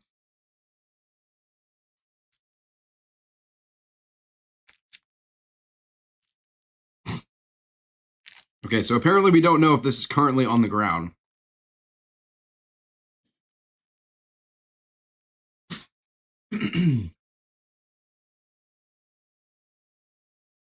Apparently the cell near Allen is starting to pick up. Let's take a look actually at where Allen is at. There he is. So Allen's over here near Granton, where that cell actually, I think, has the highest echo tops of the cells in the area right now, including the two that are tornado warned. So Allen might have a good view for us not long from now. You can follow along with him in the bottom left-hand corner of your screen.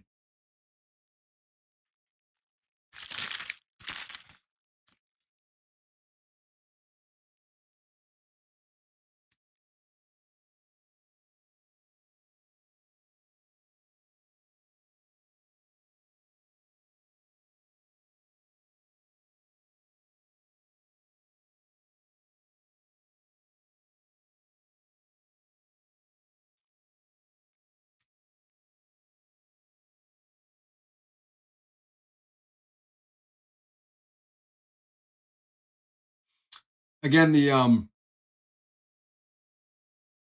current tornado warnings are for Marathon and Door counties in Wisconsin. Door County is going to be Washington Island on Lake Michigan. And then the confirmed tornado is out here near Stratford, and the other tornado warning to the south of Wausau near Weston.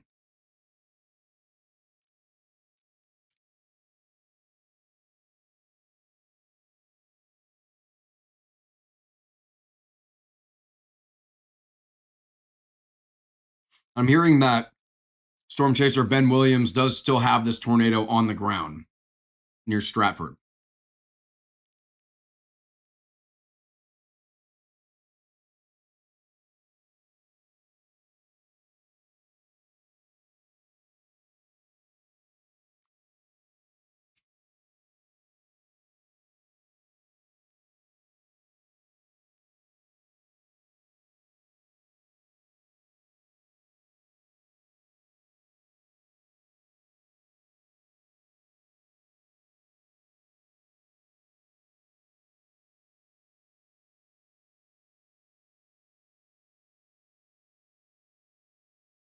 All right.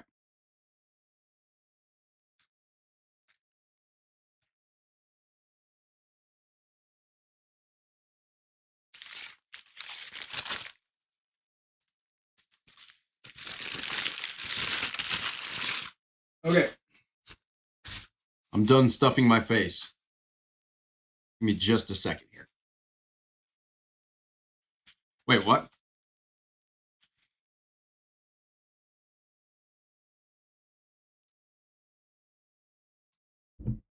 Another tornado warning is what I'm hearing. The one west of Stevenson and the one that Allen's on. And I honestly really felt like the one that Allen's on was in the best environment.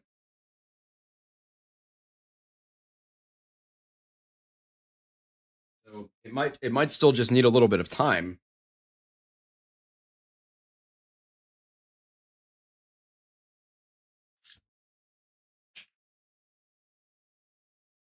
All right. My face has been stuffed. We are back to being here. A new tornado warning has been issued. Is that another new tornado warning? Possibly another new tornado warning. I believe that was another new tornado warning. It might be for Allen's storm. Or it could be up here near Wasaki.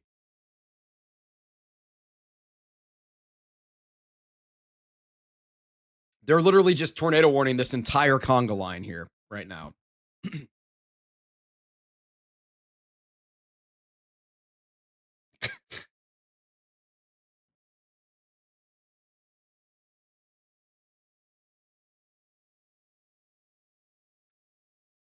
Why is this warning not showing up? By the way, Washington Island, that tornado warning was lifted. Okay, there's the newest tornado warning is near Black River Falls. That's not what I was looking at. But there is definitely rotation there. Yeah, I mean, literally all of these tiny little cells are firing off like crazy.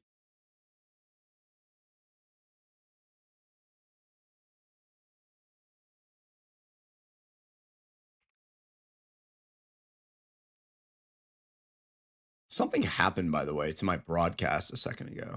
I don't know what it was.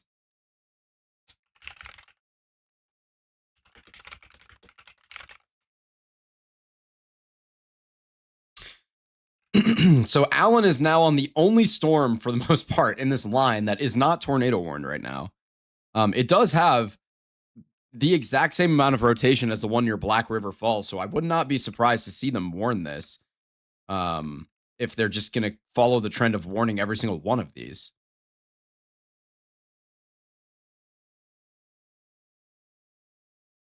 Yeah.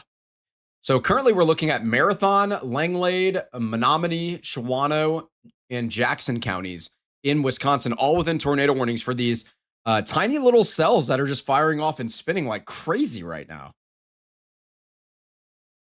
Oh my goodness, Adrian, that tweet that you sent 4 minutes ago from Ben Williams.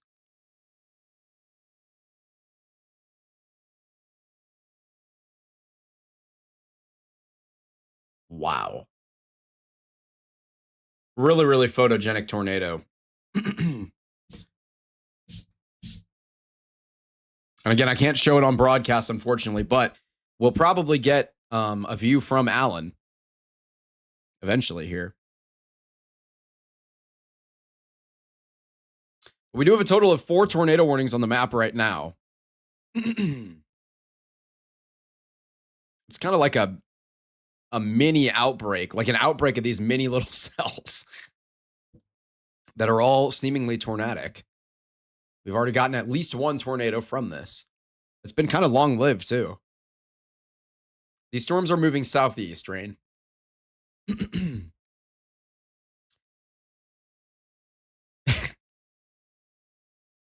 Yes.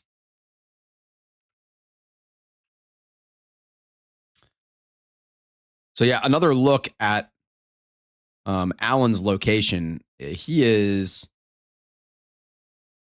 I think he's just going to stay with this cell that's near Sherwood.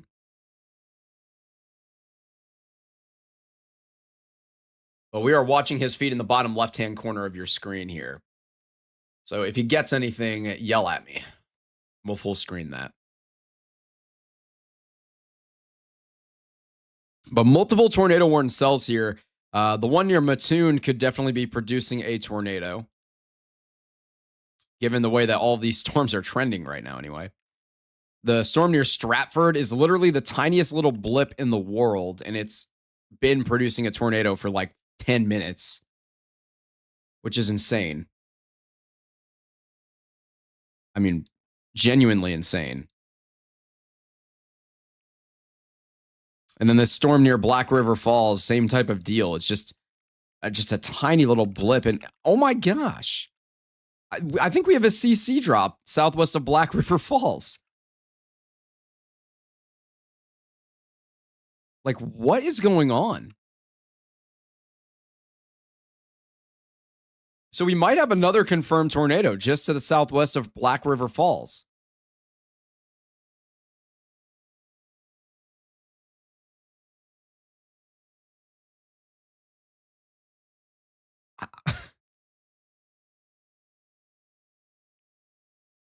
I mean, like, it's really difficult to tell. I mean, but really, this could easily be a confirmed tornado to the southwest of Black River Falls.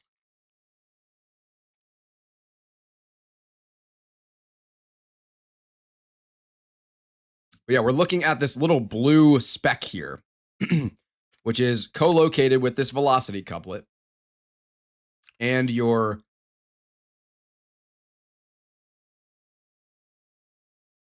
Allen or okay, we have a cam view. Can we just go to 3 cam maybe if we have a third camera we can look at? Okay, that's fine. We'll full screen this for right now. It looks that might be a tornado. I think that's a little rope tornado in progress right now that you're seeing. It might have already fizzled out there, but definitely a funnel cloud and a rotating wall cloud there. For a second there, that most certainly looked like a very weak rope tornado there. And this is near Black River Falls, right? Yeah, it is. I see it.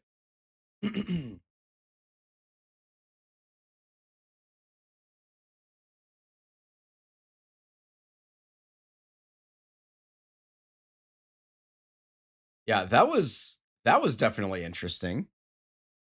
I mean, it already retreated. Look at that wall cloud. I mean, immediately retreated back up into the meso there. But it might try to do it again here soon. That was really interesting. So we definitely just had a brief little tornado to the southwest of Black River Falls, and there's definitely a CC drop with this. Yeah, and it just got confirmed. So we just had a confirmed tornado, and it was confirmed by radar. It's actually a sizable debris ball, to be honest with you, on the most recent radar scan. I don't know how strong that was. We just watched that tornado rope out there on this traffic camera. It's definitely gone now, although it just got confirmed by the National Weather Service. It could easily recycle and put down another tornado.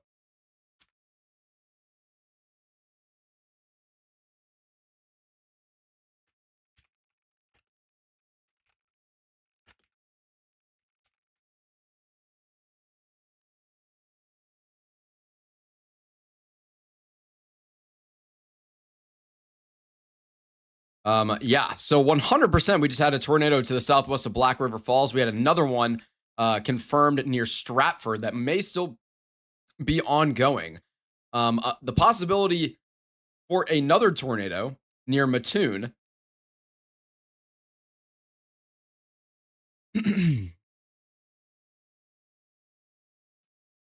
Where?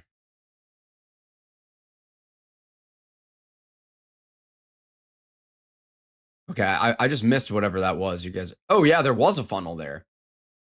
Yeah, I just rewound it a little bit. Yeah, the camera operator panned away, but we just had another funnel on the left-hand side of your screen there. This one definitely looks like it's ready to put down a tornado, given the way these other ones have trended.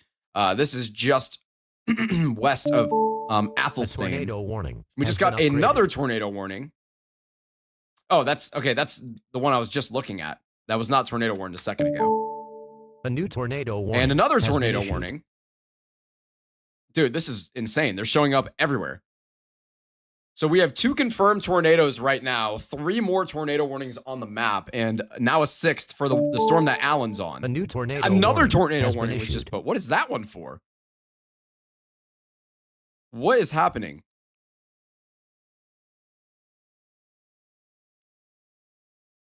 Every single cumulus blip on the map is getting tornado warned across this cold front right now in Wisconsin. Where is this newest one? I feel like that was a glitch in the matrix. I don't even think there's another cell that could possibly be warned. Yeah, I saw that one.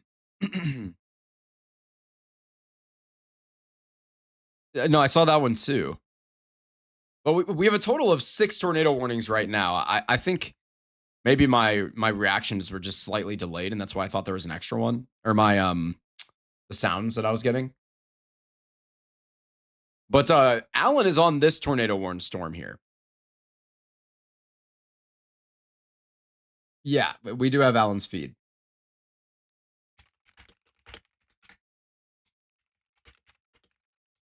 And Alan is sitting under this cell. I have a beautiful photo to share with you guys that Alan took just minutes ago. This is near Neillsville, Wisconsin. A beautiful, beautiful structure on this little mini supercell. Here on the right hand side of your screen. This is just absolutely stunning here. The colors have definitely been brought out here by Mason, editing this just a little bit, but really, really beautiful structure on this storm. Not really any type of a lowering from it, but it's definitely rotating. You can see just in the structure, you've most certainly got rotation present here. So Alan could very well see himself a tornado not long from now, and he's in the middle of the left-hand side of your screen. You might be looking at a funnel right now, actually, at the top of his feed. You see that there? I can't tell if that's Scud because the camera's panned a little too low, and I can't tell exactly what he's looking at.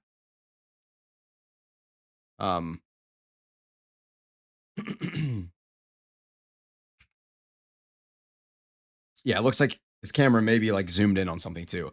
But in general, right now we're looking at 6 different tornado warnings and 2 confirmed tornadoes.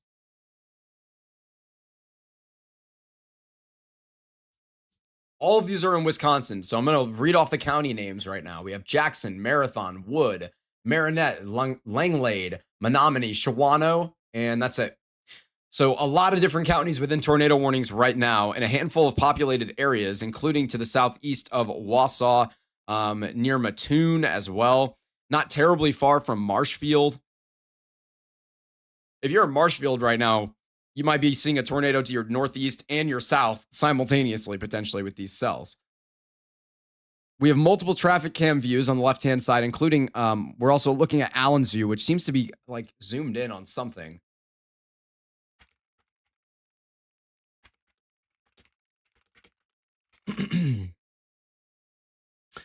We do have a new camera angle here. Can we full screen that one?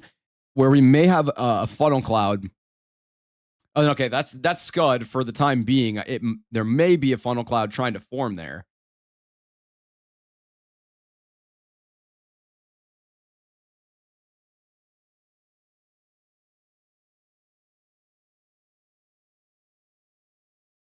Yeah, no, I wish you would keep it. The camera operator, zoom it in, bro. You were looking right at it. You were so close.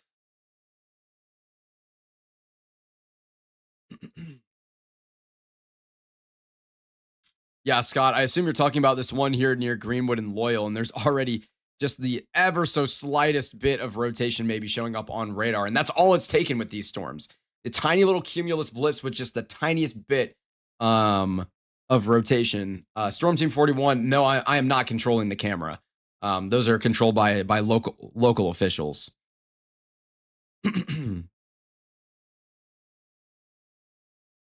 We don't get a say in that, unfortunately.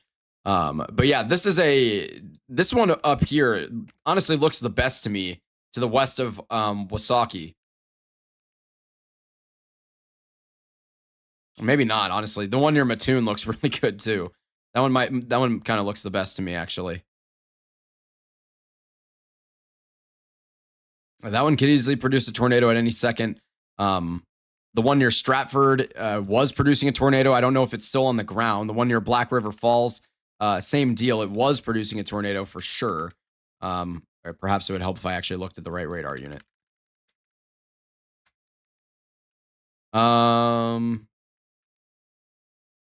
It's really difficult to tell here if we still have a tornado on the ground.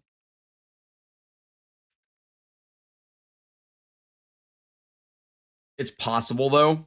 I mean, this is literally just a cumulus blip out here near Black River Falls, and then we have a tornado coming out of it. This is so bizarre. All of these cells.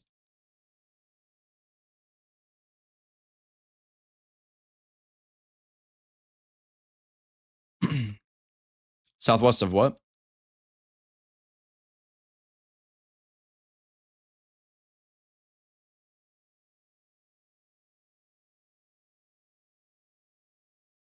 This?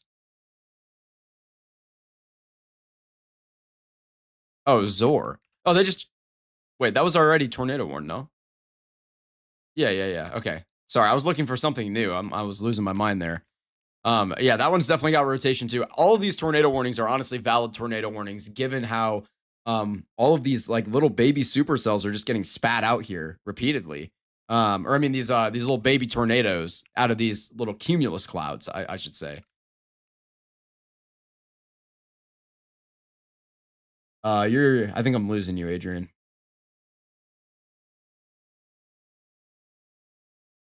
I can hear you now. Near Zor? Are you talking about the one near Zor?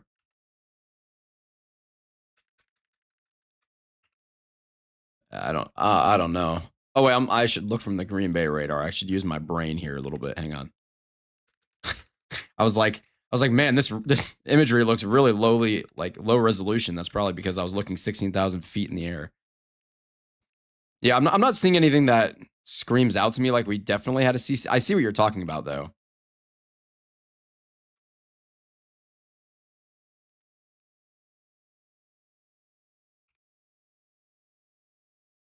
But again, multiple tornado warnings, and we had multiple tornadoes on the ground not long ago.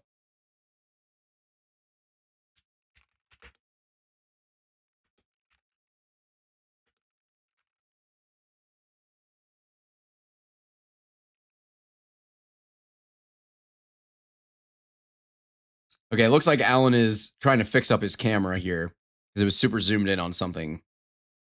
I think right now he's actually holding it out the window, trying to give us a view on something off to his left-hand side here. As Alan is south of Marshfield, west of Stevens Point on this tornado warning here.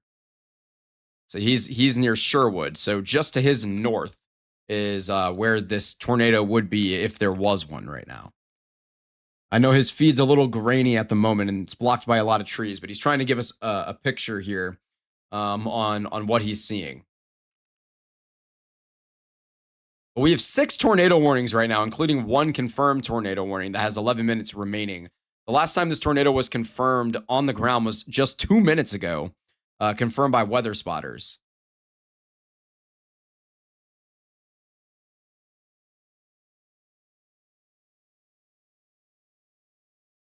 But yeah, 6 tornado warnings in place, stretching along this cold front out here in Wisconsin.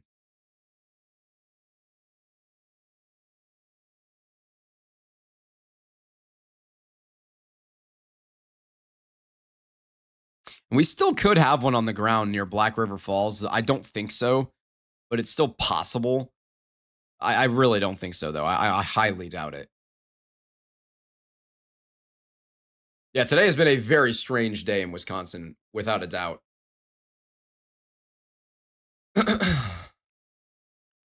Literally mini tornado printer going on.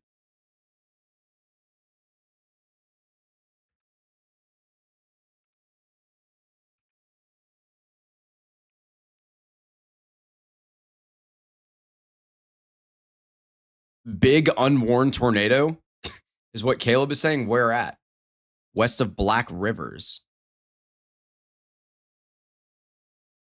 I assume you don't mean Black River Falls because that one was confirmed earlier. I don't know where Black Rivers is.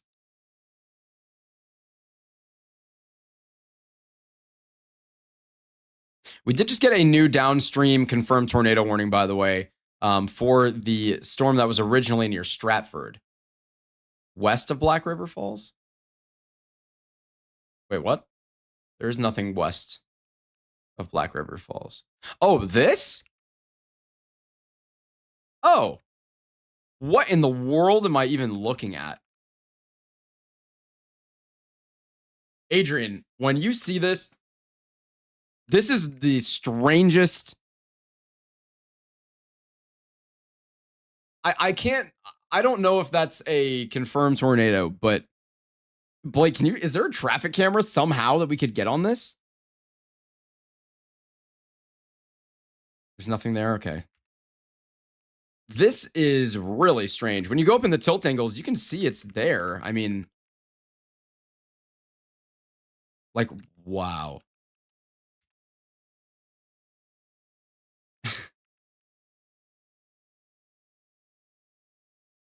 This is so bizarre.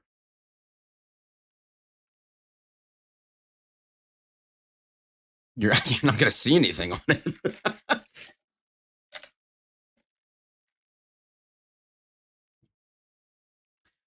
This is bizarre. That is one of the more unusual. I mean, wow. What am I even looking at?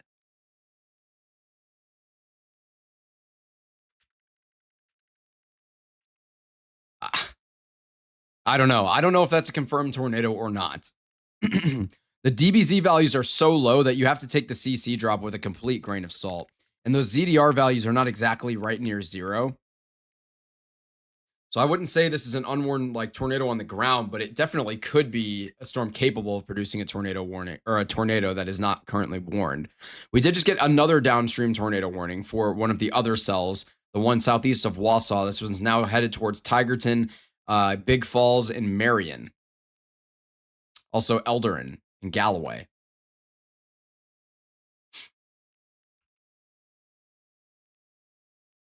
The storm near Neopit and Middle Village is definitely looking very strong. In fact, that might be a confirmed tornado too. We may have a CC drop on that one. It's not exactly co-located with where that velocity couplet is centered along. So I don't know. Although that would make that would make the most sense because of where the radar unit is. A new tornado warning has been issued. A new tornado warning there. There we go. That was confirmed. So this was upgraded to a confirmed tornado warning. A new tornado warning has been issued. So we have 3 confirmed tornadoes right now.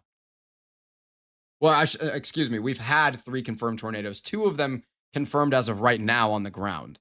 We have 2 different confirmed tornadoes. A tornado warning has been upgraded. Okay, and that was the upgrade here that we just saw.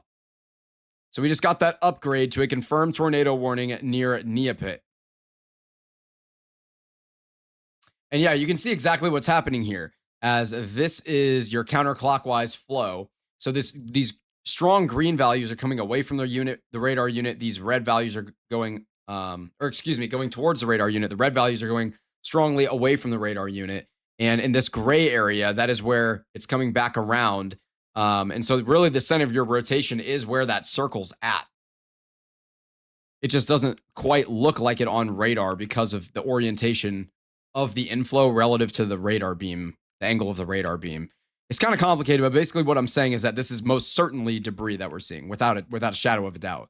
This is 100% a confirmed tornado.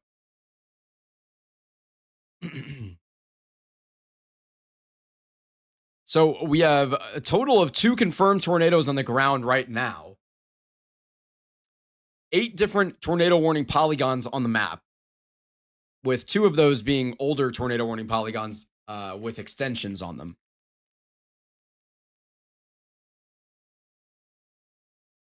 So in total, really, 2 confirmed tornadoes on the ground right now, and then a total of 6 different cells that we're looking at capable of producing a tornado or currently producing one at this moment. And we could even see another one near Leona here not long from now.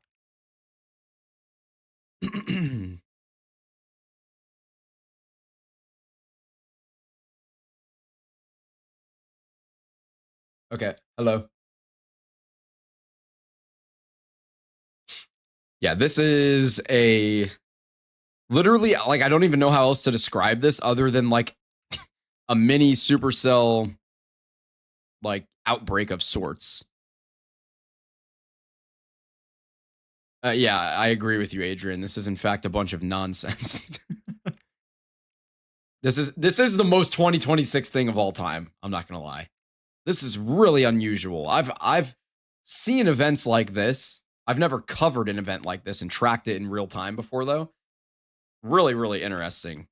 Really bizarre. And the good news is that most of these tornadoes are probably very weak, as of right now anyway, while all these cells are still so young. But they could last for quite some time.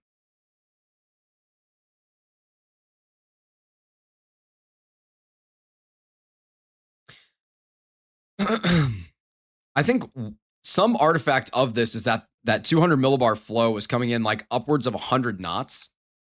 And it looks like it's almost ripping these storms apart and like stopping them from really getting established and maturing well. You can see how far downstream these particles are getting with these storms.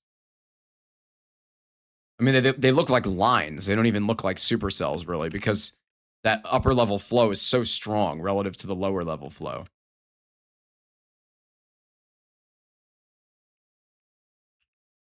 I mean, these literally can't even get established.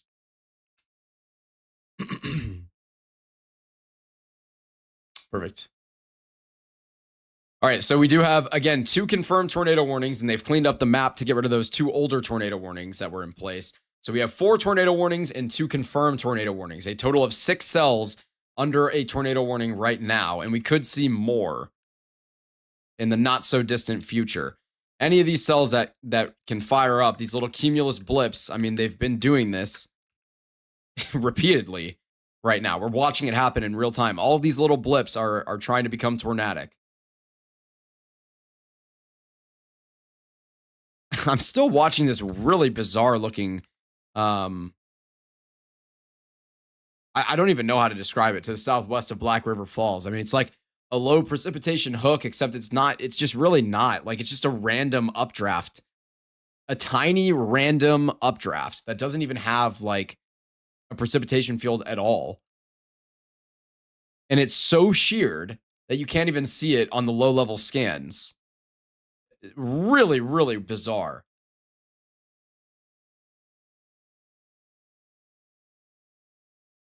Yeah, it probably does look hilarious in real life.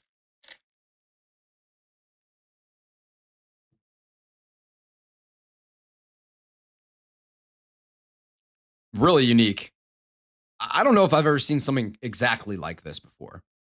I've seen stuff somewhat similar to this with like mini supercells being printed off. This is just weird. Still a debris ball in place near Neopit. I really hope that nobody in this town was impacted. It's a heavily wooded area, so I'm assuming all of this is leaves and stuff, because this doesn't seem like it would be a strong tornado here, capable of lofting debris from like structures and things like that up into the air to be detected by the radar unit. So that's my hope. But if you are in Neopit or Middle Village, definitely make sure you're in the basement, as this is definitely a tornado on the ground. Same thing with south of Massini. Or Matsini, southwest, I guess. I mean, the one near Elderon has the strongest looking rotation to me, but it doesn't have a tornado debris signature.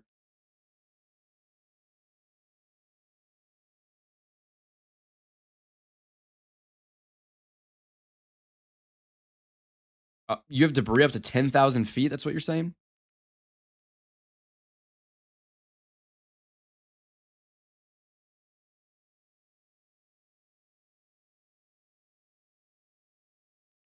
I think we definitely have debris up to like 5,000 feet for sure. At the very least. I mean,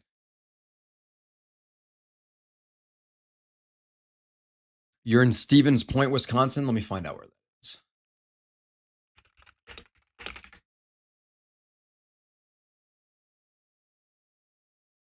Oh, it's right in front of me. It's a large town. Okay, so yeah, just to your northwest, there is a confirmed tornado on the ground just to the south of Massini. Or Massini, however you pronounce it. So yeah, I would definitely be worried about that. There's also another cell capable of producing a tornado to your west.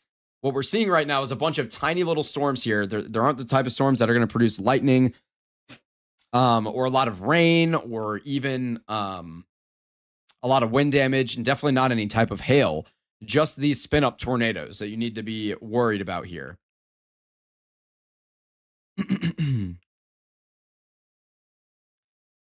We've had 3 different confirmed tornadoes from these storms so far.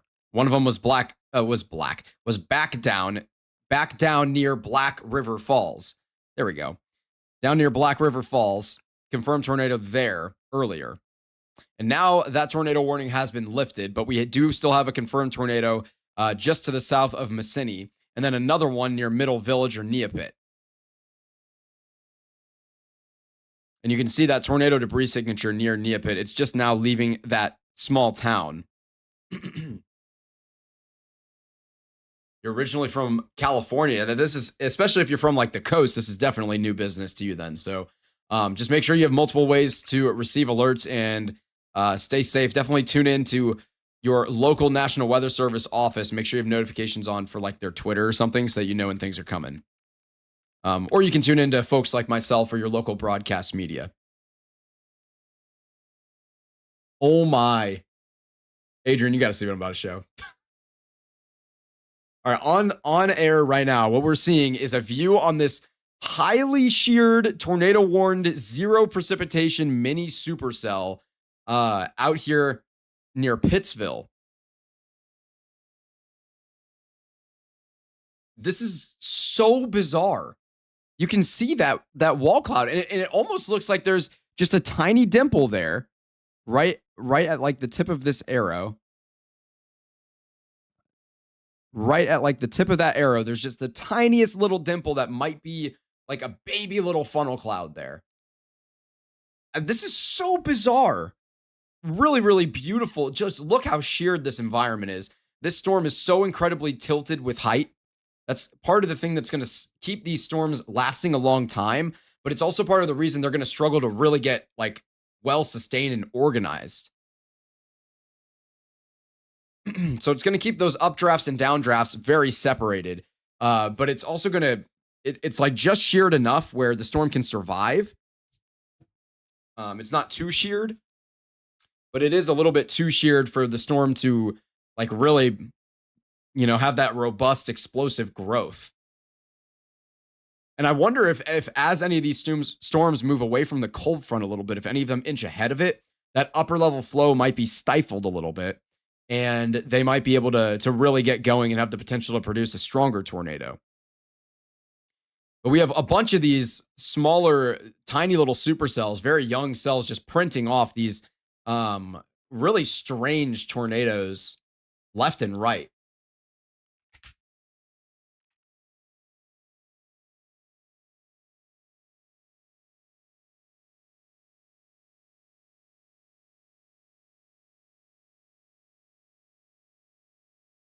Really interesting stuff here. Back up for Washington Island, there is a severe thunderstorm warning still. And I think a water spout is perhaps possible in some of these areas up here over Lake Michigan as well.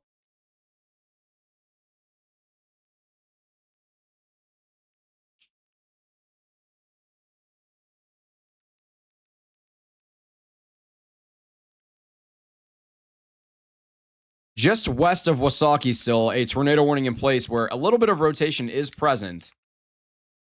That one's definitely capable of producing a tornado. The one near Neopit is still a confirmed tornado that could be on the ground.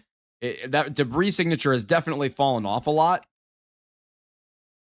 Near Elderon, that one has the best rotation on the map right now, in my opinion. But it is not on the ground as far as I can tell. Do I think we'll see a lot of severe weather before winter? Yes, for sure. The fall is probably going to be pretty active. This summer's been strangely active. And still a confirmed tornado south of Messini right now. What were you saying, Lorian? Yeah. And then still rotation just west of Arpin as well, north of Pittsville.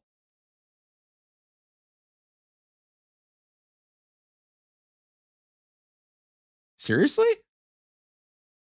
Wow. So yeah, the environment out here in central Wisconsin, and especially a little bit further southwest along this line, that seems to be the most favorable environment for tornadoes as of right now, which the reason I was kind of surprised when Adrian just said that to me is because it didn't seem like things were verifying in Wisconsin the way that I'd forecast them. In central Iowa, it did verify the way I forecasted it, but in northeastern Iowa, it did not. Same thing with southwestern Wisconsin. So I was kind of surprised to see that we are getting decent verification from our forecast in central Wisconsin. I guess it was just southwestern Wisconsin and northeastern Iowa just really didn't want to go today.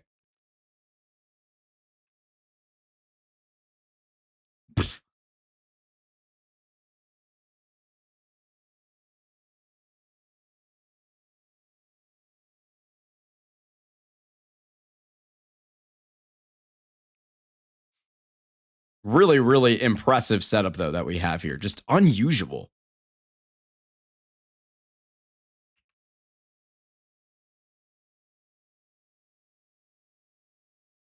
You say uncapped? I'm surprised we're not getting a little bit more growth then in these storms and like even a couple more of them firing off.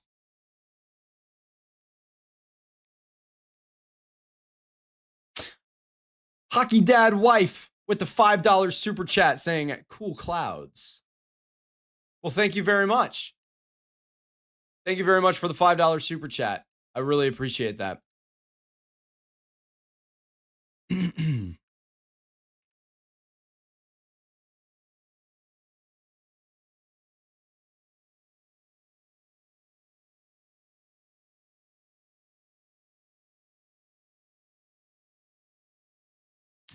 Interesting.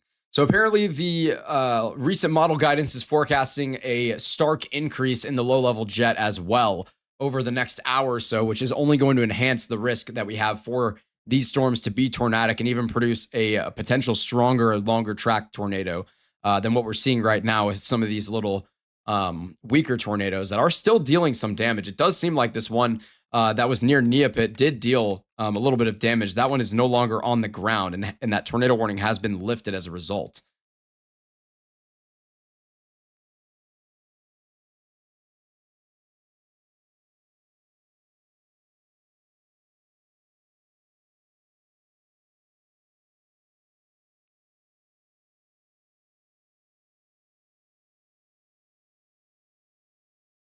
Yeah, still really strong rotation just south of Messini, as well as right near Eldrin or Elderon. Those are definitely the two areas I'm looking at the closest right now. And again, we do have a confirmed tornado as of, well, that was 20 minutes ago, to be fair. But this storm has produced a tornado near Messini. Not a long time ago. It was originally near Stratford.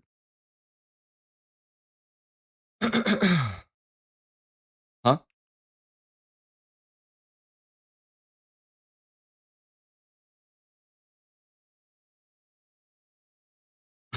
Centimeters?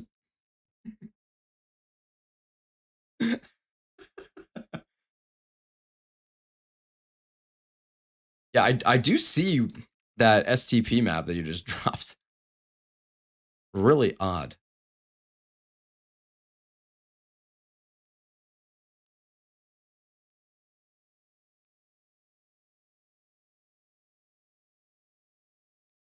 Apparently, there's a large but weak tornado near Elderon, is what I just saw in the chat. Now, I don't know if that's accurate. That message was retracted. I don't know if there's any cameras out there. Of course, we're watching Alan in the bottom left, who is on the tornado warned cell near Arpin right now. We can take a look at where he is at. He's basically right under it here. I mean, he's literally right under it. So if that storm produces a tornado, we will probably know before the National Weather Service does. Just since he's right there.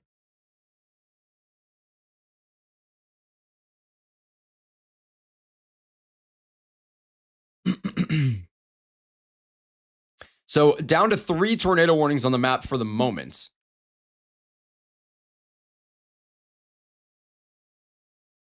Oh, wow. There's actually a decently large tornado that was near Zor, Wisconsin. I'm going to drop that link in the chat.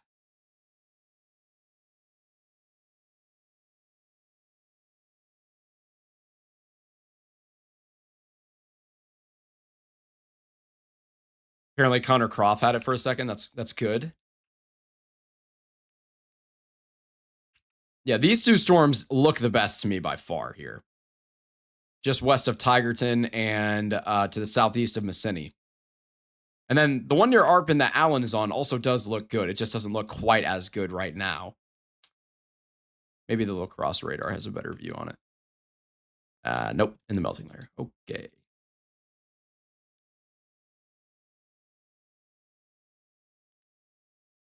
Yeah. Wow.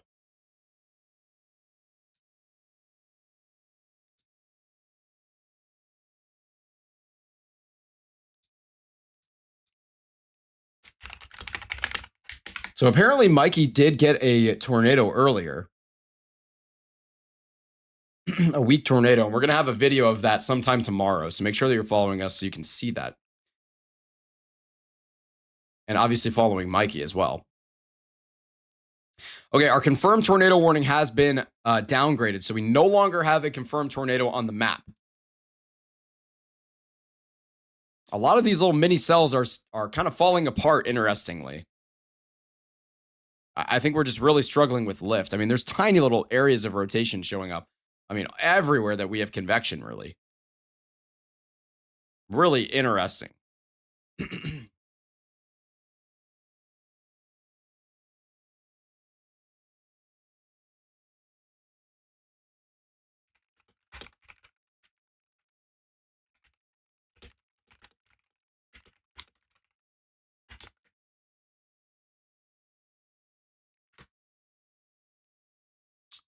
Whoa.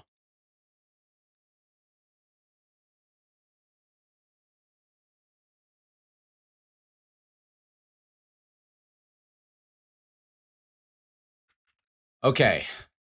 There's another link in the chat for just a beautiful view on this.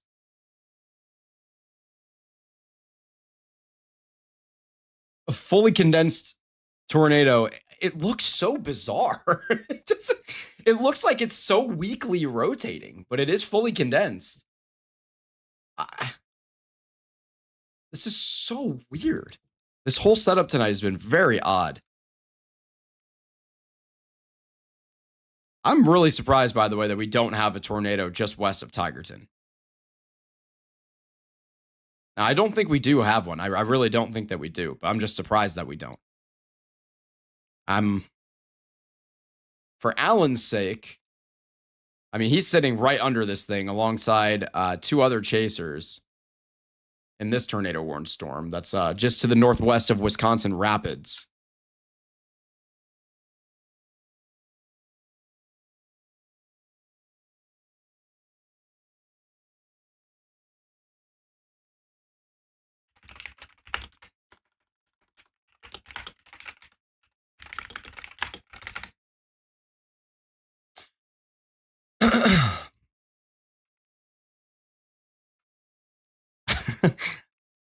Man, I don't even know what to say for some of this. It's just so strange.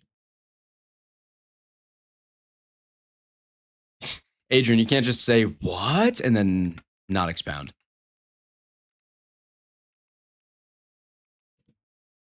What? Okay. All right, I'm about to repost this on Twitter. What in the world? Yeah, go ahead. Lorian's going to drop the link to this in the chat from the Otis project. An incredible view they got from their drones.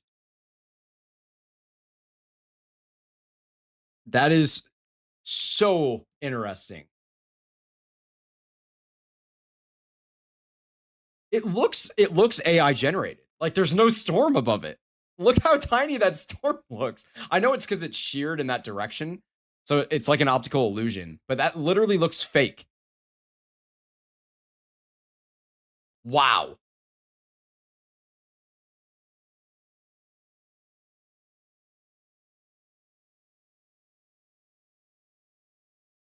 I don't even know. I literally have no idea what's going on with this setup. It literally, that image I just linked you guys, literally, or Lorian linked you guys, literally looks fake. It's not though. It's very much not fake.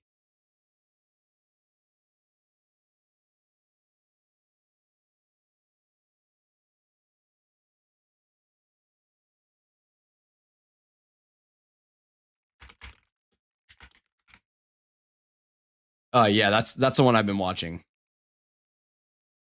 Yeah. No, you're good.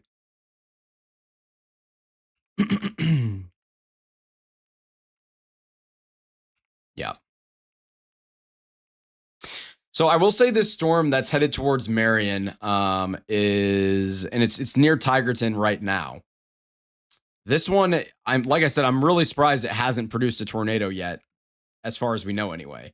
As this rotation is looking really good ever since it was near Elderon, really.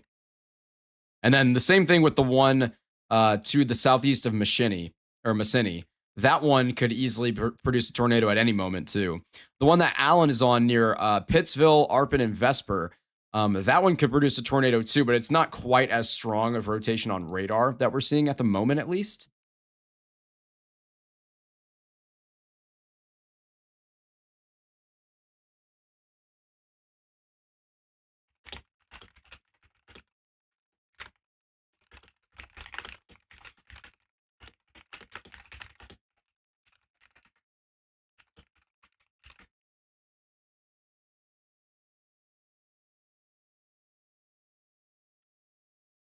Okay, I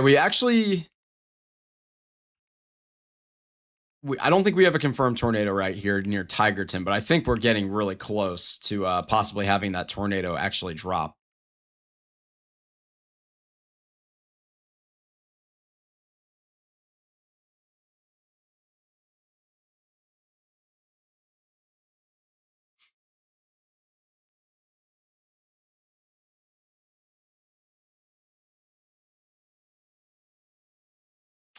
We did just get a report actually less than 5 minutes ago on the Tigerton cell,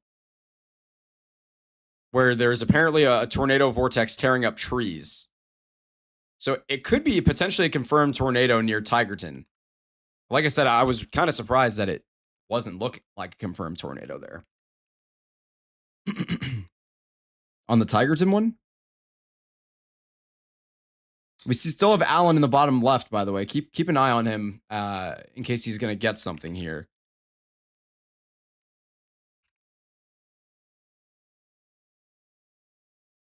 Yeah, go ahead.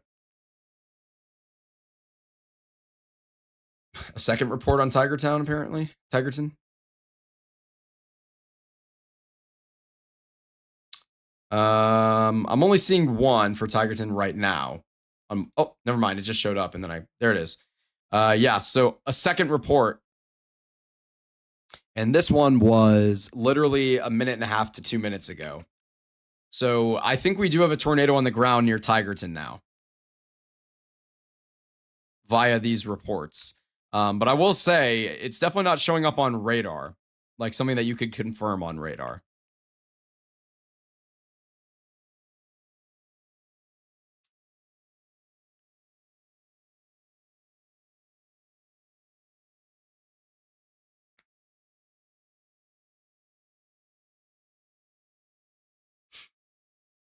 Still watching Allen in the bottom left.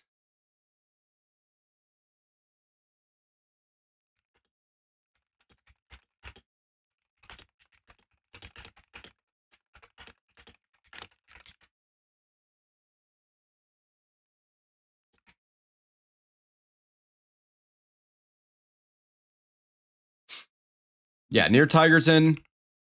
We may see an upgrade on that tornado warning in a few minutes here to a confirmed tornado warning.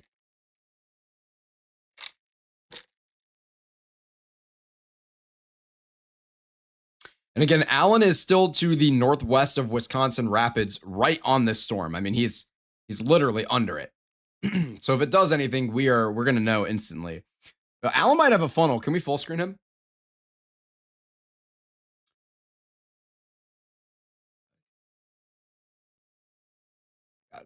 Bang.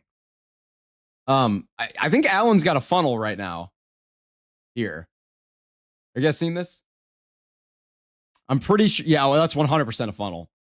So Alan's for sure got a funnel cloud now. And this is near Vesper. So a little rope funnel cloud we're watching in real time starting to extend from this storm just to the northwest of Wisconsin Rapids. You can see on the bottom of your screen, you can see that storm there. And Alan's feed in the top left, we're literally watching this rope funnel cloud slowly descend from the cloud. It's very clearly trying.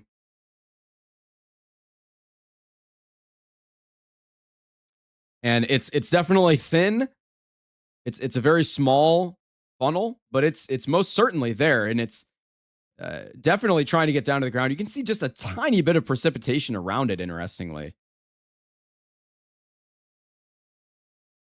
And it looks like Alan is still mobile, moving right towards it. You're going to see his location here. I'm going to zoom in on it at the bottom of your screen so we can see where Alan is relative to the storm.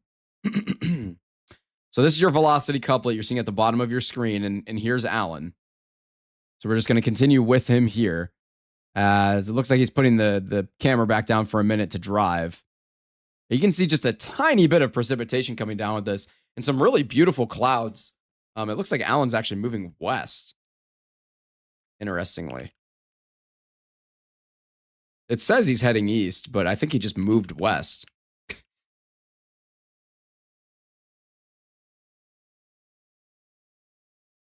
But yeah, this is Storm Chaser Alan Geiger with Midwest Weather right now, an affiliate of us here at WillBrattonWx. And he's on this storm here in Wisconsin.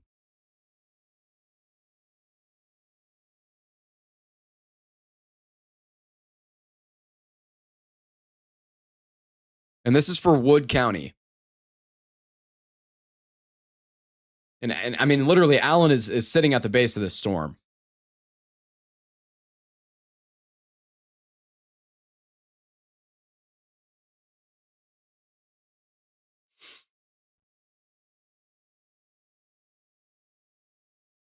Oh yeah, look at that funnel. It's straightened out a little bit and it's trying to descend from the cloud right now. We most certainly have a funnel here trying to touch down on this storm.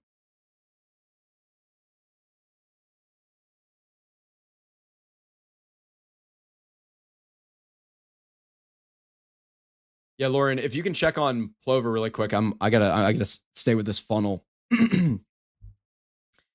Alan is as clear as day got this funnel here. And it's trying to make its way down to the surface. It's not made it even halfway yet. It looks like it might be receding just a little bit here. It's just repeatedly trying to go. And keep in mind, this storm has the weakest rotation on the map right now. Of our 3 tornado warned storms, anyway.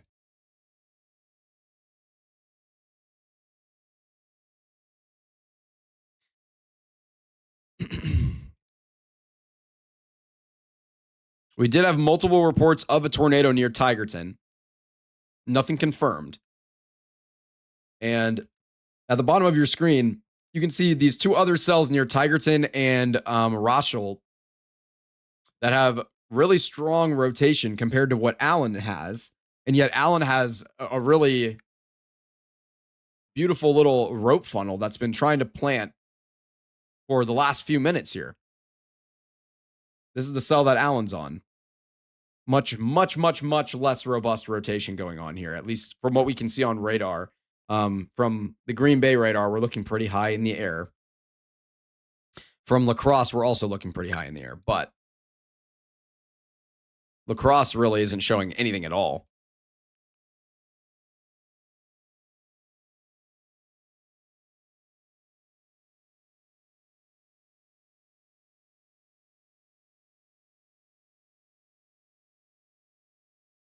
Okay, it does look like that funnel cloud may have completely receded for the moment. At least from what we can see. So I'm going to move Alan back down to the bottom left of your screen. We did get a new considerable severe thunderstorm warning that was just issued I'll be able to take a look at that in just a minute here. I'm going to assume that was for the storm near Des Moines, though, for damaging wind, so I'm not entirely sure. No, that was actually in Illinois. Oh, wow. I don't know how I missed this. Okay. So we have a very strong storm out here in Illinois. This is West Illinois near Augusta. This is tagged for 70-mile-per-hour winds, which have been observed by law enforcement.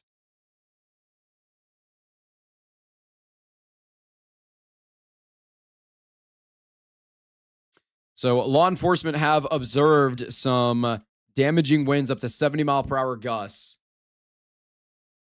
associated with these with this giant windbag, really, that's rolling through like Macomb and other areas in West Illinois, eventually towards Quincy or just east of Quincy. And it's just going to continue to plow on through Illinois here. So definitely keep an eye out for that if you're in that area. But again, we have 3 tornado warnings in place in Wisconsin right now, including this storm near Wisconsin Rapids that is just repeatedly trying to produce funnels. And we did just get a new downstream tornado warning for the rotation near Richelt.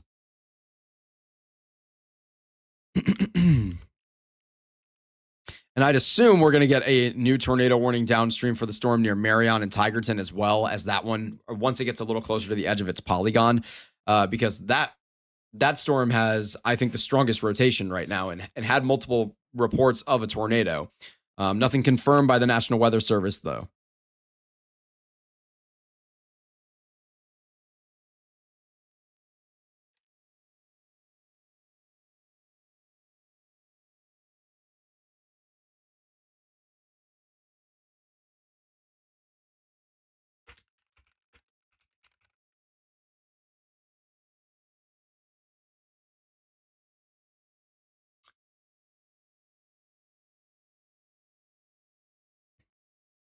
Stevens Point, you should be fine if you're in Stevens Point.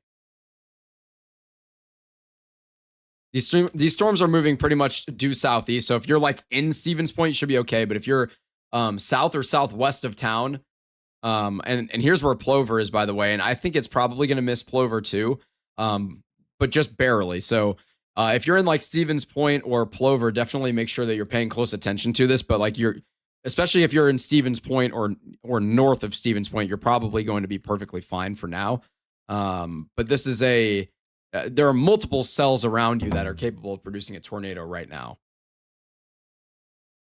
And we did get another upgrade to a considerable severe thunderstorm warning for all of the other warnings surrounding the windbag going on here in Illinois. Those are the 2 base notes that you just heard here.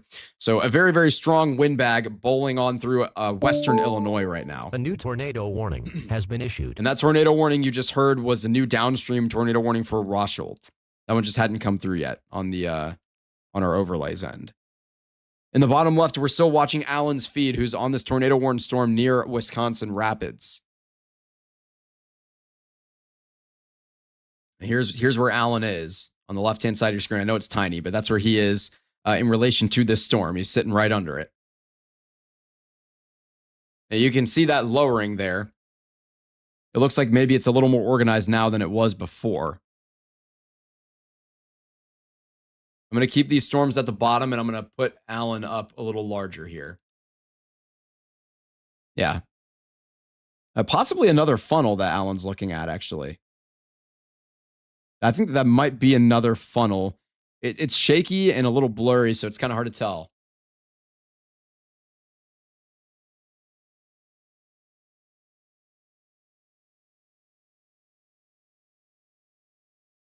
Disney Fam 4, thank you for tuning in and have a great rest of your night. Stay safe. I will say the tornado warning on Alan's storm was just lifted. But I don't think the tornado risk is completely gone for it.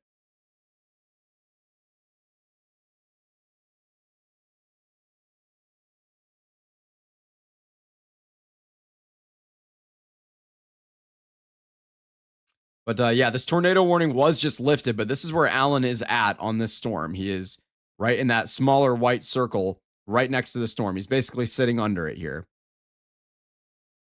at the bottom of your screen. And at the top of your screen, you can see his live feed.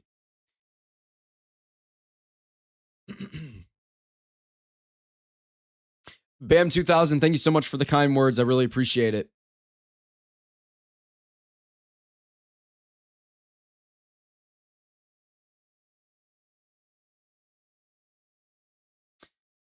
So we're going to continue to keep Alan in the bottom left-hand corner here for at least a little while. It looks like the rotation near Marion has weakened a decent amount, which is good news. That one was reported to have had a tornado. And the one near Rasholt, or Rasholt, however you say it, that one has still pretty strong rotation to this point.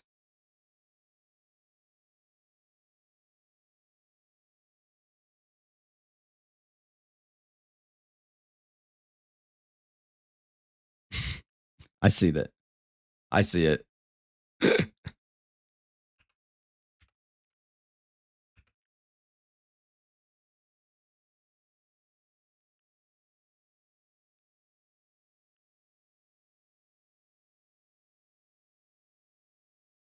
can see where Alan is at right now. He's along this road that comes out of Vesper and goes straight southeast. And that's where he is along it right now. And he's continuing to head to the southeast to try and stay with this storm, headed right towards Wisconsin Rapids. And again, there is no tornado warning on this right now, but it is very near Wisconsin Rapids, and it had a funnel cloud not long ago at all.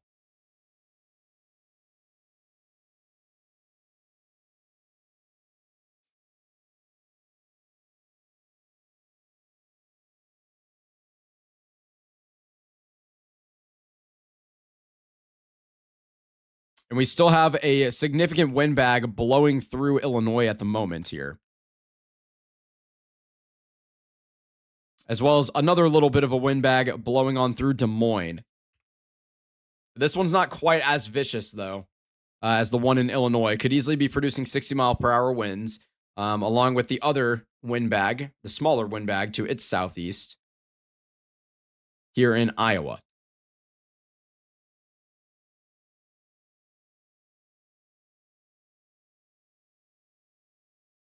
Rail Artist, I really, really appreciate the kind words, and we are more than happy to have you here.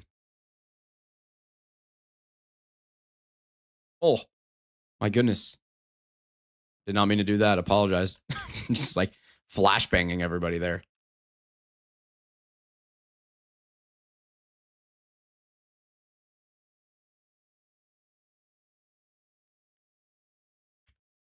And the number one way that you guys can support the work that we do is just liking, subscribing, and sharing with your friends and family. So I really appreciate everybody tuning in. That's just the best way you can support us, is just being here. But again, our number one goal is to try and keep people safe. And again, we have 2 tornado warnings in place right now for Wisconsin, including Portage, Wapaka, and Shawano counties. Areas like Rasholt and Marion.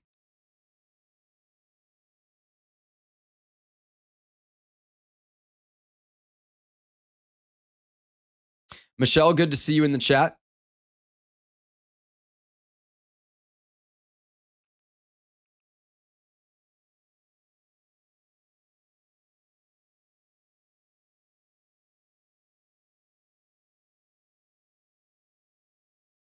Got it.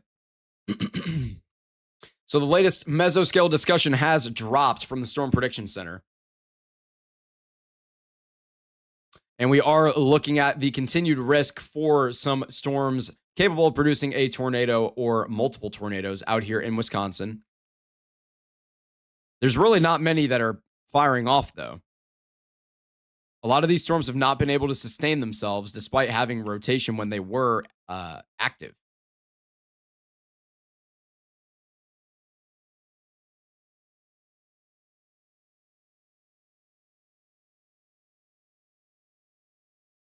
Okay, I'm gonna show that actually if I can. A second. It hasn't updated to my site yet. Once it does, I can try to do that.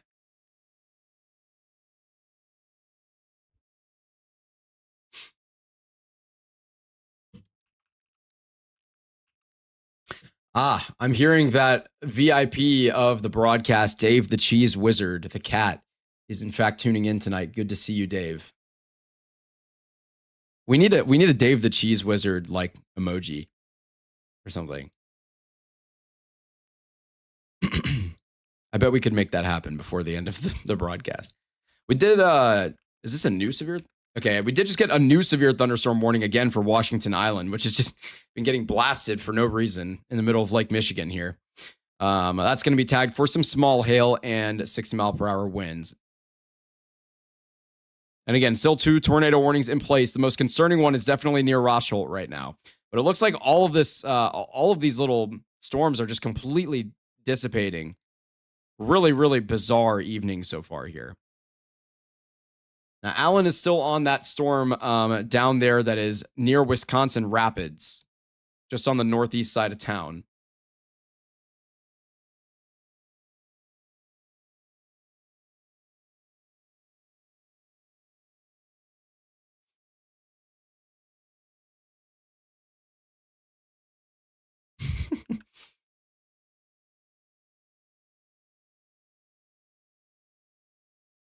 Okay.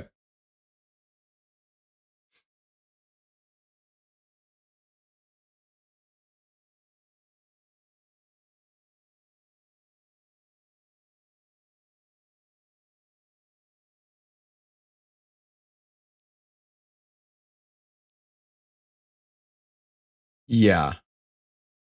I see this Green Bay sounding. Okay. I'm going to open this up. I'm just going to show it. We can just talk about it. Why not? So we do have a new sounding that has come out of Green Bay. And this was not terribly long ago. So we were seeing a lot of storm relative helicity still available in the atmosphere. You're going to be seeing a 505 0 to 3 kilometer storm relative helicity in meters squared per second squared. So that is essentially what that means is a ton of spin is available to updrafts of these storms. You're also seeing an LCL that's pretty low around, you actually can't see that. It's covered by Alan's camera there, but it's 1,000 meters. So a low enough LCL to get tornadoes from the cloud deck down to the surface, essentially, is what that means. There's also enough CAPE. There's not a lot of CAPE, but there is enough to get it done when you have a cold front. Kind of the main issue is this little bit of a cap that is in place, stopping these storms from firing because our CAPE in the lowest kilometer or so of the atmosphere is not very strong. Really, the lowest, like 3 kilometers of the atmosphere, is not super, super strong. So these storms are having a hard time actually getting going and rising. That's been the number one concern, or the number one limiting factor for tonight. You'll also see the surface winds coming out of the southeast and are pretty well backed with height. But there is a lot of shear in place. You're going to notice these upper level winds are flying like absolute crazy at around 200 millibars, upwards of 100 knots. Upwards of 130 knots, actually, or 120 knots, it looks like. So very, very, very fast winds aloft. And that's part of the thing that's ripping these storms apart and creating these weird, like small storms that look like little line segments that have become tornadic. That's kind of why they have become like that. And you can see a lot of curvature in your photograph with height here. Clockwise curvature, essentially. So as you go up with height is as you go along this line following these arrows.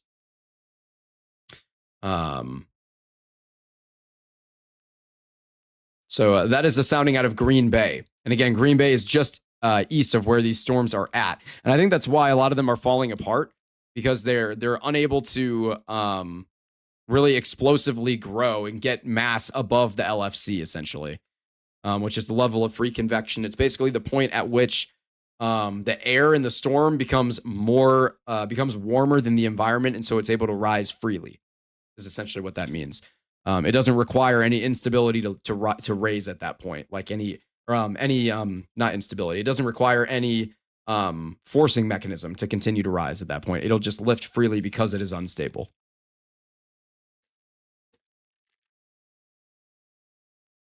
But because storms are not really getting mass above the LFC or to the LFC easily, they're just falling apart really quickly. And that might kind of spell the end of the night almost. I mean, a lot of these storms are, we still have one tornado warning in place for Rochelle, but that rotation is significantly weakening. The tornado warning does have 48 minutes remaining. I don't think it'll last that whole time, especially if the storm falls apart like all of the other ones have.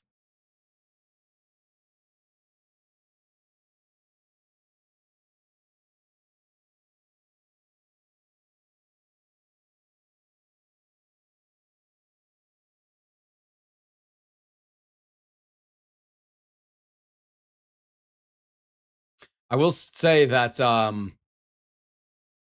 it does look like some model guidance is still showing a handful of cells being able to fire off. I'm taking a look on one of my other monitors right now for. It's just none of it's very impressive to me. I think for the most part, this might kind of be our last tornadic storm of the night in Wisconsin, which would be good.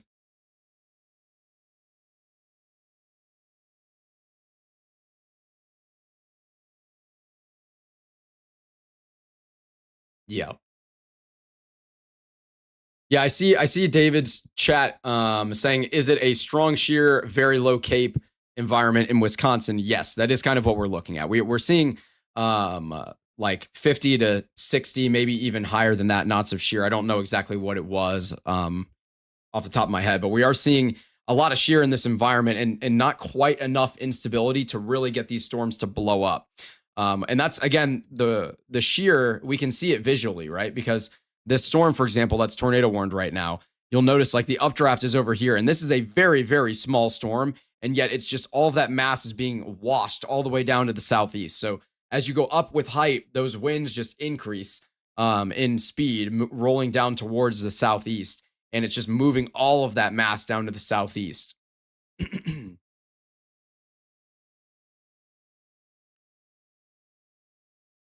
So a very well sheared environment.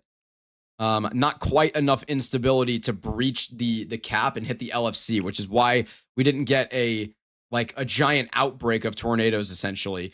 If we had more cape, we most likely, I'm being so honest right now, we most likely would have seen some sort of a tornado outbreak because we had all those different supercells firing off.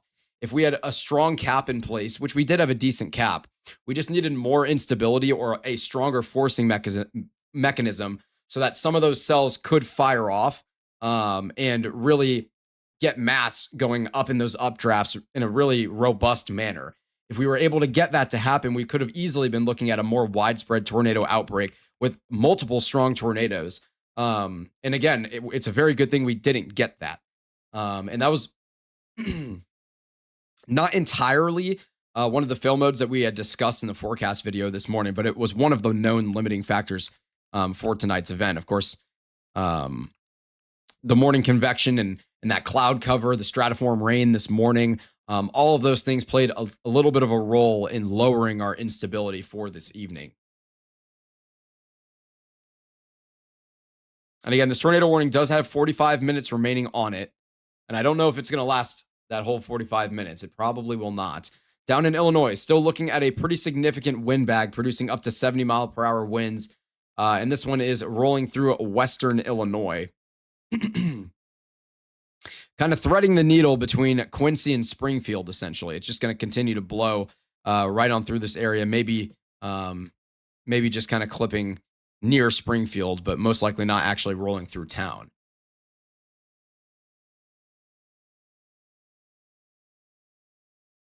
Back towards Des Moines, we're also looking at a little bit of a wind bag. This one not nearly as intense. The thing about this storm, though, is that it's been literally parked over Des Moines for like 3 hours, or like parked near Des Moines for like 3 hours. It's probably been over Des Moines itself for over an hour.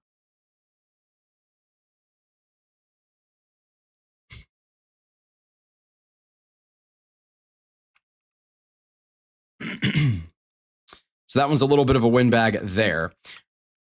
Possibly a little rotation near Melrose trying to form here in Iowa, by the way. This is in southern central Iowa. So that's something to watch. That's really spun up over the last couple of minutes, it looks like.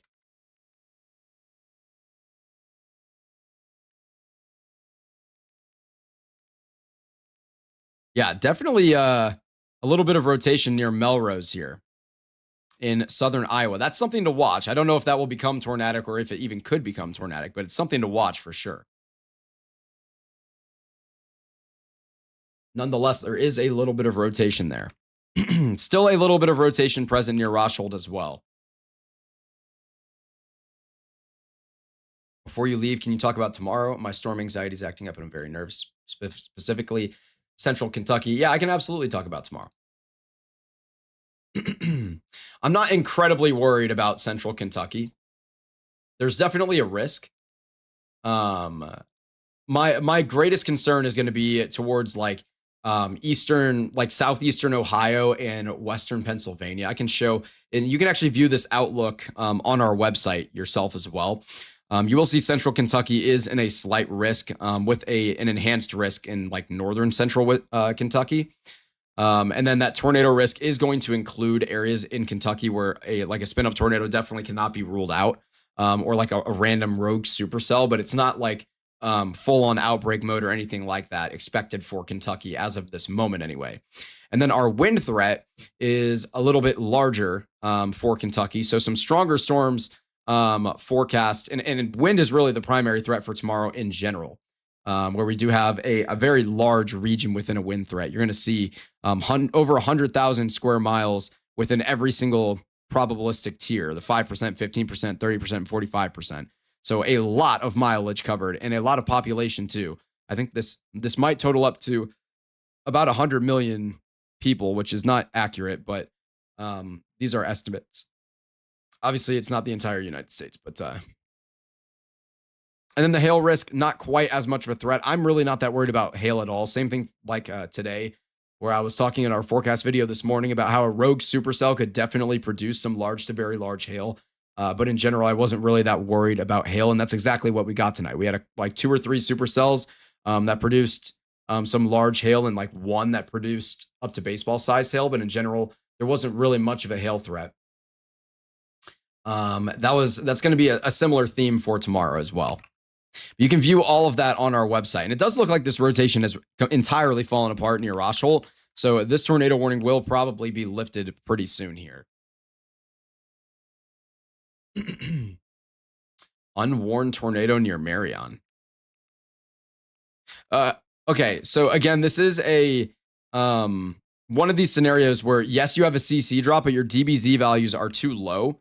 You need 40 DBZs or higher to confirm a tornado. And there are multiple storm spotters on this. So if there was a tornado, we would probably know. The last time there was a report of a tornado on this storm was quite a while ago. It was back near Tylerton, and that was over a half hour ago now.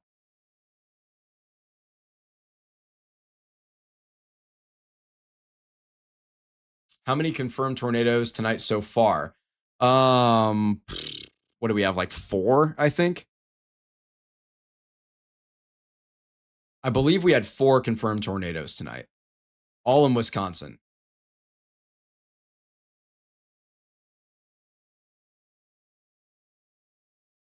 Yeah. Oh, yeah. And apparently one that was confirmed in Iowa also by one of our storm chasers, Mikey Plemons, that was not confirmed by the National Weather Service. There were a handful of tornado warnings in Iowa.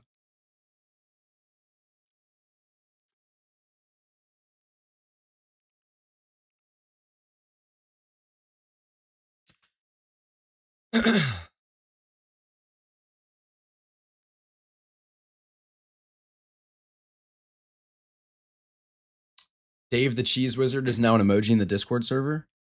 This is amazing news.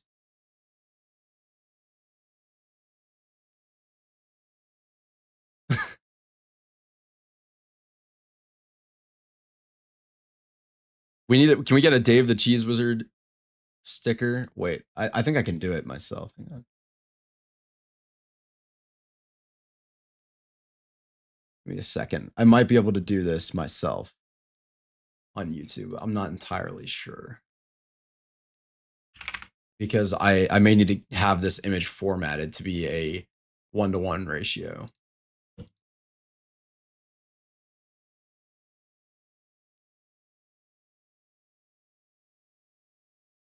just a second.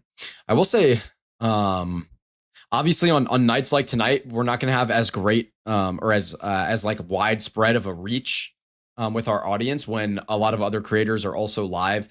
So I do especially appreciate those who have tuned in tonight and are trusting us over all other sources for weather information. It does mean a lot to myself and our team.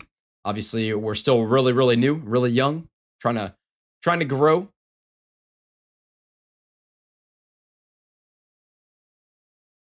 Okay, badges and emoji. Add another emoji. Oh. Wait 1 second. I don't know if this is gonna work. It didn't work. Dang it. Okay, that's fine. Well, apparently, Evan is coming with a raid? Question mark? It didn't show up for me, but oh yeah. Okay, so apparently we just had a raid from Evan. So Mr. Freiberger, I really appreciate that. We do still have this tornado warning in place. They did opt to maintain it, interestingly, just now. Like literally right now, they just opted to maintain this tornado warning. That rotation is more or less entirely gone here, though. Even when you go up in the scans, I guess maybe it's there just a tiny bit as you go up in height. Yeah, it's still there a tiny bit if you go up in height to 8,000 feet, but I don't know. But yeah, Evan, I really appreciate the raid, and to all of Evan's viewers, it's great to see you all tonight. Hope that everyone has stayed safe with the tornado warnings out there tonight. We had quite a handful in Wisconsin, including like 4 confirmed tornadoes, plus another unconfirmed tornado that our storm chaser, Mikey Plemons, was on and will have footage for us about tomorrow at some point.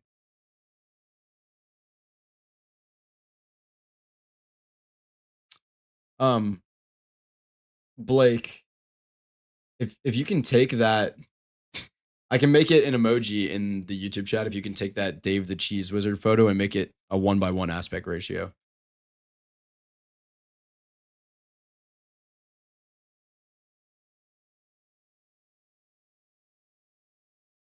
Yeah, it's an emoji in the Discord, but I can't make it in the YouTube chat. Patches Stark, good to see you tonight. Marcus, good to see you as well.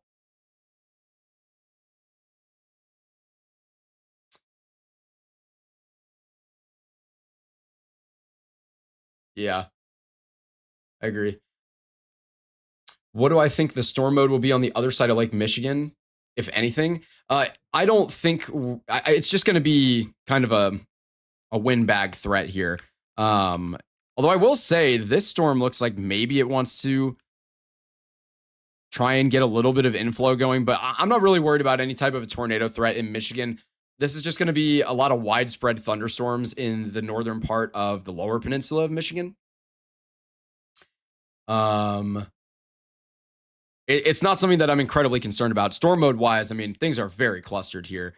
We could see a couple areas that form these like Boeing segments, kind of like what you're seeing here over the Lake Michigan right now, where you have a little bit of low-level jet influence that's kicking out, rear inflow jet influence that's kicking out some of this mass a little further out. And we did just get a new considerable severe thunderstorm warning in Illinois. I assume that's going to be downstream here. One of them was actually just downgraded near Mount Sterling, but it looks like we are going to get some sort of a considerable severe thunderstorm warning here in Illinois, if that update there was correct. We just got on the overlay.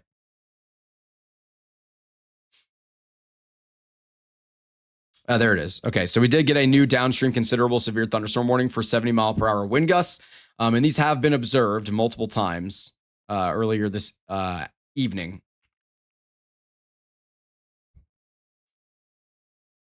Oh yeah. Okay, I have some really awesome stuff to share with you guys here. Again, we do still have a tornado warning in place. I'm not really worried about it. It's near Peru, Wisconsin, Big Falls as well. I'm not really worried about it though, but we're going to keep with it. But I have some really cool stuff to show you from Storm Chaser Alan Geiger with Midwest Weather. We were covering this live on stream here earlier. Give me 1 second to open these up. We do have some really cool photos of this funnel cloud that we were seeing live on air from Alan here earlier.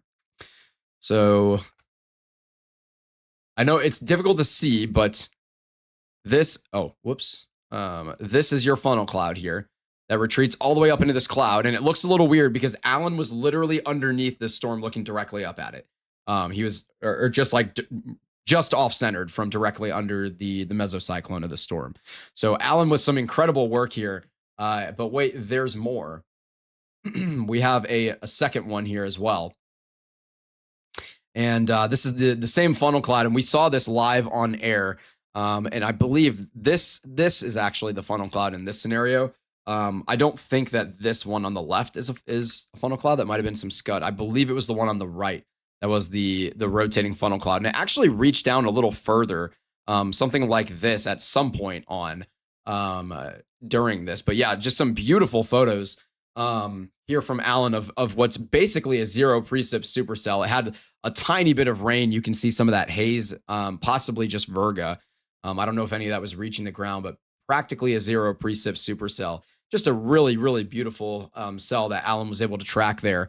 And that was not far from Stevens Point. That was just to the northwest of Stevens Point. Where was that exactly? It was near Vesper in Pittsville. That's where it was. Yeah, so to the, it was to the northwest of Wisconsin Rapids, not Stevens Point. So really, really good work there from Alan Geiger with Midwest Weather. If you don't follow him on all platforms, you definitely should. Same thing with Midwest Weather.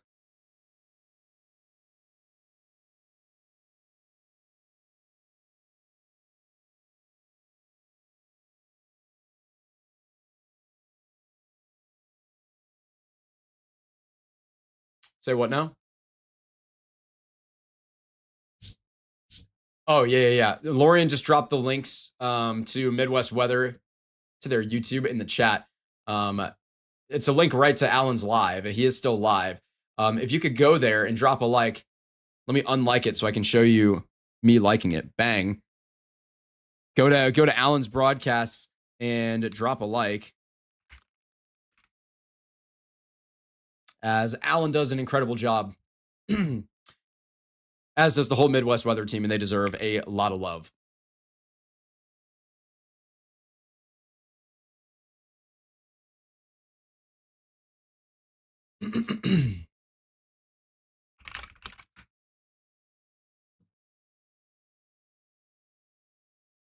Toma, tonight, I'm not really worried about. Most likely aren't going to see anything this evening in Toma, Wisconsin. Lafarge also.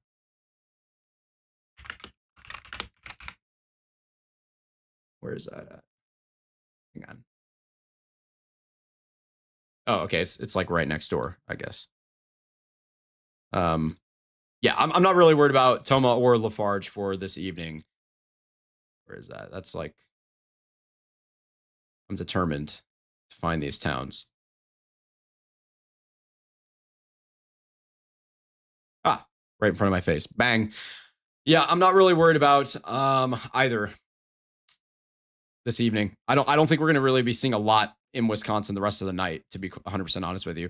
I will say, though, we maybe have just a little bit of rotation is still present near Iola or Big Falls, Simcoe as well here in Wisconsin. So maybe not a bad idea to keep this tornado warning going for the time being.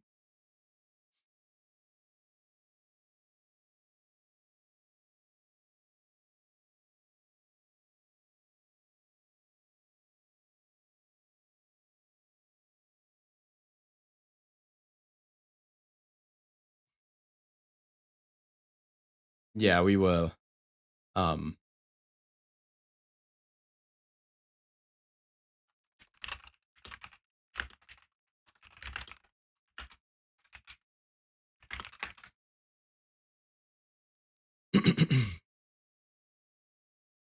Chris, the hurricane tracker, I see you in the chat.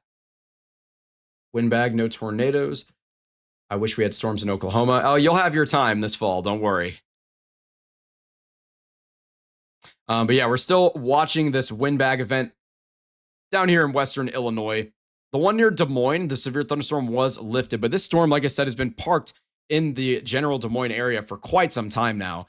And we have most certainly seen a lot of precipitation in this area just dumped. So we have a bunch of flash flood warnings taking up a lot of area here in Iowa for Dallas, Polk, Jasper, Boone, Marshall, and Story counties here in Iowa, all in the Des Moines area and just north and east of it. And then we're still watching the windbag out here in Illinois, producing up to 70-mile-per-hour winds. And we still have a tornado warning in place for Wapaka County out here near Simcoe and Big Falls, Iola as well.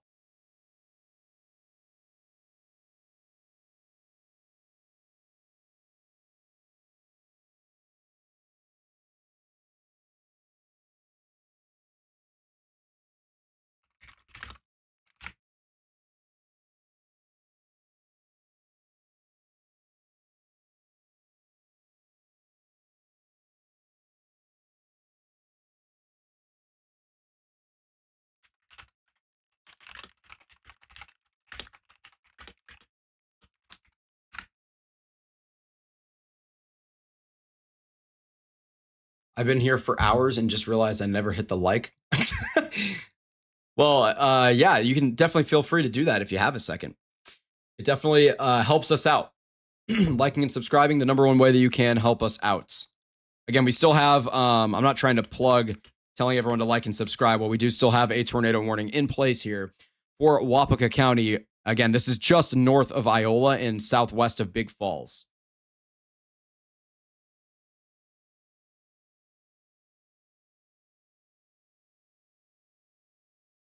Probably the most damaging one in Iowa.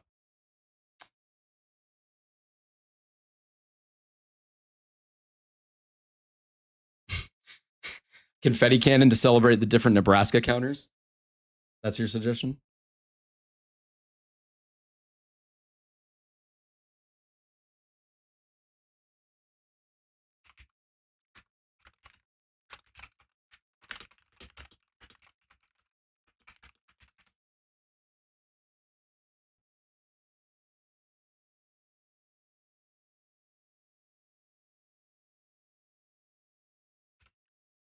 And that tornado warning was just lifted.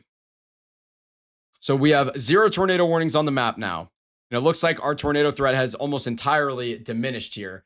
It was kind of short-lived. We had about a good hour and a half worth of it for our main robust tornado threat with all these mini supercells that fired off like crazy out here in central Wisconsin. We had a handful of tornado warnings in the Upper Peninsula of Michigan as well. And then now these storms crossing Lake Michigan are going to be heading into areas like Bel Air and Traverse City with definitely a windbag threat for sure. I don't really expect there to be any type of a tornado threat, but you can see the rear inflow jet really starting to kick in with some of these storms, and you're getting that Boeing segment within your windbag scenario here.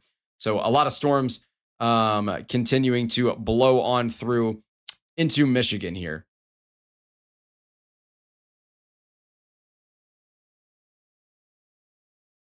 And then Western Illinois still looking at 70-mile-per-hour wind gusts. Areas like Rushville, Browning, Beardstown, excuse me. I was like, that doesn't sound right. Virginia, Chandlerville, Lighterberry, Arnsville, Concord, Meridosia. This is going to include Cass, Mason, Morgan, Fulton, and Schuyler counties out here in Illinois. In Des Moines, back into Iowa, or I should say just west of Des Moines, it looks like we had a new severe thunderstorm warning put in place. 60-mile-per-hour winds and 1-inch hail on that. Timothy has joined us as a Cirrus member. Thank you very much for doing that, Timothy. For those who don't know, by the way, our website does, in fact, show all of our members. And you can see it on the homepage of our channel as well. But you can see all of our members here on our website, and that list will only expand as time goes on. And we have some really cool updates coming to the website soon. Oh, I didn't mean to close that because I was going to show On our Outlook page, we did, excuse me. Why is this not loading? There we go. On our Outlook page, we are looking at a slight risk in place now. We have been downgraded away from that enhanced risk. Our tornado risk still at a 5% for central Wisconsin with a larger 2% that actually does include the upper or the lower peninsula of Michigan, where an isolated tornado embedded within one of those clusters of storms cannot be ruled out, especially really right as they make their way onshore from Lake Michigan there. But in general, I'm not particularly concerned about that. There is still a SIG 1 tornado risk in place for an isolated storm, if it could fire off, would be able to take advantage of that environment and potentially produce a strong tornado because that environment really hasn't been overworked at all. A bunch of mini supercells that didn't really use up a ton of those resources. And then we do still have a 2% extending all the way down close to where our windbag event is out in Western Illinois. And then looking forward towards tomorrow, or looking ahead, I should say. I don't know why these things are not wanting to load for me right now. One second. Looking at tomorrow's outlook, we do have an enhanced 3 out of 5 risk in place for a large part of the mid-Atlantic and even back into the Ohio Valley, even towards Kentucky. And then we are looking at a large 5% tornado risk with an even larger 2% tornado risk. Those probabilities will likely remain at the next outlook here. And then a SIG 1 might be added in, especially for like Western Pittsburgh. That's the area I'm most concerned about as of right now. Wind is going to be the number one threat without a doubt, though. We have a 45% risk already in place as of overnight, last night, essentially. That 45% outlook was already put in place. And that's going to include like all sorts of areas from Lexington all the way back through Charleston, Pittsburgh, Philly, Baltimore, DC, even close to like Newark, New Jersey, and just barely excluding Columbus and Cincinnati in Ohio. So a lot of really densely populated areas at a risk for wind damage, or a very high risk for wind damage, I should say, with that 45% risk in play. Hail not expected to be a significant concern for tomorrow, but isolated supercells could definitely drop some of that up to maybe tennis ball or baseball sized hail. But the general environment for hail is not going to be super extreme. We're not looking at any type of a robust hail event for tomorrow. Just mainly a wind event with the risk for a handful of tornadoes within it.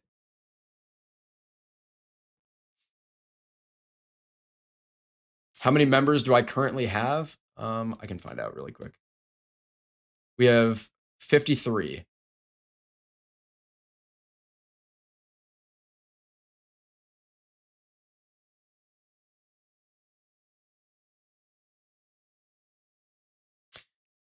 Let's see.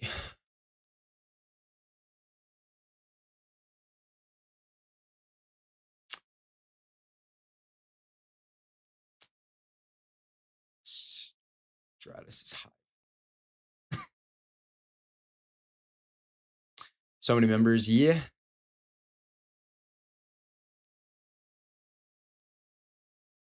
Okay. Adrian is waffling in my ear right now.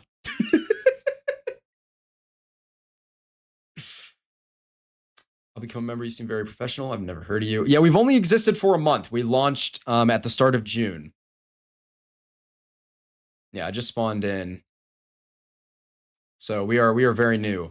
But I'm a degree meteorologist and I'm pursuing my master's. I have multiple other degree meteorologists on our team here at WillBrattonWx, including Lorian and Taylor. Lorian is here with us tonight in the chat.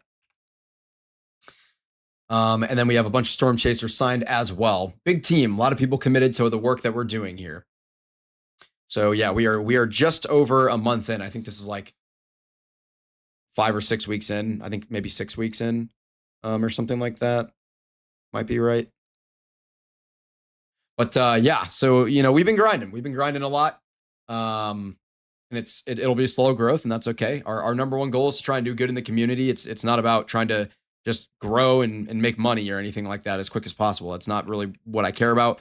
Everyone here, our mission is trying to make a difference doing meteorology. We just want to make a positive impact on the community and help undo the fear mongering garbage that has driven such a wedge between meteorologists and the public. There's a big lack of trust, and for good reason, because a lot of those sources are very irresponsible with the way that they fearmonger.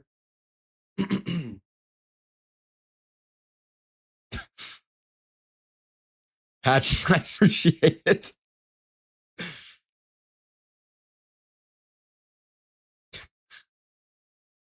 Yeah, Lorian and Taylor are also pursuing their masters alongside me, by the way, Mississippi State. I don't know why I didn't mention that.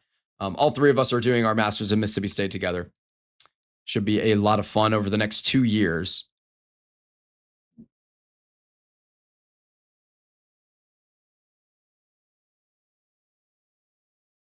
Oh yeah, we will absolutely be out storm chasing as well as a group here and there, especially, you know, things that are set up in Dixie Alley.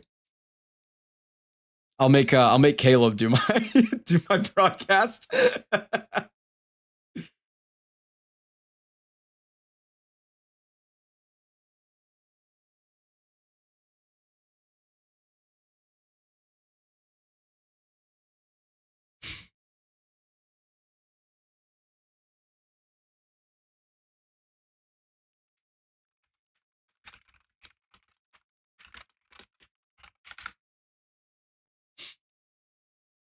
I'm going to ban my own mom from the chat.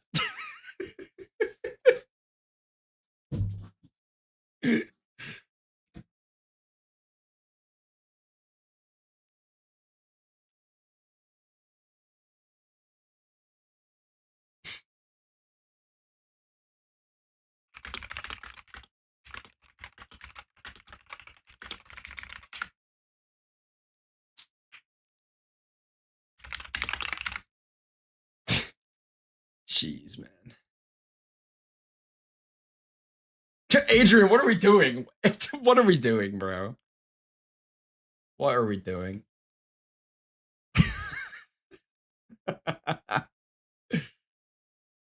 Diabolical.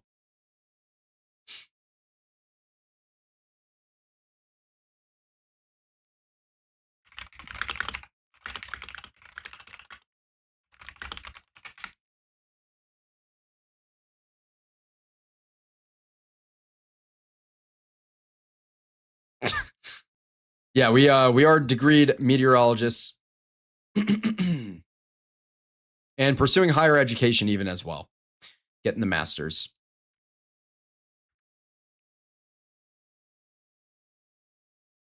Okay. I'm about to ban my own staff and my family. I'm about to ban everybody. I'm selling the brand.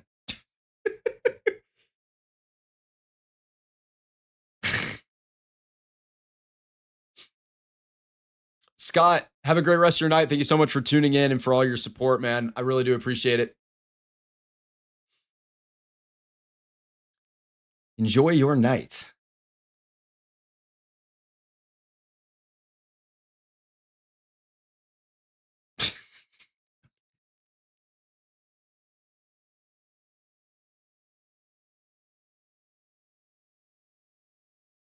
Oh.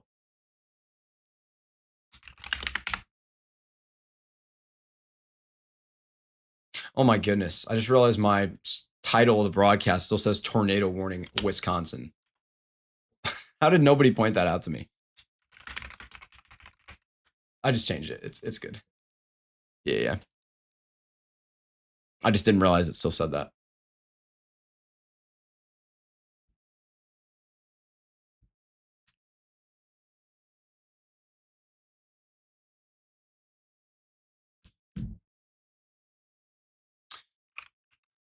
Given that tomorrow is going to be another very long broadcast day, we may actually just go ahead and end the broadcast off here.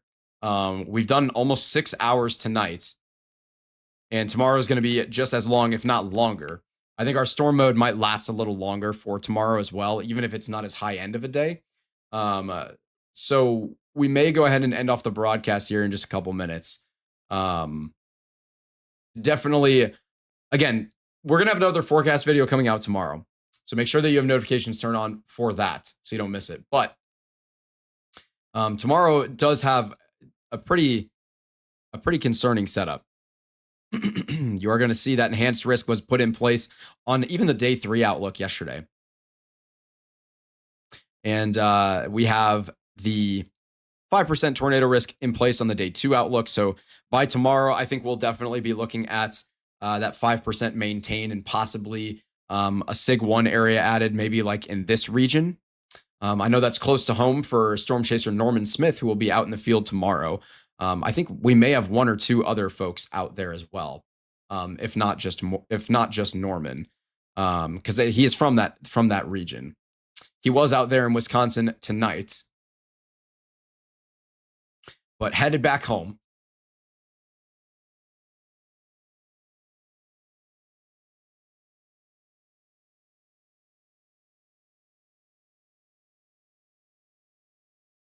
Summer Dragoness saying, going to get myself to bed already. Have a great rest of your night and stay safe. Have multiple ways to receive alerts in case you get some random pop-up storm. Although I will say, I think if I remember, was it you that's in Canada or is that Michelle? I'm trying to remember somebody's from Canada.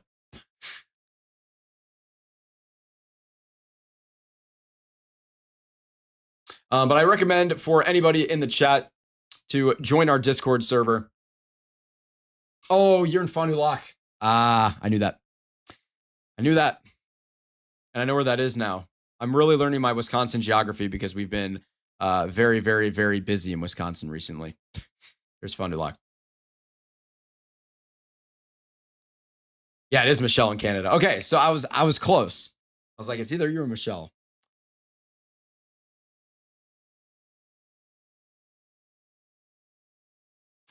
But again, for the rest of the evening, I'm just going to go through the severe thunderstorm warnings that are on the map before we end the broadcast tonight. And we'll just maybe go another 5-10 minutes here and cross the 6-hour mark just to say we did. We have the severe thunderstorm warning for 60-mile-per-hour winds, maybe some small hail in there as well. That one is going to be in Iowa for Dallas, Madison, Polk, and Warren counties. In Michigan, we're looking at Grand Traverse and Leelanau, I guess, counties here in Michigan. And then in Wisconsin, we're looking at Door County. So that's going to be this peninsula here, just south of Washington Island, areas like Bailey's Harbor, Sister Bay, Fish Creek, Gills Rock even. And all these storms are crossing Lake Michigan and are going to bring some gusty winds and potentially the risk for a spin-up, like brief, weak tornado in northwestern lower peninsula of Michigan. So essentially this area over here. Probably not that far south, more like just kind of somewhere in here potentially. And we have a bunch of flash flood warnings in place all around right now. Also down in Arizona for Apache, we are looking at a severe thunderstorm warning here for up to 60-mile-per-hour winds. There's a lot of flash flood warnings in the desert southwest right now. You're going to see there are like 5. There's more than that, actually. Wait, 1, 2, 3, 4, 5, 6, 7, 8, 9, 10 flash flood warnings in the state of Arizona. It appears anyway. As Patches Stark has joined us as a Cirrus member. So thank you very much for that. And welcome to being a Cirrus member. If you join our Discord, by the way, and are a member and link it, you'll get a special role in our Discord as well. And that's where we announce our members only benefits a lot of the time too, and communicate and hang out with our members in the Discord server. So definitely recommend that. We do have a considerable flash flood warning here in southern New Mexico as well. And in total, we're looking at 12 considerable flash flood warnings on the map. Nancy Weems, I see you in the chat. Good to see you tonight. In Colorado, we have a handful of other flash flood warnings. All of these are considerable flash flood warnings in western Colorado here, south of Grand Junction and then out near Meeker. So these are going to include Mesa, Rio Blanco, Delta. That's it. Mesa, Rio Blanco, and Delta counties in Colorado. And then we've been looking at Cochise County down here in Arizona for quite some time. And there's been over the last 2 weeks, a lot of flash flooding, a lot of thunderstorms, a lot of, gusty winds, some small hail as well with those. And I think that's everything that's on the map right now. I don't think I missed anything. I think I got all the. Okay, we did get a new severe thunderstorm warning actually just a minute ago. I think that's this one that's headed towards Traverse City. I was going to say because I thought there was only one there. So we do have another severe thunderstorm warning for this Boeing segment, this little windbag that is making landfall here in Michigan, northwestern Michigan. So areas like Traverse City, Bel Air, Empire, Beulah, Kingsley, and Kalkaska. All those areas could be seeing a little bit of a windbag headed your way. So some strong gusty winds, 60 mile per hour gusts, maybe even a little bit higher than that, up to 70 mile per hour gusts. Down in Illinois, our considerable severe thunderstorm warning has been downgraded for west of Springfield. This is areas like Griggsville, Meridosia, Jacksonville, and Winchester. Within the severe thunderstorm warning, though, is just Cass and Morgan counties here in western Illinois. And then we're still looking at the Des Moines area where all the severe thunderstorm warnings, have been lifted. But we do have a lot of rainfall still falling south of Des Moines and around Des Moines in general. Plenty of lightning with this storm as well. You can see it's very electrically active. So still a risk for damaging weather in terms of that lightning threat. And I would bet the storms up in Michigan are probably very electrically active as well. Yes, they are. So a lot of electrically active storms all around the map tonight.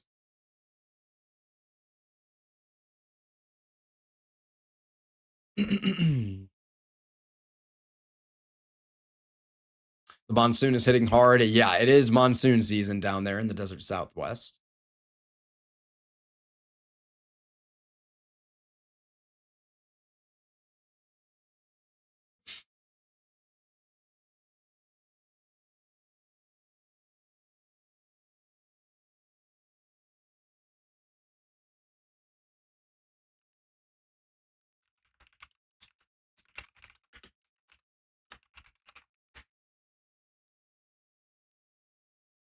All right, let's see.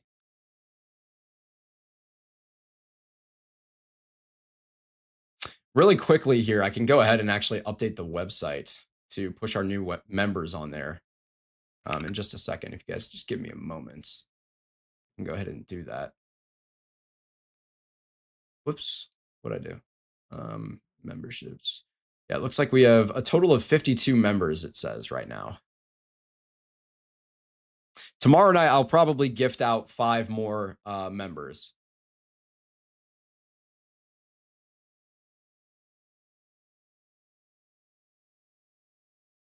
Oh, wait, that's not what I wanted in the world.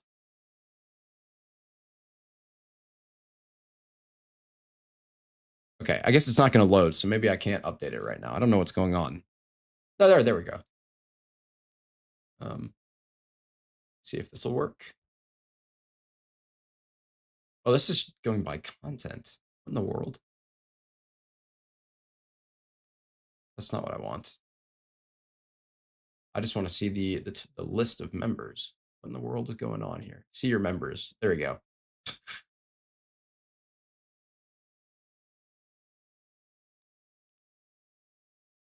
All right, now I've got it set up. Give me a second here. I can go to this page.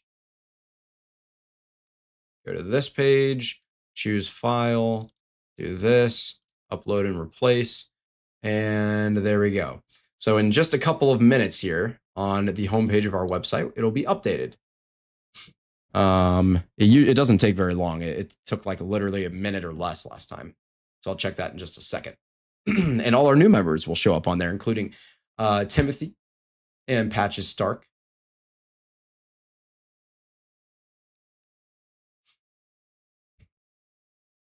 Pet the cheese.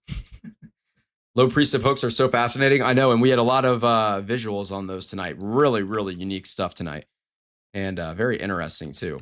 I will say, with this Boeing segment here that's beginning to make landfall, that rear inflow jet is really kicking in. It would not blow my mind at all to see 70 mile per hour gusts with these. And it also wouldn't blow my mind to see a little bit of a spin-up tornado develop along this line. It's definitely not something I would rule out. It's not something I would expect either, but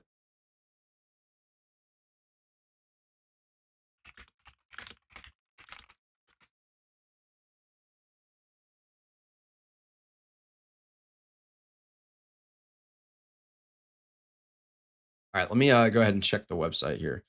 Give us a refresh. Okay. And I think maybe it did update. I don't remember exactly what it looked like before. That's Lorian. I don't know. Does Tim have a profile photo?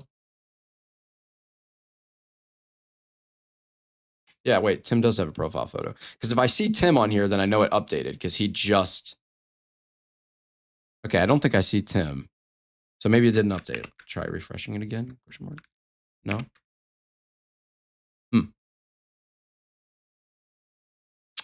Okay, I don't know if it updated, or it definitely didn't update, or maybe it just didn't upload correctly. I might have messed it up.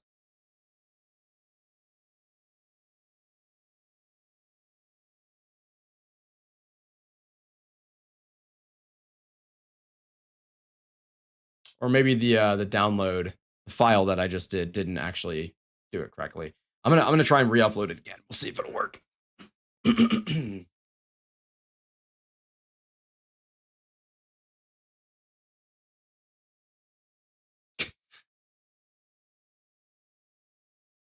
Really quick, by the way, I do want to give a huge shout out to our storm chasers who chased tonight. That is going to include a Norman Smith, Mikey Plemons, Evan and Drew out there with Michigan Storm Chasers, affiliates of theirs as well. And then also Alan Geiger with Midwest Weather. We had a lot of incredible storm chasers out there. We also had Blake helping out with the cameras, Adrian and Lorian helping out with socials and meteorology this evening. We had a lot of folks helping out. A really good broadcast, really good coverage tonight. Someone reported a wall cloud in Chicago. Wait, hang on.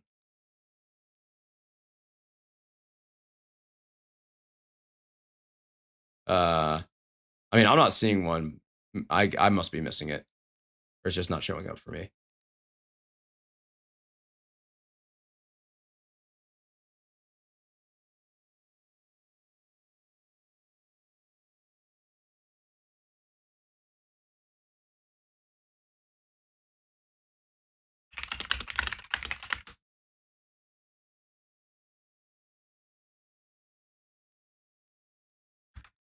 Yeah, we'll say these winds out here are looking pretty strong for sure. We can see that Boeing really kicking out here with that rear inflow jet. So northwestern lower peninsula of Michigan near Traverse City.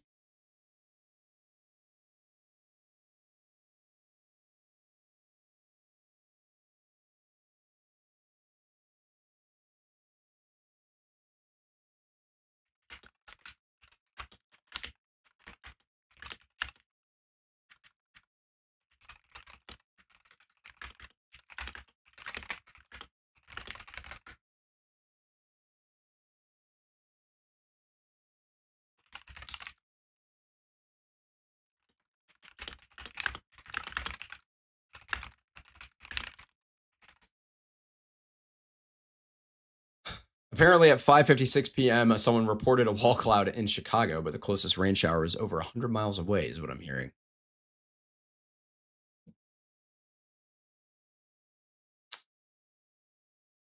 At the top of your screen, I am going to quickly roll through the types of warnings that we have on the map right now. You're going to see that we have just a bunch of severe thunderstorm warnings. It says we have one considerable, but we do not have a considerable one right now. We just have 5 severe thunderstorm warnings on the map. And then we have 10 considerable flash flood warnings and 6 regular flash flood warnings.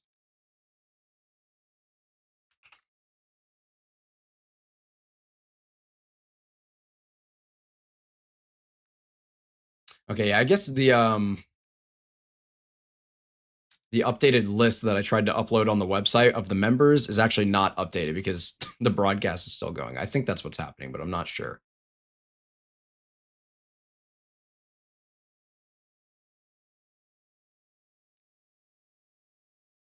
Anyway. Rain, you are very much welcome.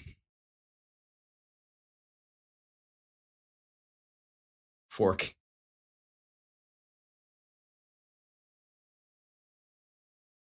Michigan has overperformed tonight. Yeah, I don't think really any model guidance was showing storms this strong, at least, reaching potentially severe thresholds, rolling into Michigan here. And the Upper Peninsula was definitely an area that I was expecting there to be some risk for tornadoes. I didn't expect it to go down the way it did, though. Earlier on this afternoon and evening, this was really the only area where we had a major risk for tornadoes at first. And then we had that really weird, like, spam of those mini supercells in Wisconsin. That was bizarre. Definitely a really interesting night, to say the least.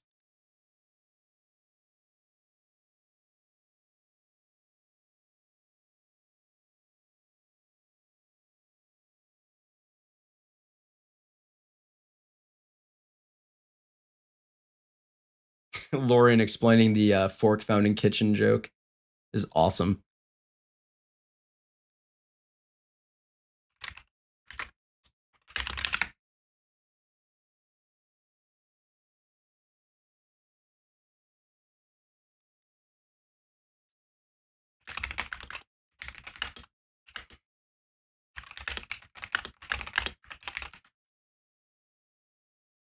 How is Springfield, Illinois looking?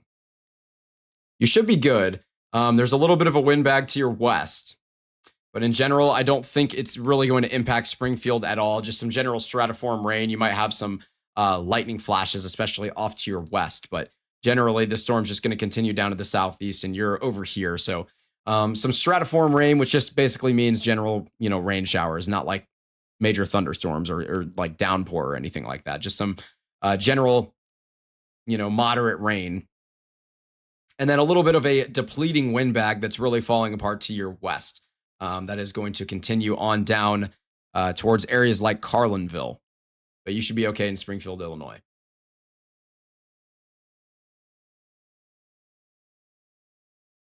Still watching the general Des Moines area and south of, by the way, where we do definitely still have a stronger cluster of thunderstorms.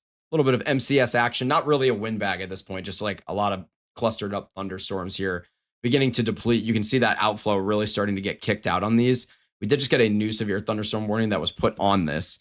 And that's going to be, I'm assuming, for that small hail. Yeah. So we have a little bit of a hail core that's popped up here.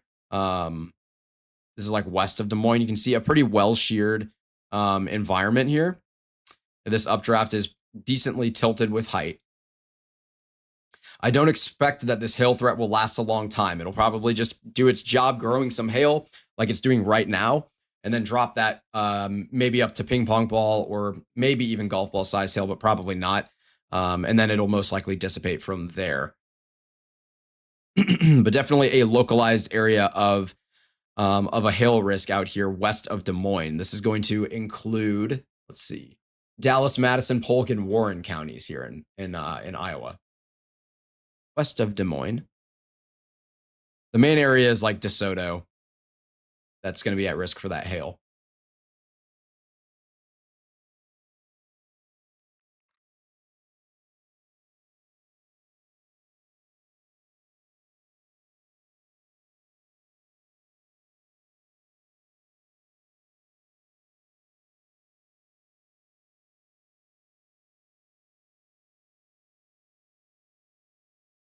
I'm going to try one more time to update the channel members here, because I really want to like make this work.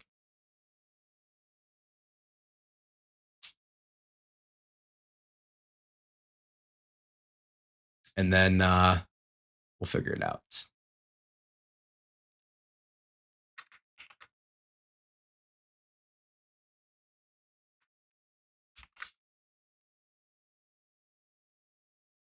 Yeah, I think the file is definitely right, so it should work now, in theory.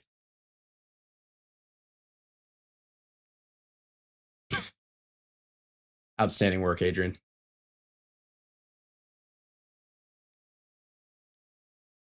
Southeast of Des Moines? No. Oh, where there's a lot of rotation? Okay. Yeah, we do have some rotation that's forming here southeast of Des Moines near Williamson and south of Columbia here in Iowa. So that one could be a potential concern for another tornado warning. You can see it's riding along the outflow boundary that's set up here, and that outflow boundary is just being pulled right into its inflow region. I didn't draw that line very well. You can literally see it on radar where that boundary is being yanked into your inflow region there. So that's where your inflow is coming into.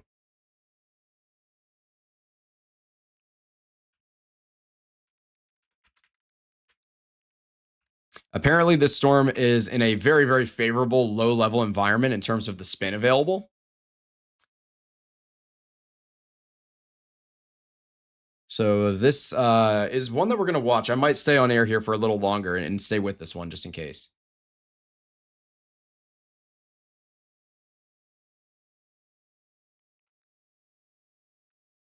Yeah, okay. I'm definitely doing the members update thing correct on my end. I don't know why it's not updating the website. It might just be taking a while to actually update.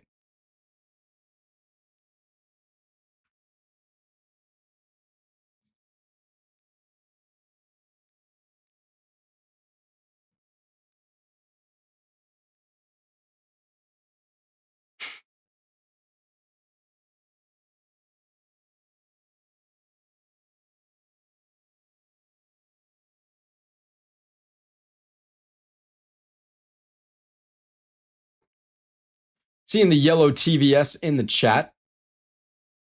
Good to see you out there. Jared in the chat as well. Good to see you. Some familiar faces tuning in the late hours here.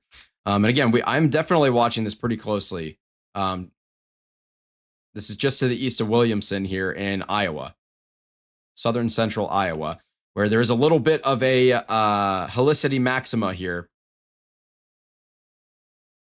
at the low levels. You're making a hog roast? That's awesome.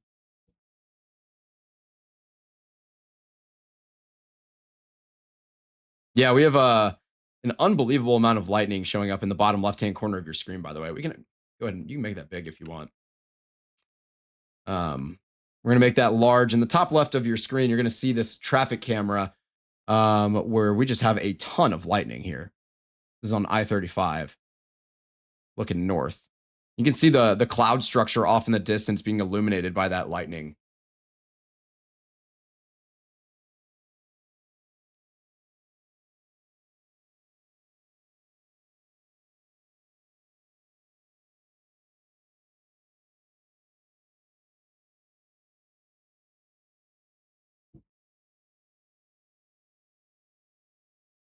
So at the bottom of your screen, you're going to see that rotation that is, it looks like it's really trying to notch out a little bit here, by the way.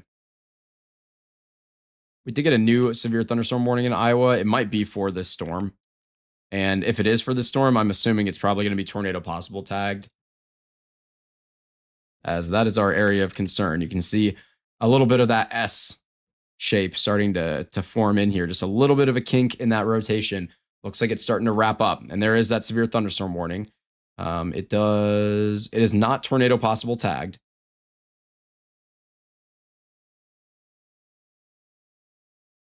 Kind of hot for a roast. Just have too much deer and hog and fish in the freezer. Fair enough. Got to cook it. Yeah, beautiful lightning show out here in Iowa, though.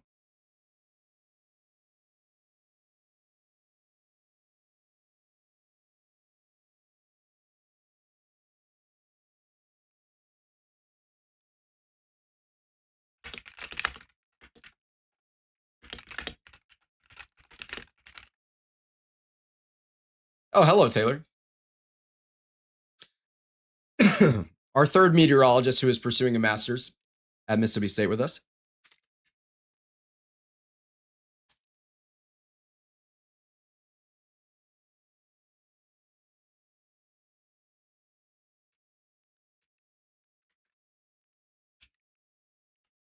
Yeah, definitely rotation trying to pinch off here. You're seeing at the bottom of your screen a little bit. That inflow region has gotten much tighter.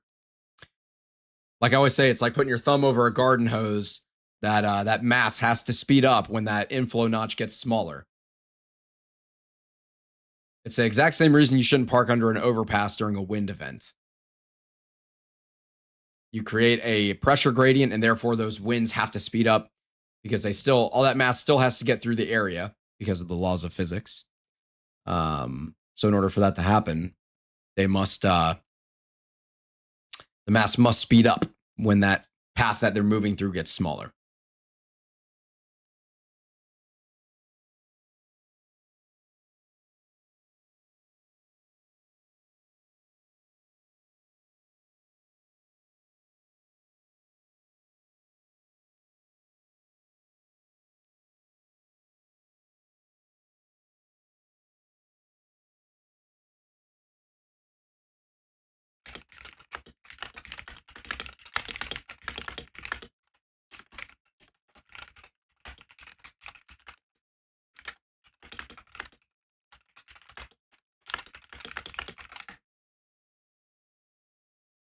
In the off-topic channel, everyone's sharing pet photos.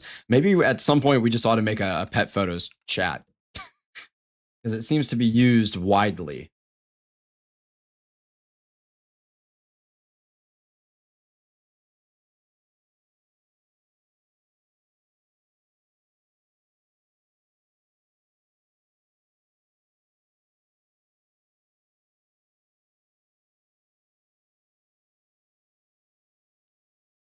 Oh my goodness.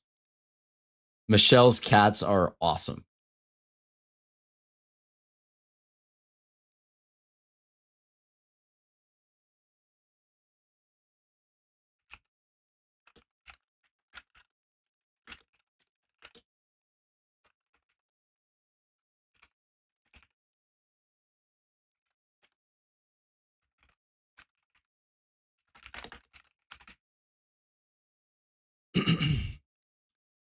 Taylor, yes, you should absolutely share a photo of soaking wet Aspen. So for context, Taylor's dog Aspen is a German Shepherd, right? One of the most I don't know, well put together animals, well put together dogs. They're very smart. They're extremely physically fit, strong, great animals, great dogs. But Aspen has no idea that she is literally an engineered machine. She's scared of her own shadow. If you literally look at that dog, she gets she puts her ears down and gets all sad and scared. I don't know why. I don't know if Taylor knows why. Obviously, it's her dog. Maybe she does. Taylor's never told me if there was a specific reason for that, but she doesn't understand the power that she has. Looks like we just got a new tropical storm warning. Did I just see that right? Mississippi? Interesting.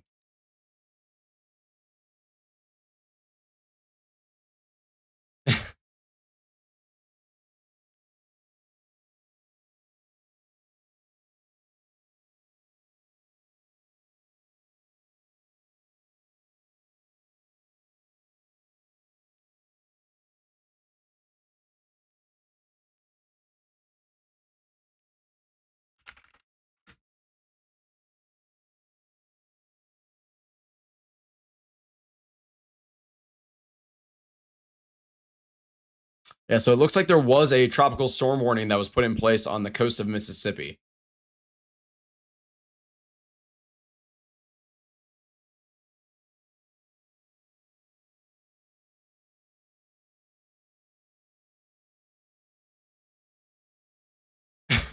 Lauren.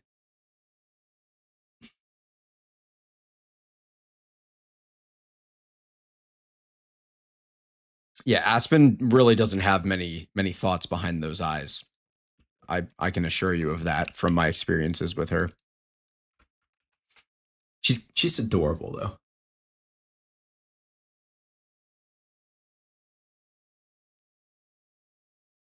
Yeah, me too.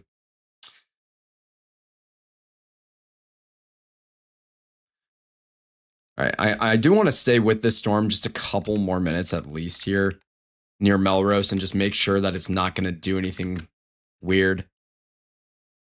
After that, though, we're going to end off the broadcast. So we'll keep it going, make sure that nothing tornadic is going to spawn in with this storm here. I'm going to check in on Michigan, too. We did get a new severe thunderstorm warning downstream to include areas like Bel Air, Central Lake, Mansalona, Alba, Kalkaska, South Boardman, Fife Lake, or Fifey Lake, and Kingsley. Fifa Lake? I don't know.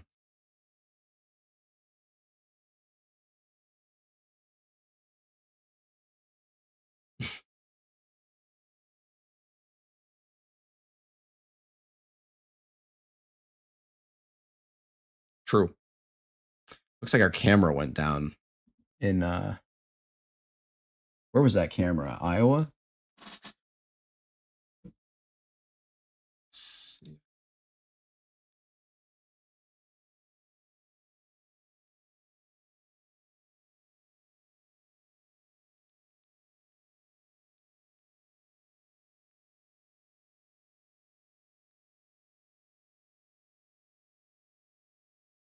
There you go.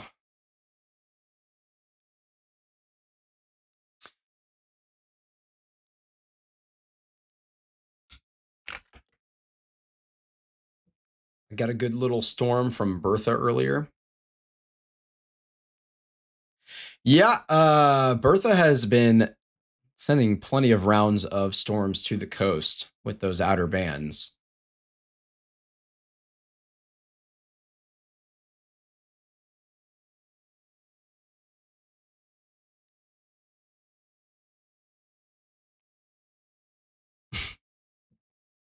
Taylor, out of context, that's a hilarious chat message.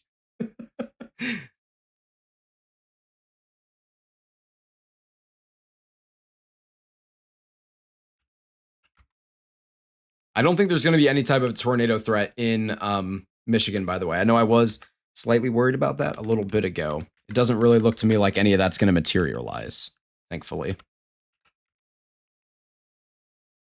Definitely a wind threat, though. And this is tagged for 60-mile-per-hour winds for a lot of counties in Michigan, or a large area in Michigan, I should say. It's going to include Antrim, Grand Traverse, and Kalkaska counties, as well as Leelanau.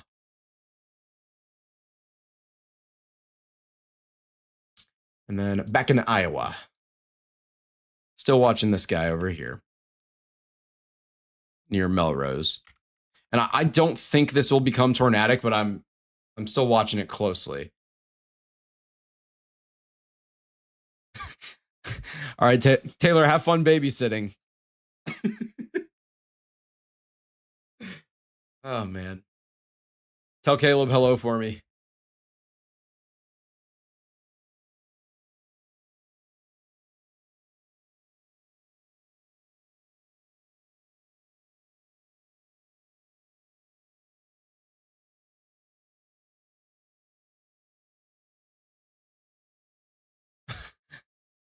Yeah, that is crazy. Rain gauge garbage can is crazy. 6 inches of rain is like kind of obscene, though. I don't know where you're at, but that is a lot of rain. Okay.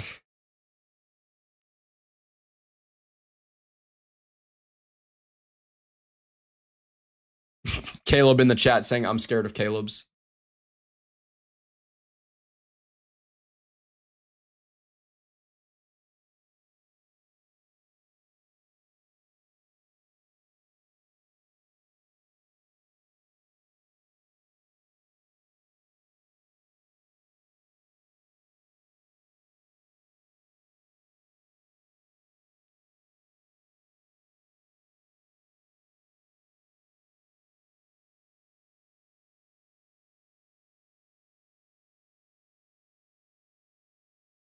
Yo. That's hilarious. My family here are where floods just happen in Texas. Oh, like Southwest Texas? Yeah, the flooding was really bad. Really, really bad down there. In the bottom left, by the way, still a ton of lightning going on in Iowa.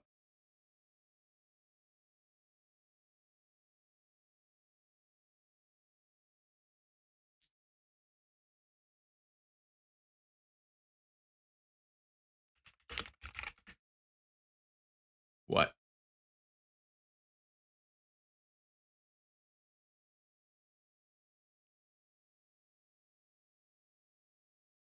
Cowbell country? Are you talking about like Mississippi State, or what do you mean by cowbell country? Are you talking about like Mississippi, or because I think if I remember, you're from Mississippi, and we did just get a tropical storm warning on the Gulf Coast of Mississippi.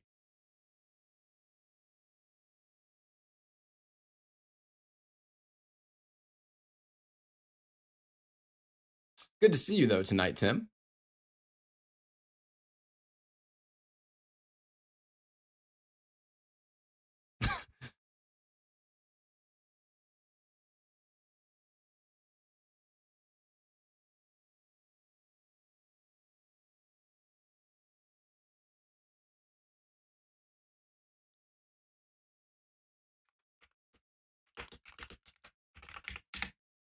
Do I see what? Oh no, hang on. I'll look. Whoa!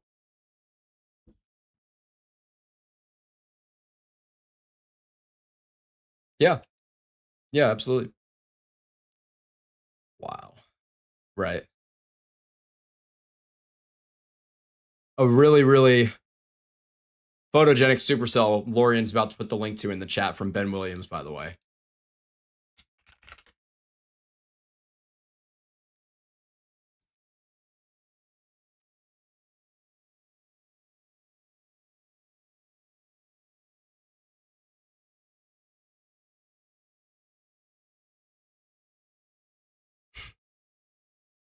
What?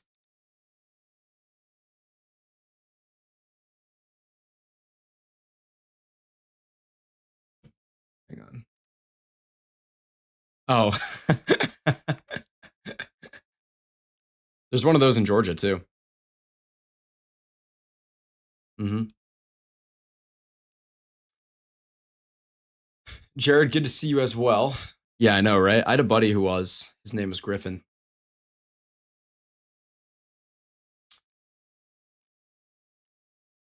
South Hillsborough County, Florida. Ah, I got you. Starkville, yeah, Tim. Down in Starkville, ain't nothing going on. Oh, whoa. It looks like this rotation may be tightening up just a little bit here. South of Melrose, west of Iconium. That's a cool town name, Iconium. Alan, 4.5 hours is a lot. That means you're not going to be getting home till 2:30 in the morning. So stay safe, man. Drive safe. If you need to stop, take a couple moments to stop and rest if you need to. But get home safe, man. Great work tonight. I can't wait to show more even of what you had on air. I know you don't know what we saw on air yet because you were chasing, of course, but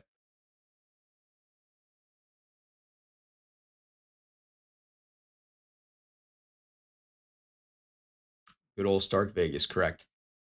Yeah, everyone show Alan some love in the chat for his great work storm chasing earlier this evening.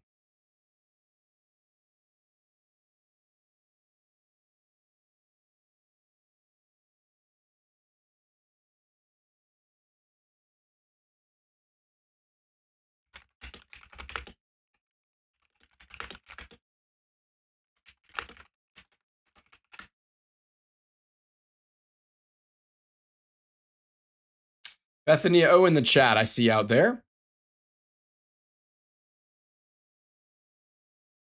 Good to see you tonight.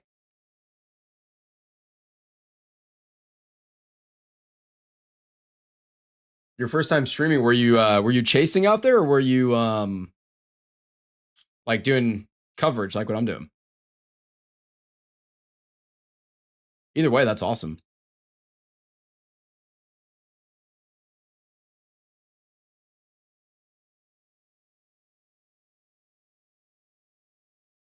Yeah, big time love for Alan. Dude killed it tonight. Let me really quick, I'll show these photos again for anyone who didn't see them earlier.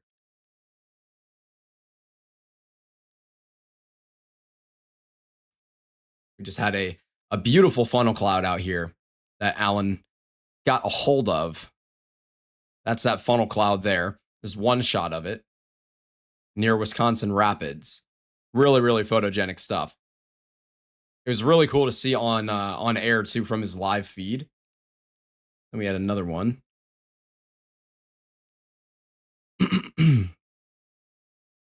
Another one here where I believe it was actually this part that was the funnel. And this part maybe was some scud on the left. Although I don't 100% remember. I need to see the footage again to remember to like see which part was actually rotating. But it looks to me like this was the funnel. Either way, I mean, just a really gorgeous photo.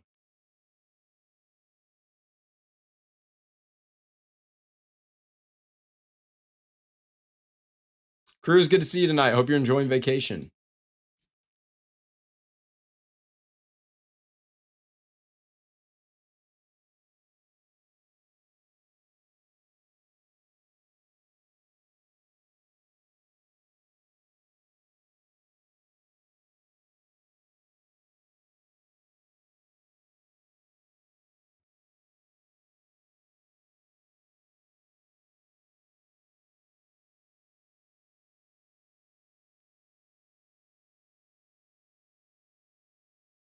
It's got to be satire or like rage bait.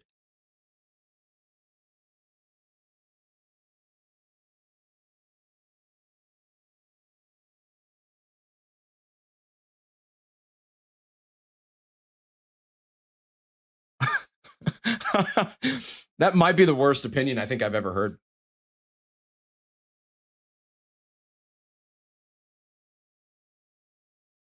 Can you link me to this? I'm dying to see what you're talking about, Lauren. Okay, I will say this rotation is still there on this storm, by the way. And it looks kind of like it's tightening up and uptrending here. I wouldn't be shocked to see a tornado warning put on this. Especially like maybe one scan from now if it uptrends again.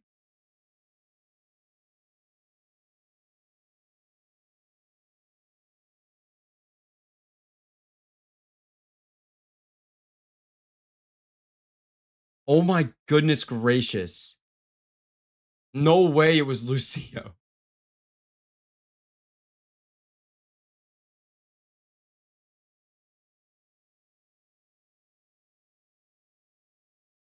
Oh my goodness.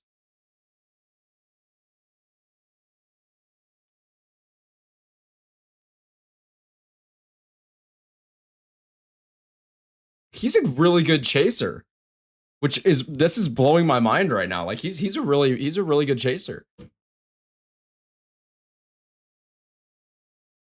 Man. I can't even believe what I'm reading.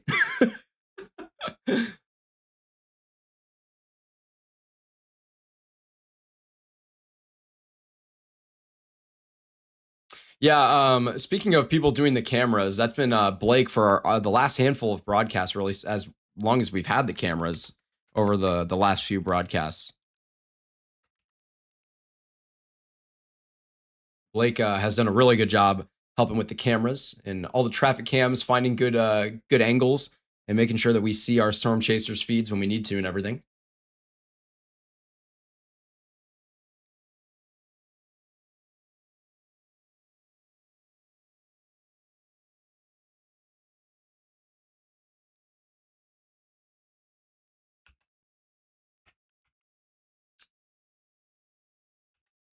Yeah, I'm still watching. It didn't uptrend on the latest scan. It downtrended just slightly. I mean, barely.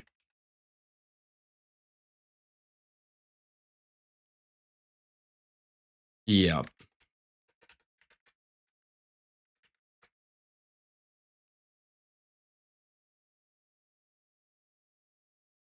Yeah, that's okay. I know there's like nothing in southern Iowa.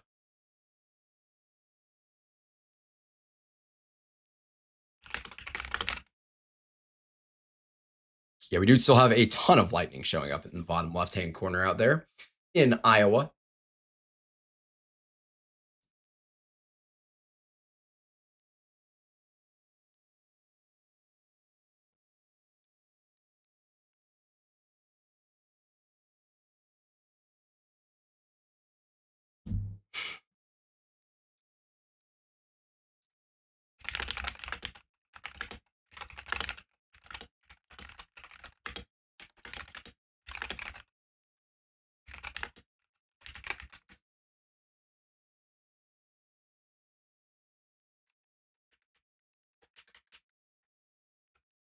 Yeah, I'm definitely watching this one very, very closely, and not just because it's the only one on the map for the most part.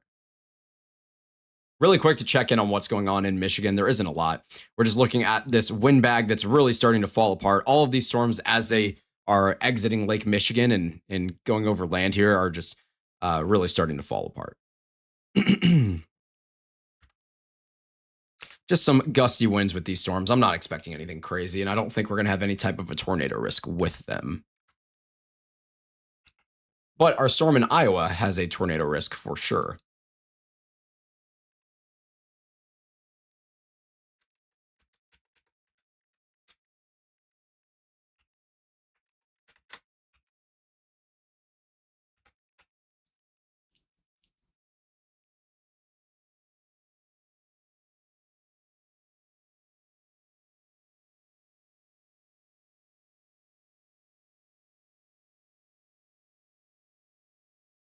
Blake saying, talking about the camera stuff, it only gets bad when there's an active tornado and there's actual cams to maneuver. Oh, yeah. You were doing good with those. We like constantly had a view on that San Antonio thing. That was that random spin up.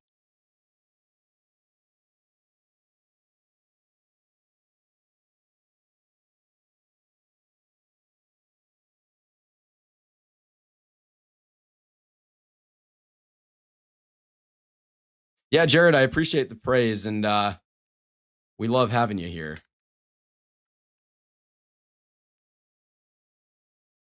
Yeah, I don't know if this is going to be tornadic here. This tornado warning, or excuse me, the severe thunderstorm warning was just shrunken down a little bit just now. So they've cut out some areas like Sheridan, Williamson, Russell, and Melrose.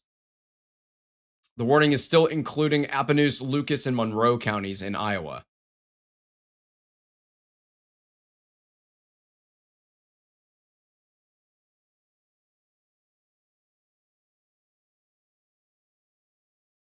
Yeah, one of the most important things for me is being able to provide, like, you know, that educational gap, that bridge between the science and the public, right? It's just really, I don't know. I think it's really important. One, it establishes a little credibility, sure, if you're able to explain what you're talking about versus just like, oh, here's a tornado warning. But then also, I just think with our mission being trying to do as much good in the community as possible and trying to undo the negative effects of fear mongering and all of that stuff in the community, I think helping people understand the weather will directly help them avoid and no longer consume that type of like garbage media that's just put out there, clickbaiting them into making money for some organization or individual. C Gray, what's up?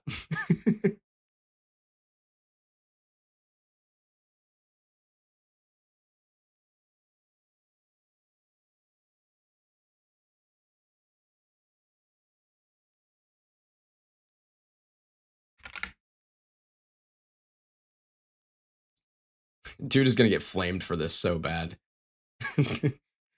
Lucio. Oh man. I like how Cameron Nixon's reply of just no with a frowny face is like almost ratioing the tweet.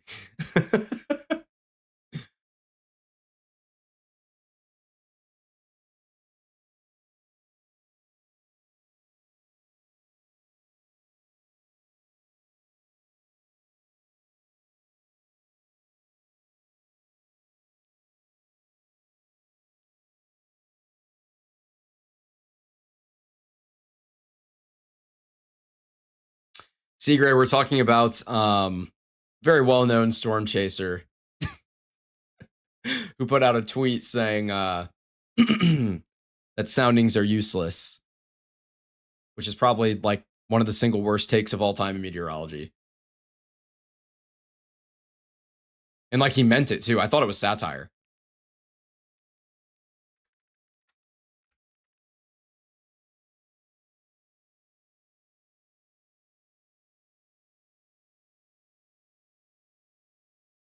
Yeah, Seagray. Honestly, I agree. I think radar is definitely a useless meteorological product, and we don't even need it. Honestly, we should just try looking outside. You know, of course. It's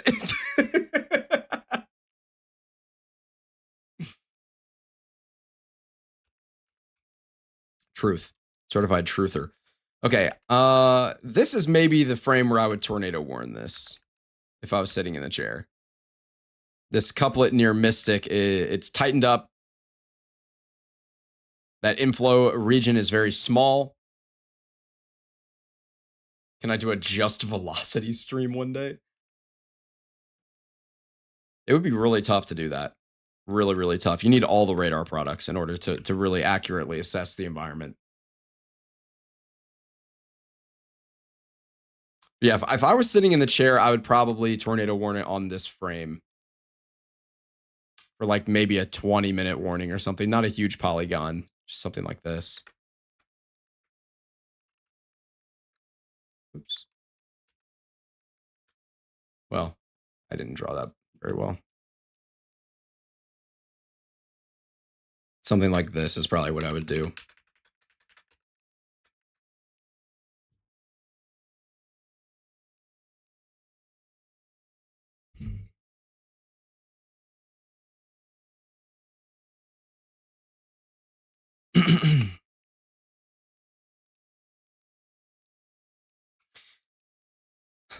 There is a little bit of a hail core, and you can see that bounded weak echo region cave set up here on the left. I know it's probably hard to see for you guys, but it is there. Like there's the back of that cave type of deal, and like the entrance of the cave. My art skills are so poor. Anyway, you can see that bounded weak echo region is in place here. Taking a look at that little bit of a cave deal.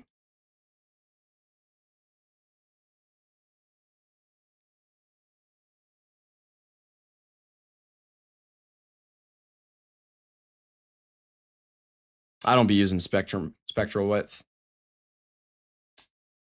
Oh my gosh, close. There we go. Truth.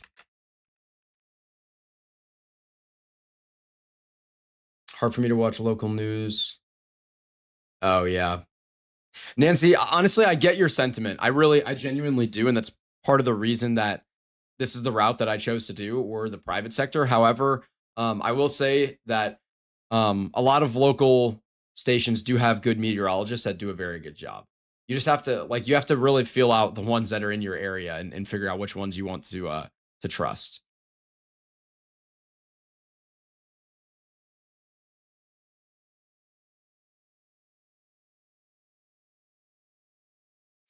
I'm just going to be totally honest. Never once in my entire life have I used the spectral width as a real-time radar product to like actually make operational decisions.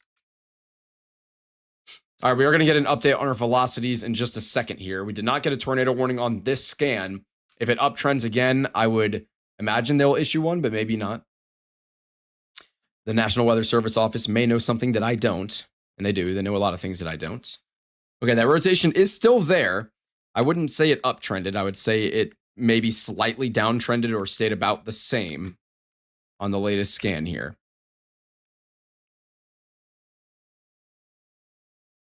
A new downstream severe thunderstorm warning has been issued for 60-mile-per-hour winds and up to 1-inch hail as well. Still a lot of lightning in this storm too.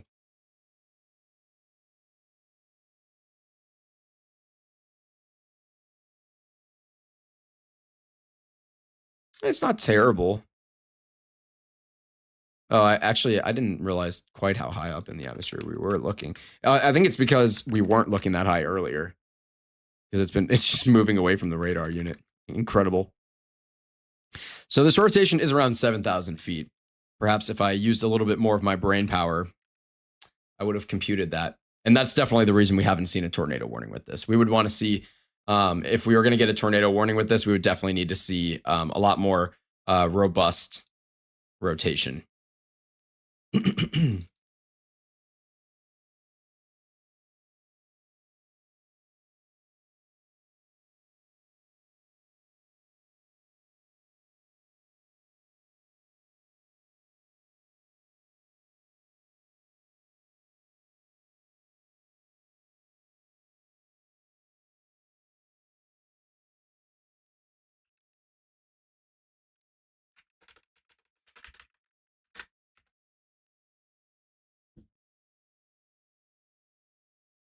Yeah, right.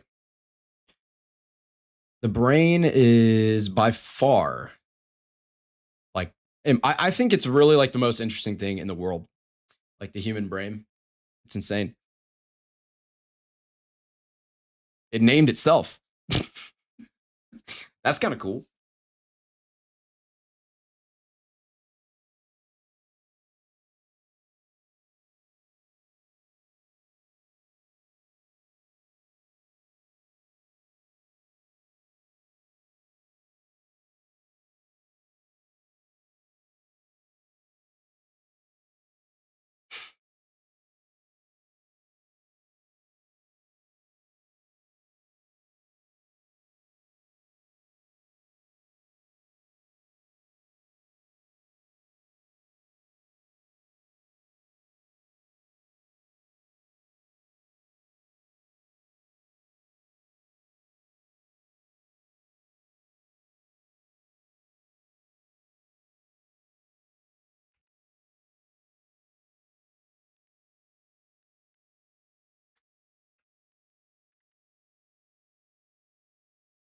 Should be getting a new radar scan in here pretty soon.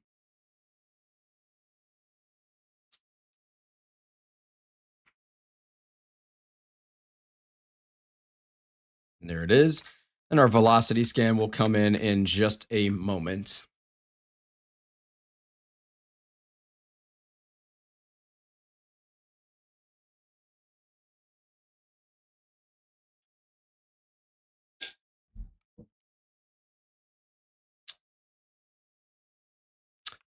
Well, it is still there.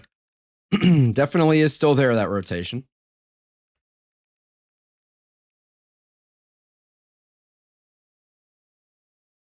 Yeah, that camera in the bottom left has a lot of lightning out there.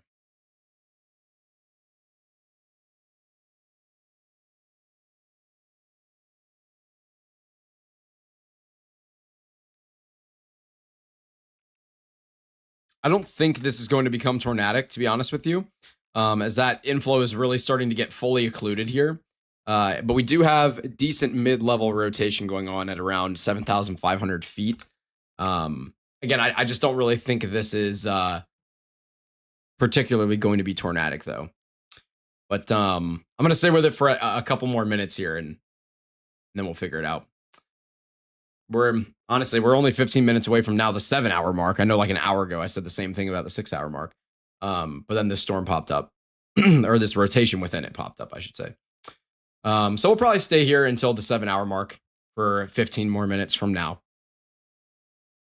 And then we'll end things off for the night. We're going to have another forecast video coming in tomorrow morning. I'm probably going to stay up late and film it here tonight. And then we'll be going live in the early afternoon tomorrow.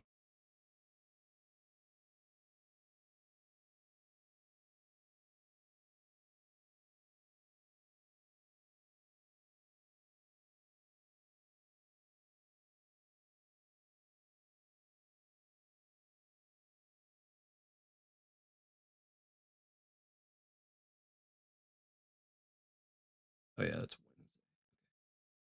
perfect. Right. Good. Okay.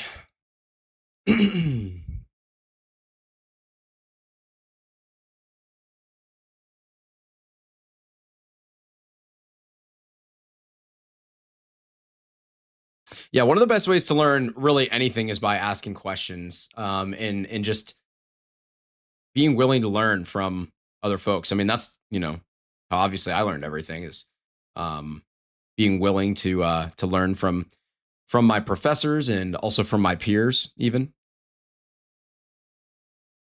a lot of other folks in the industry as well. I tried to seek out, and I still continue to do this. I try to seek out everybody that I can in the space and continue to just constantly learn. Still a stronger storm up here in Michigan, by the way.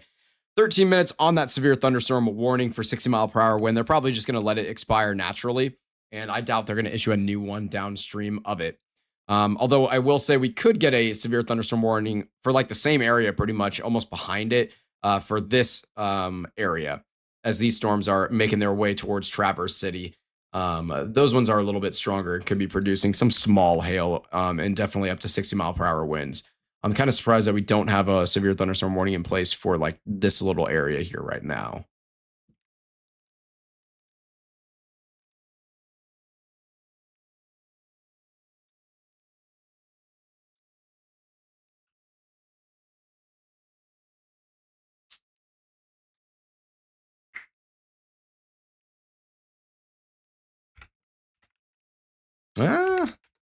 I don't know. That rotation's actually looking a little bit better here.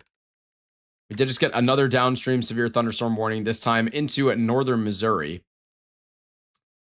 And it is tagged for 1-inch hail, 60-mile-per-hour winds. No tornado possible tag on it. No problem, Lorian. Cool. Have a good night.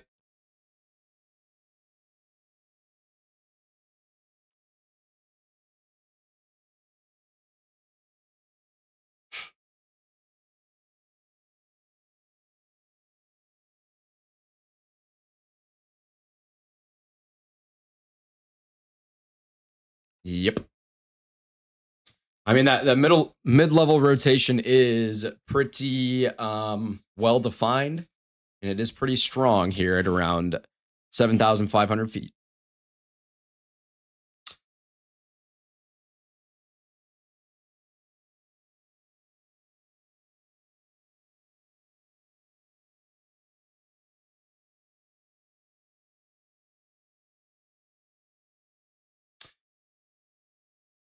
Ducking in the chat. How you doing?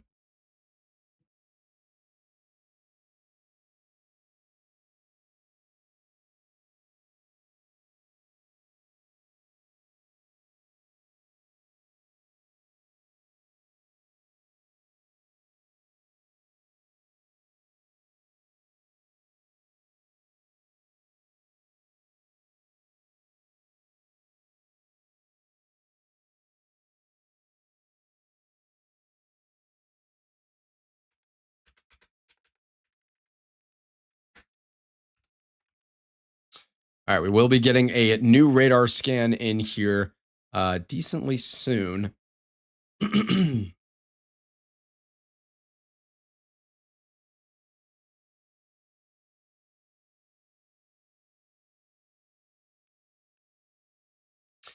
And I will say, this storm is definitely still posing that wind threat.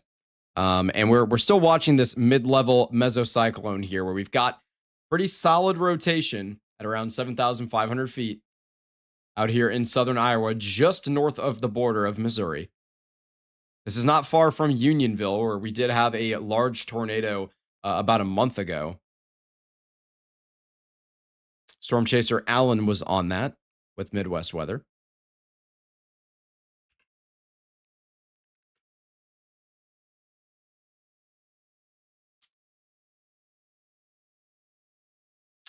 Beth, have a great rest of your night.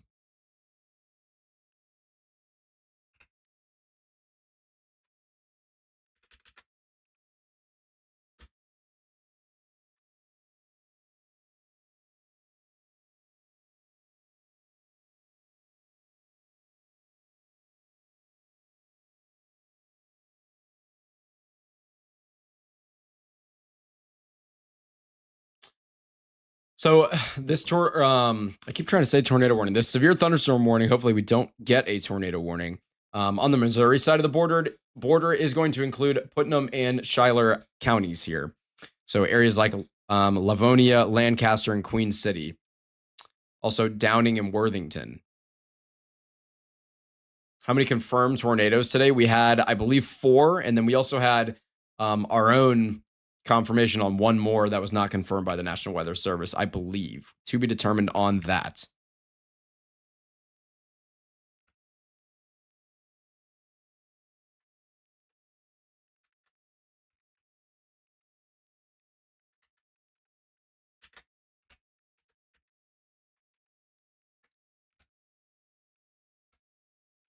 Yeah, still decent rotation in the mid-levels. Again, we're going to stay with us for about 10 more minutes here. and unless something happens. If it becomes tornadic, then obviously we'll stay with it until that tornado threat goes away. But in the meantime, we're just going to stay with it here for the next 10 minutes, just about.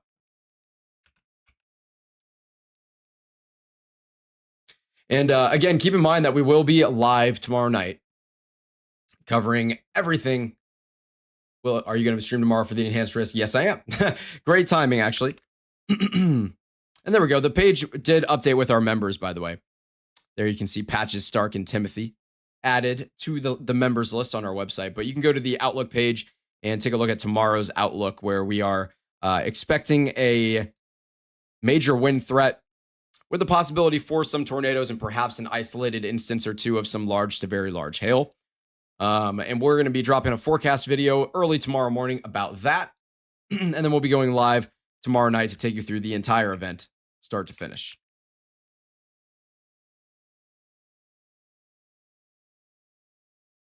So definitely make sure that you're subscribed and have notifications turned on for that, as that forecast video will take you through both Tuesday setup and Wednesday setup. There is still a little bit of a severe weather risk for Wednesday, and that is going to be back down towards the Carolinas, if I remember correctly.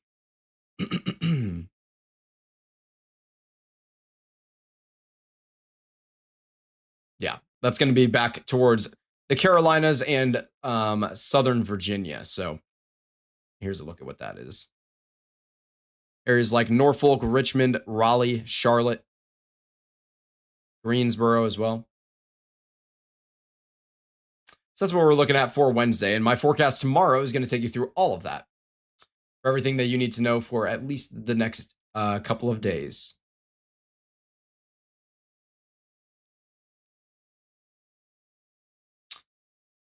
Chukasoba, good to see you in the chat. Tim Townsend, we will see you tomorrow night. Hill State. Thank you for tuning in tonight, and stay safe. Have a great rest of your night. We're going to have a new velocity scan here in just about 10 seconds. Chukasoba out in the chat as well. See, you're out in North Carolina. Had a power outage and had to finish a board game by flashlight. That's kind of crazy, but I respect it.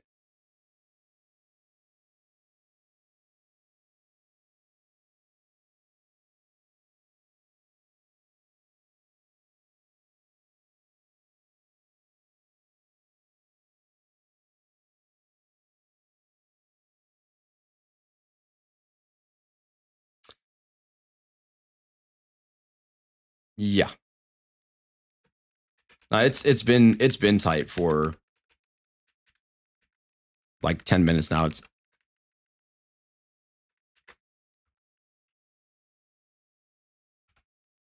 again, this is a tight culprit we're looking at it, but it's at 7,500 feet.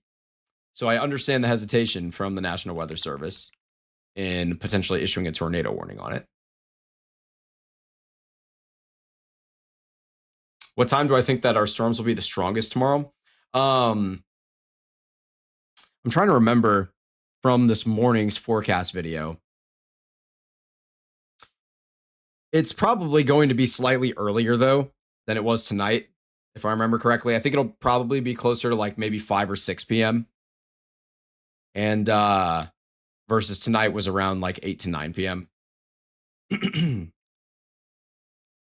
So we'll definitely be live a little bit earlier tomorrow than we were today.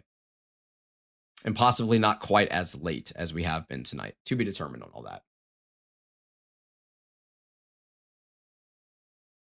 Jared, the only thing I can answer your question by saying I can't really answer your question on air, at least, especially further down the line, but generally no to answer your question. But the Bank of Will is what funds everything right now. And that will most likely be the case for quite some time, which is totally okay. That is what I signed up to do.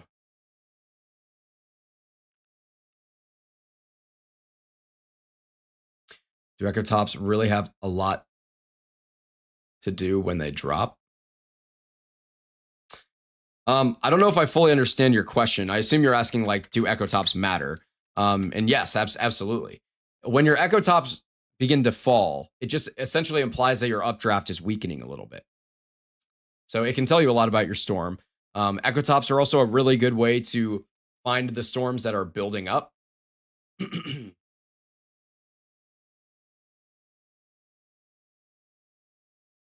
As a lot of times you can see those echo tops starting to fire off and grow and build really quickly over time before you really see those storms start to show up on radar. So especially when you're storm chasing, it can give you like that 5-minute jump, which can sometimes make the difference, you know, between seeing or not seeing the tornado if you're out there chasing.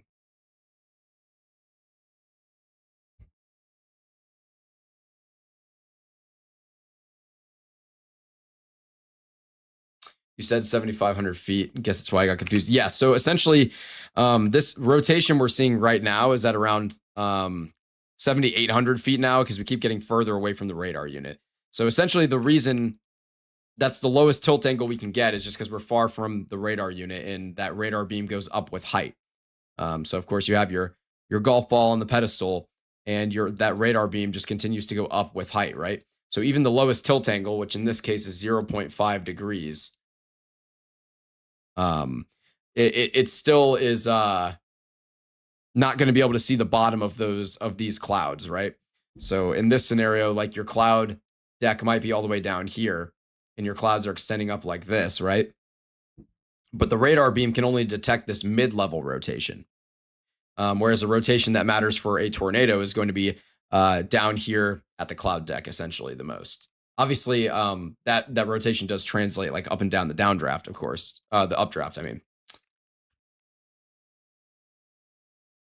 I can tell the height of the rotation by knowing the height of the radar beam. And it looks like that rotation is definitely downtrended on the most recent scan. So that's good news. Yeah. Yeah, we are. Jared, dude, you are welcome to ask any questions, man. I love questions. Questions are good. Davenport, Iowa is in the clear, yes. Caleb. I'm glad to hear that Taylor actually told you hi. I really appreciate that. Usually I feel like when I say like to somebody, you know, like, oh, tell Caleb hi for me, I feel like they never say it. So shout out Taylor for actually telling you hello.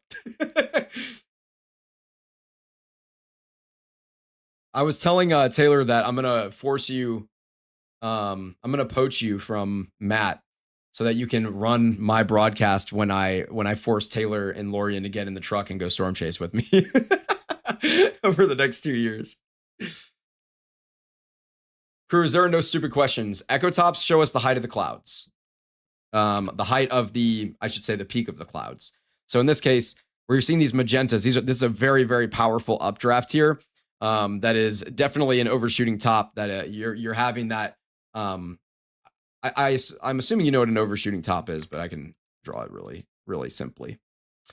So of course, when you have your supercell, right, you have this storm that's slightly tilted with height, and then you have your anvil at the top of the storm, right? And then like, you know, down here is where you maybe would have your wall cloud and your tornado and all that jazz, right? But at the top of that updraft here, right? So there's your updraft and there's your downdraft, where all that precipitation is. But at the top of your updraft, you can have this overshooting top, right? Above your anvil cloud. And that shoots out above the tropopause, which is the barrier between the stratosphere and the troposphere, where you have a temperature inversion, essentially, that begins with the stratosphere, where temperature begins to increase with height instead of decreasing with height at the stratosphere. So that's what this is. That dashed line here across the top is the tropopause. And so when you get echo tops that are showing magenta here, that's above 60,000 feet. And so that's definitely implying that you have a really strong, powerful updraft with an overshooting top. And so your echo tops can tell you a lot about storms, especially as they are beginning to uptrend or downtrend, essentially. Essentially, is that updraft building a taller cumulus tower, or is your storm starting to dissipate? You can learn a lot about that by just looking at your echo tops over time. In this case, you could see this storm clearly uptrend a little bit. And that's when we had that rotation looking much better as well. So of course that all makes sense. And now we're downtrending. So less of those magentas, only 1 pixel showing magenta, and of course a downtrend on our velocities. And I bet you the next echo top scan in a couple of minutes, would show significantly lower on the echotops as well, as that rotation looks to be depleting quickly. And I think this storm is starting to fall apart, which is good news.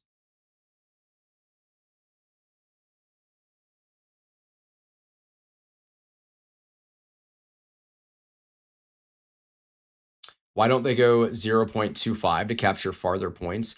There are a handful of reasons. One is that, like, wherever the radar unit is, right, the lowest tilt angle has to clear everything that's in its path. It could be buildings, it could be mountains, right? So the lowest tilt angle has to be tall enough to clear all those items. Otherwise, the radar beam will just, like, for example, it just hit this building, and then everything behind that building would not get scanned, of course. It applies for trees, it applies for hills in your terrain, all that type of stuff. So that's one reason. Well, that's really the main reason behind your tilt angles anyway.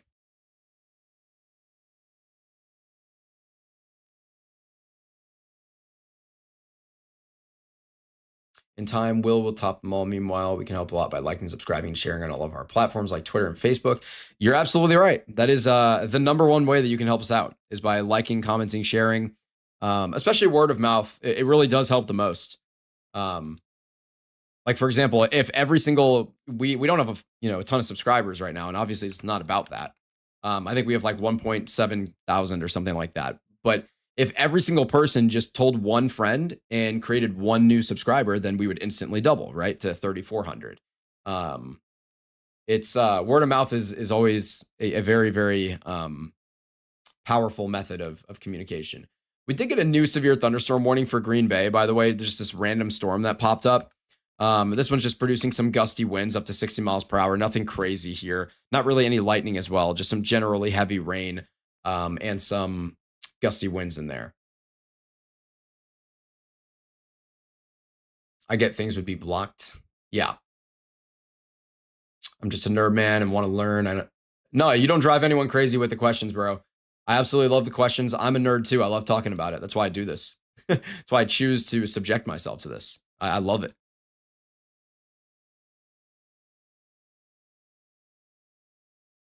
Tropopause.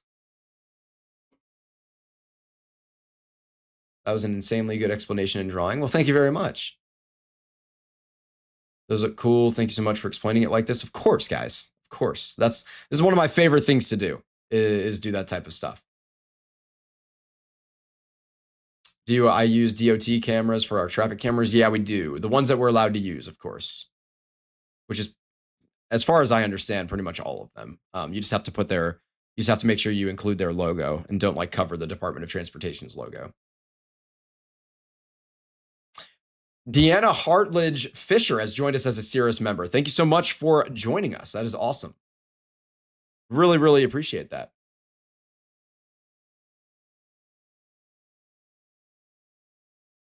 Maybe we ought to do like Nebraska reactions in the chat every time somebody becomes a member. Maybe that should be like the thing that we do.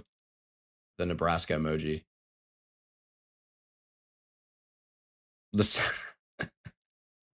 Yeah, that would be foul, Adrian.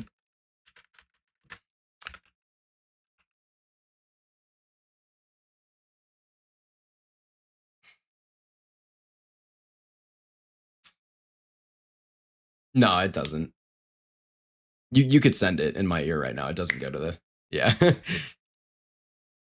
We got messed up in North Iowa. Yeah, there were some strong storms in Northern Iowa earlier tonight, especially. All right, Duck, have a great rest of your night. Thank you for tuning in.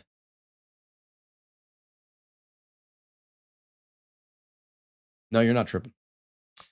We need more channel emoji. I agree. We do. We're working on it. We just got to wait, naturally more inside jokes and things like that to happen over time. Tree through my house, Dylan? Oh my goodness.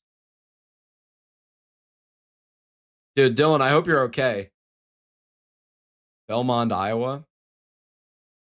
I don't know exactly where that is.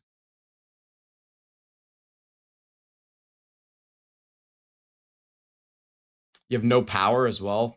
Wow.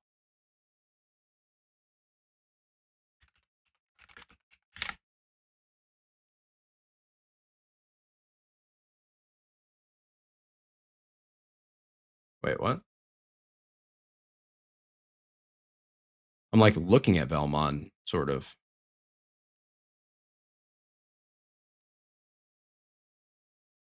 I feel like I'm losing my mind. There it is. Okay, I was like, I'm looking right at it. There's Belmont. Yeah, so Dylan, rough night in Belmont for you. That's brutal. Yeah. Saying trees down everywhere, no power, no air. Oh, no, sir. Yeah, no power. That's horrible. I'm really sorry to hear that.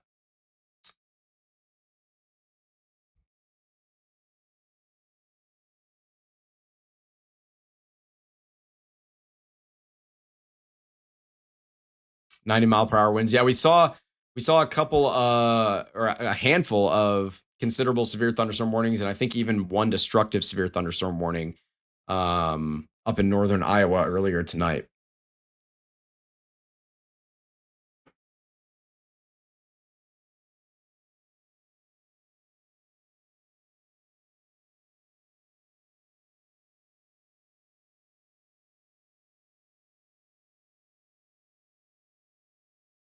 Welcome back, Taylor.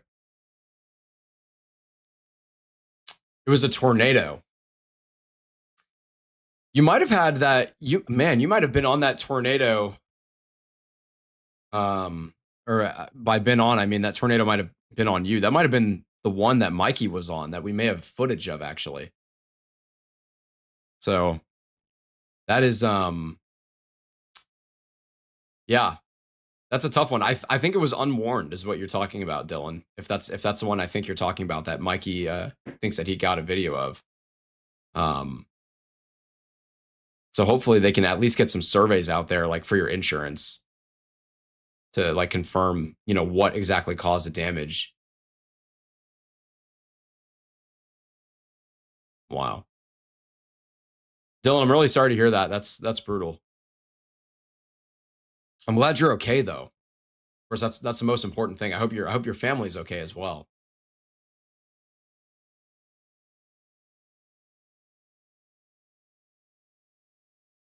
Yeah, good. Yeah, definitely get in touch with your insurance like right away. It's always a good thing to do.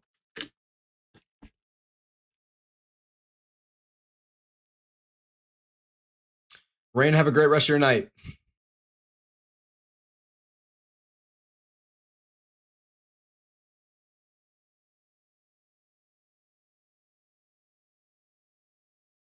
Yeah, Dylan, I'm glad to hear that everyone's okay.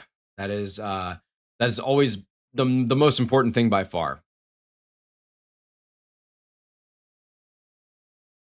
And it's just, I hope that you at least knew what was coming. Like you at least knew that there were dangerous storms in your area, whether you, of course, maybe you didn't know exactly that there were 90-mile-per-hour winds headed your way in a tornado, but hopefully at least you knew that something was coming your way. Getting that messaging out from both the National Weather Service and from, local meteorologists or trusted meteorologists is by far the most important thing. Hit real fast. Yeah.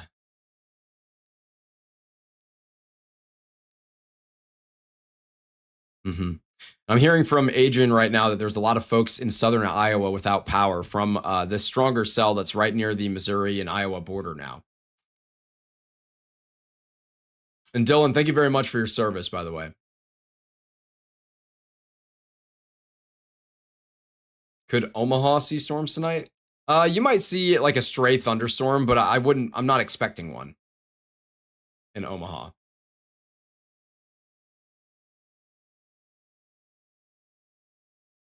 But yeah, a stray thunderstorm definitely is possible. Definitely not expected though, at least for me. Michigan storm. I don't think we've got really anything up in Michigan right now. Just these general thunderstorms rolling through still. Traverse City, again, not a ton of lightning with these now, which is good. I think a lot of these storms are continuing to weaken. Could still be seeing gusty winds in areas like Maple City though. But generally all of these storms are continuing to dramatically weaken as they come onto land off of Lake Michigan here. which is, of course, good news. Hopefully, they will continue to weaken entirely.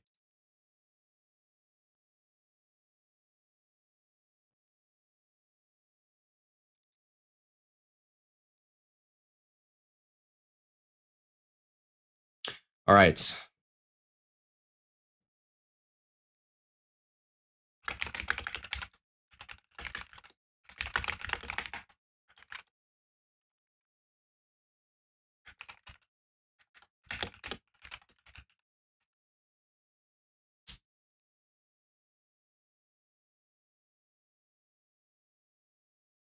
We did just get a new downstream severe thunderstorm warning that's just going to replace the old one. So this is going to include, again, still in northern Missouri. This one's going to include Adair, Putnam, Schuyler, and Sullivan counties up here in northern Missouri. I'll zoom out a little bit so you can see where we're at. Disable that lightning, clean up the map. And for some reference points, here's St. Louis, here is Des Moines, here's Davenport, Springfield, Illinois, Kansas City, Missouri, Omaha, Nebraska. Nebraska.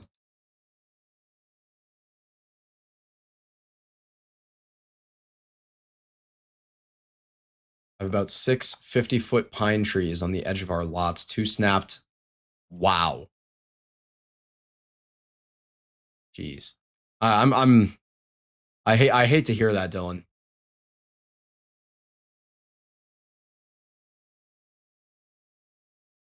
I don't know.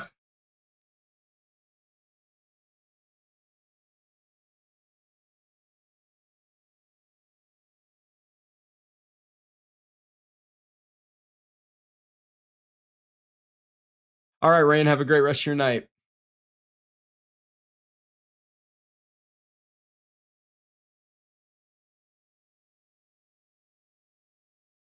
Yeah, I will say,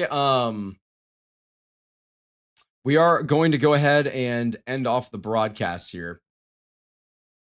We are going to have a forecast video. I'm going to film it at 1 in the morning here in a couple hours.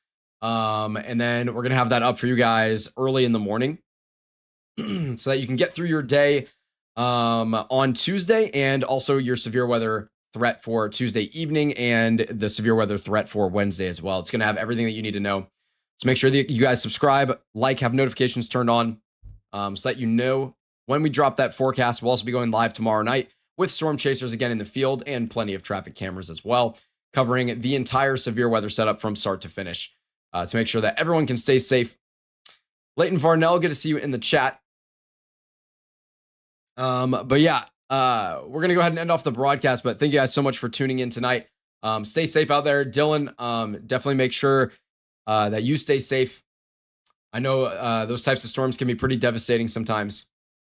But we will be live again tomorrow night for more severe weather coverage, mostly towards the Ohio Valley, the Mid-Atlantic, like even Kentucky, and up towards the Northeast, perhaps in parts. So, appreciate everybody tuning in tonight. Have a great rest of your night. Have multiple ways to receive alerts through the night. Keep your phone on. Stay safe out there, and we will